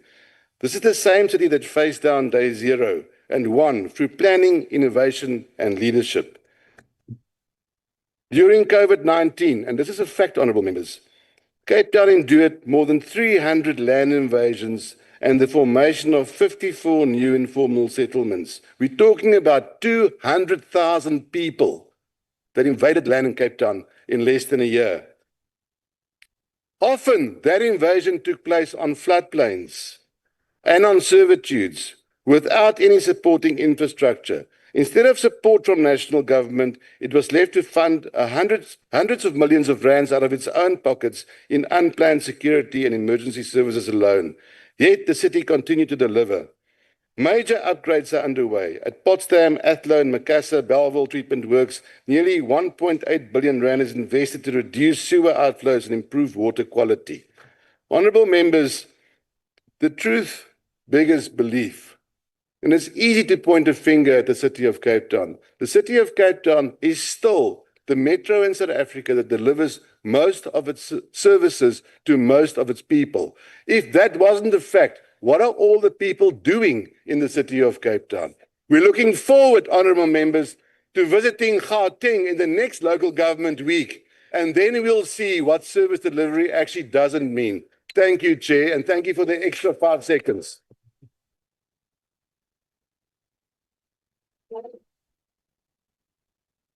Thank you, Honorable Badenhorst. The next speaker,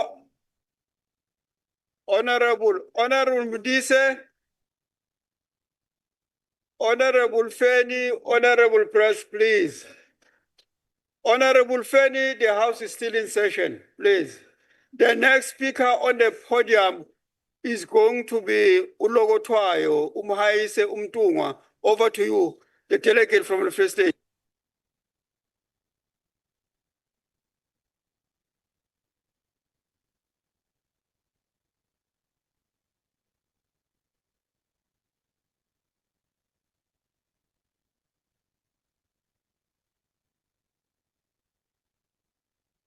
Over to you, Honorable Dlamini.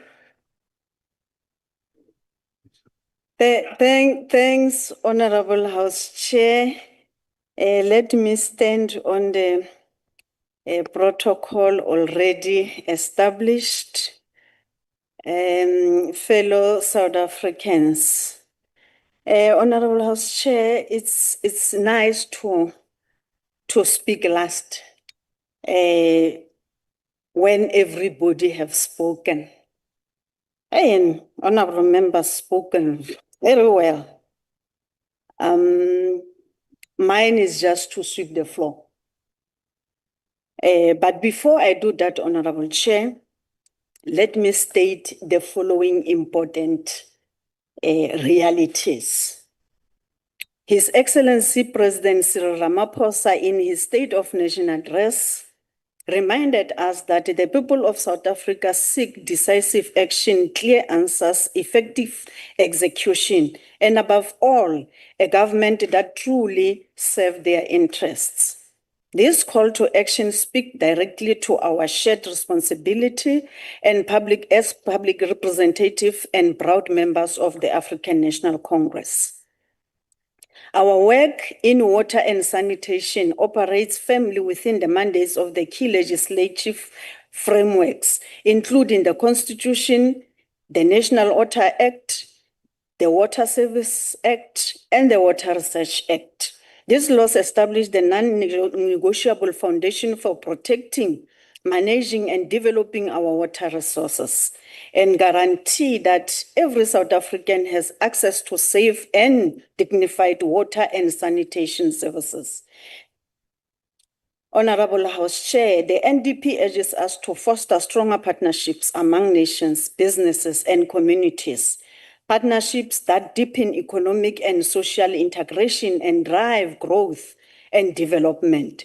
Such collaborations is especially vital in water and sanitation sector, which underpins human dignity, industrial growth, agricultural productivity, and social well-being. House Chair, I rise to affirm the ANC government's unwavering commitment to advancing water and sanitation as universal human rights. Rights that are enshrined by our Constitution and fundamental to the dignity and prosperity of every South African.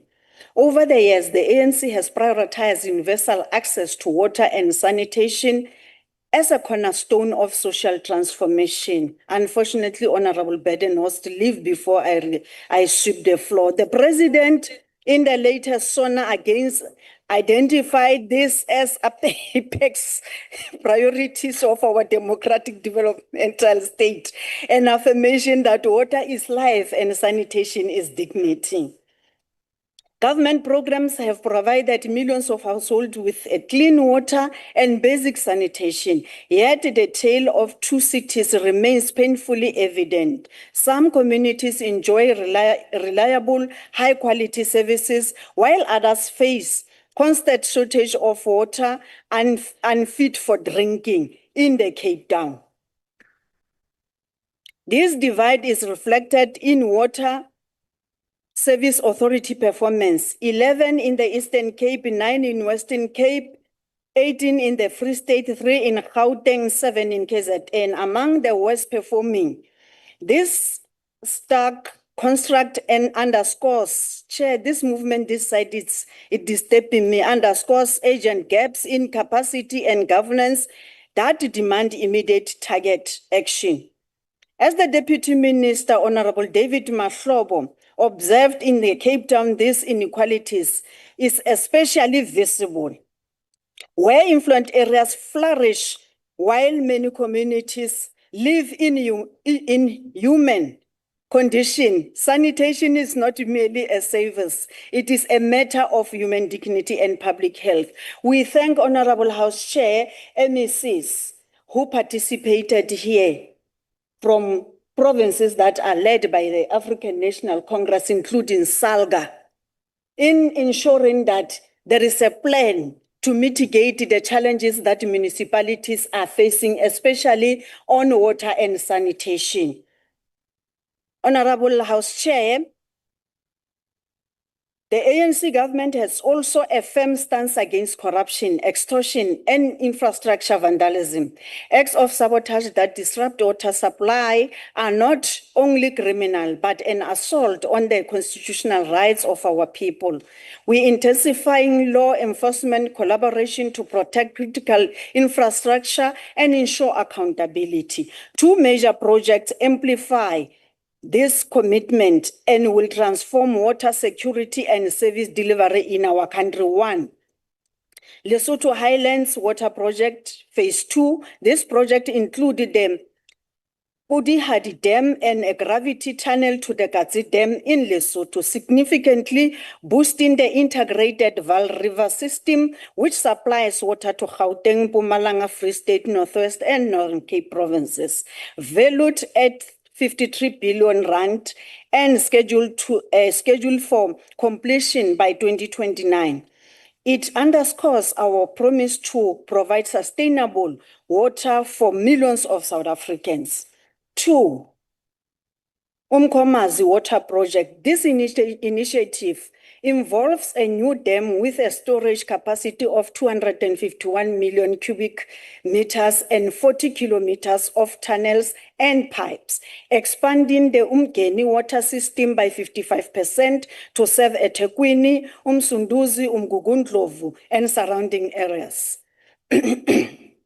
Valued at 27 billion rand and targeted for completion by 2032. It is a tangible demonstration and effect of the ANC's commitment to uplifting communities and ensuring access to water services and other basic services. Honorable House Chair, Honorable Ryder spoke about the provincial week that the NCOP undertook in Cape Town or Western Cape as a political scoring. I think this undermines our mandate as the House, in that when the presiding officers, including Honorable Ryder, took a decision that we visit a certain area to execute our work as the House, then the honorable member who is part of presiding officers will stand here and say that work was a political scoring. It is so painful. It shows that why our people in the Western Cape are living in such conditions in the townships. Because you'll have a leader of the society, a representative of a society who will take himself as playing politics when he's doing his work. Honorable House Chair, Honorable Rauda went further and say he made his research on townships.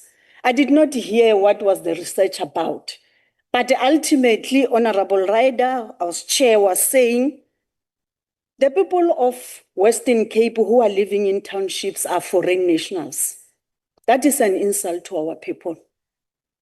It means the people who are living in townships in Cape Town, they are not born here. It means Cape Town doesn't have black people or colored or other tribes, according to that statement. Honorable House Chair, the way Honorable Ego was so firm when talking about the sewer spillage of Machabeng in Free State, I never thought that where DA is leading in Cape Town, there is a worse situation than Machabeng.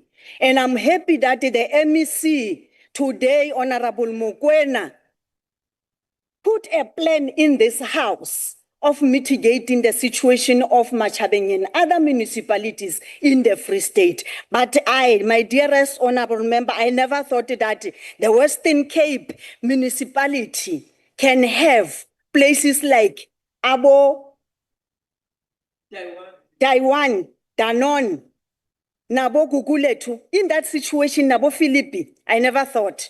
I thought that Western Cape is flourishing. But indeed, we agree with Honorable Badenhorst on House Chair that theirs is about the privileged. Theirs is not about our people.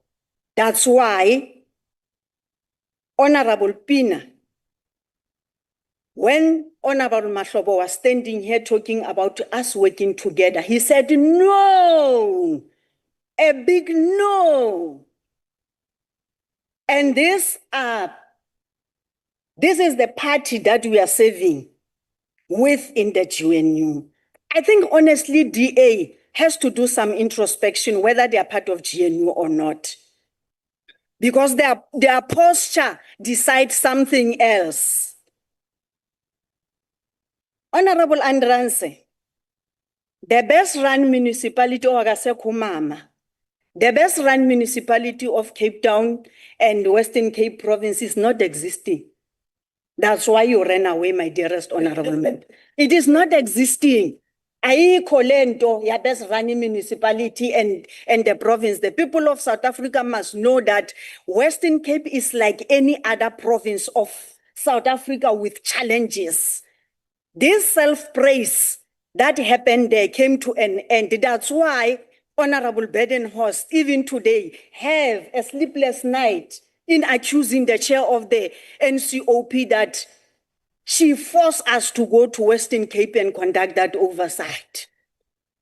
When Honorable Ryder is part of presiding officers who concluded and decided to collectively that we go to Western Cape, not unless Honorable Badenhorst, Honorable Chair, is saying that Honorable Ryder was not part of your good self when you were taking this decision, or he distanced himself in this decision.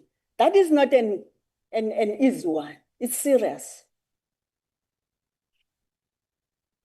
The gentleman who was here, Honorable MEC, Bryant, Honorable Bryant, he also talked about clean city and clean what. Are these people really still believing in that, House Chair? After what we have seen in the townships of, are they still believing that, Honorable Chair? Maybe Honorable Billy, you will pass the message, my dearest brother, to them because they are not here. Honorable Badenhorst, Honorable Badenhorst, you are going to be irritated for the longest period of time by the African National Congress presence around the country, across the continent and around the globe. That you still are gonna have a sleepless night because the ANC is going nowhere. The ANC is here to stay. And what you forget, Honorable Badenhorst, is that this political scoring that you are all talking about when you are standing here is the political scoring that you took Western Cape from the ANC previously, isn't it? Or in a Western Cape Evangeli. Didn't you take the Western Cape through politics and through voting? I'm sure there is something wrong, Honorable Chair. DA must really find itself well. The way they are debating and the way they are engaging leave much to be desired. House Chair, we would like to thank the presiding officers of this House in ensuring that we went to Western Cape, and I fully agree with Honorable Mudise. Let us have a follow-up oversight in the Western Cape, in suburbs, so that we do a proper comparison of this clean city and the clean municipality of the Western Cape. I support that, and we are going to sell that view to the House so that we don't come here and mislead the nation. We talk the truth and only the truth, especially with what affects them or affect their daily lives. So we are going to make sure that we support that, we sell that idea. We are going to go back to Cape Town, to the suburbs, so that we can sing the same song as these honorable members who left before I speak. Thank you very much, Honorable Chair. Thank you.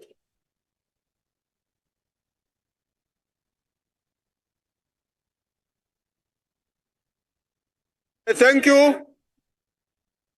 Thank you, Honorable Dlamini, for your input. I think that there's something which I have to correct here.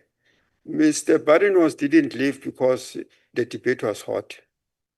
His wife was involved in a car accident. He had to go and be next to his better half. So I think that on Akula score, we must put the Badenhorst family in our prayers so that he can have a speedy recovery. Ke a leboga. The next speaker on the platform is, of course, going to be the leader of the House, Honorable.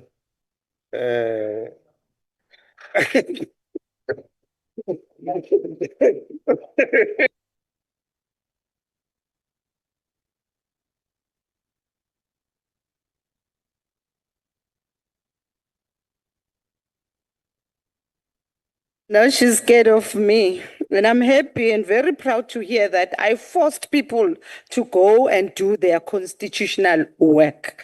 I'm very happy to hear that. And I'm still going to force you to do your mandated responsibility. Honorable Chairperson, in welcoming the spirited debate that is setting the agenda and a national dialogue towards a better life for all. This debate has reasserted and underscored the expectation of local government as a sphere of local government as a sphere located at the coalface of service delivery, development, and redress. A number of arguments and counter-arguments were made in this debate as testament of an activist and responsive parliament, as per the aspirations of our predecessors, particularly Oliver Tambo, whose birthday we celebrated a few days ago. Happy birthday, Oliver Tambo. In closing this debate, we listened with much concern of the idea, amongst others, that sought to normalize shanty towns and dehumanization in metros. Anti-Black racism and the persistence of inequality is the lived experience of the majority of ordinary people whose painful history was subject to slavery, colonialism, and imperialism. We thus take exception of the attitude of some apologists who were also audible in this debate. This platform sought a collaborative engagement and dialogue through the tabling of this report as a means to find common solutions to our common challenges. Our people can never be a problem when they seek economic opportunities in the economic hubs of our country, and they can never be labeled foreigners. However, are people with problems inherited from the history of separate development. The fundamental problem evident during the local government week is that land justice and spatial justice, as the ongoing politics of restitution and proper planning, can no longer be postponed. It is necessary, is the necessity of the now. In this regard, Honorable Modise and the Deputy Minister, Mahambe Hlala, are correct in invoking the future of the tale of two cities, the tale of two extremes, or the phenomenon of two nations, one black and poor, and the other white and affluent, as the character within the city of Cape Town.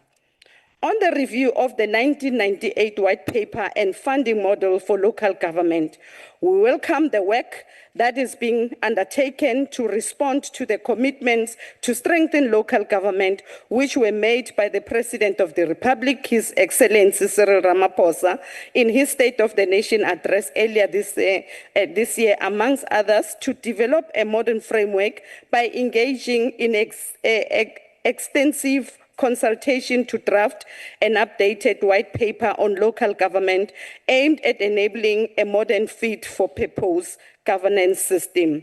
To revise the municipal funding model by addressing the financial sustainability of municipalities, many of which currently lack a viable revenue base. And lastly, to enhance municipal support, expanding assistance to municipalities in need, ensuring they are equipped to meet service delivery demands. My deputy chairperson has spoken extensively in thanking the Department of COGTA through the minister as well as the deputy ministers in making sure that there were this discussion that ensued with regards to the white paper that has been tabled. The deputy minister, Masemula, recommitted and reaffirmed government's commitment to proper spatial governance and the determination of space as a policy instrument. The department conceded to the complexity and the persistence of structural inequality, recommitted to mobilize and coordinate the National Treasury and SALGA in reviewing the funding model for municipalities in line with its constitutional imperatives. Deputy Minister Mahlobo underscored government's commitment to prioritize funding of infrastructure development for equitable planning. Insofar as promoting the principles of cooperative governance and intergovernmental relation, honorable members, we cannot restate this any further as it relates to our oversight over unfinished projects across all spheres of government. Chapter 3 of the Constitution states that, in particular, that all spheres of government and all organs of state within each sphere must, among other things, cooperate with one another in mutual trust and good faith by fostering friendly relations, assisting and supporting one another, informing one another of, and consulting one another on matters of common interest. The constitutional provision is crucial because it establishes the principles which directly impact how projects and programs are coordinated across the spheres of government. It underpins structures like MINMEX, IGR forums, and intergovernmental committees, which are designed to coordinate projects and resolve disputes. Thus, the NCOP, through its local government week, sought to weave together cooperation, better coordination and planning across government in line with the constitutional mandate. We will thus not leave any stone unturned in ensuring that we promote integrated planning and not any grandstanding. Having said that, honorable members, I would like to take this opportunity and thank you for putting your boots on, going out there to fulfill your constitutional mandate.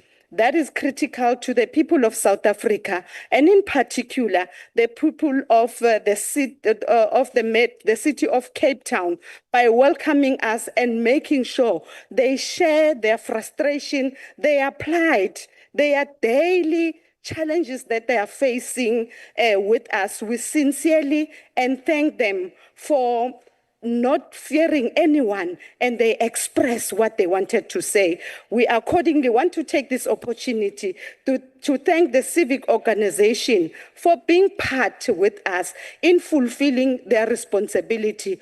We often than not, Chairperson, see them during our budget preparation, the fiscal framework, participating, showing keen interest to understand what is it that government is doing for them.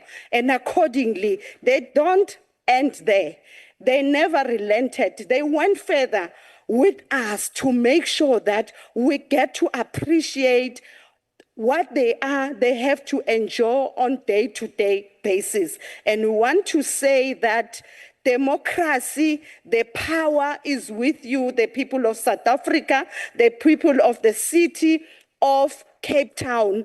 Exercise your right correctly in making sure that you fight for the provision of services in the city of Cape Town. Having said that, honorable members, we really and sincerely thank you on behalf of the presiding officers for making sure that this work is realizable, and we'll make sure that the report gets implemented by all affected departments through our oversight roles that we are playing. Having said that, once again, I thank the presiding officers, Honorable Ryder, for being part of us in planning for this important piece of work that we had to execute jointly and collectively as this House of NCOP. Siyabonga, siyabulela, siyabonga kakhulu.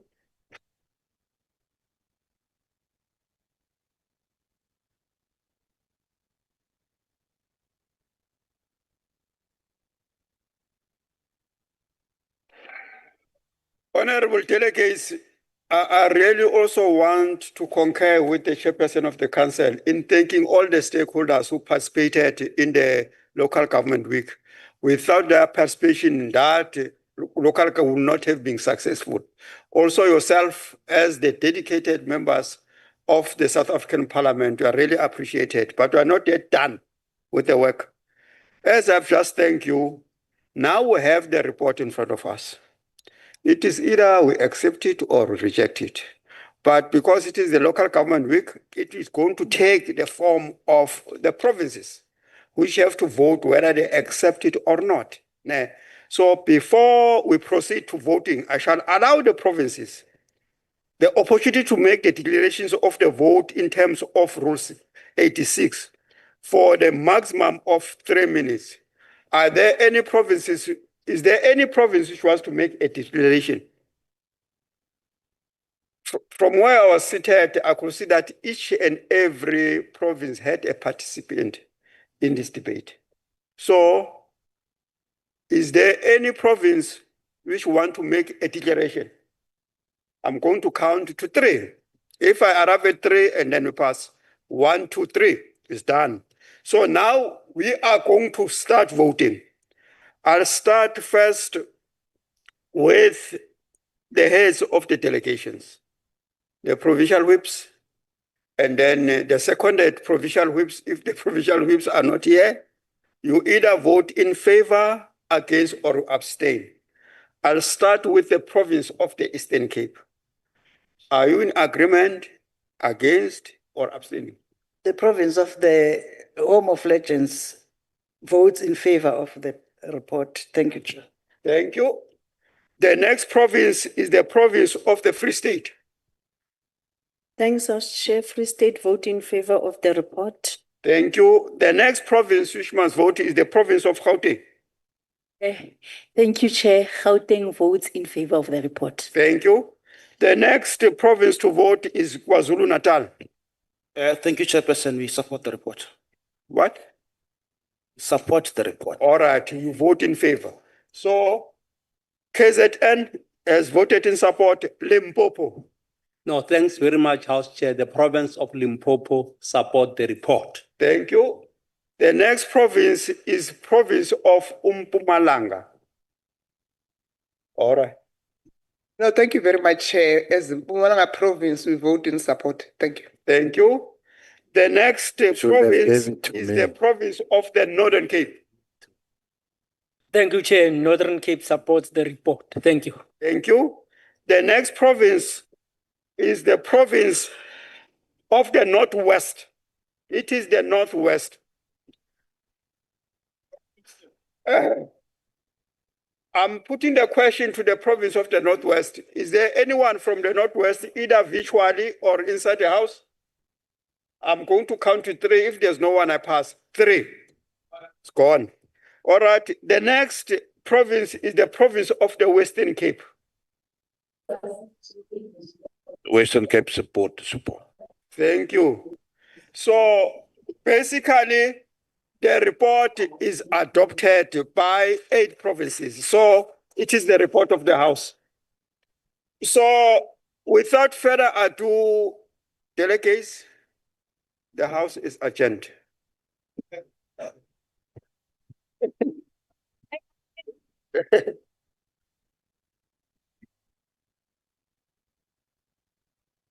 Recording stopped. When traditional leaders are being bestowed leadership.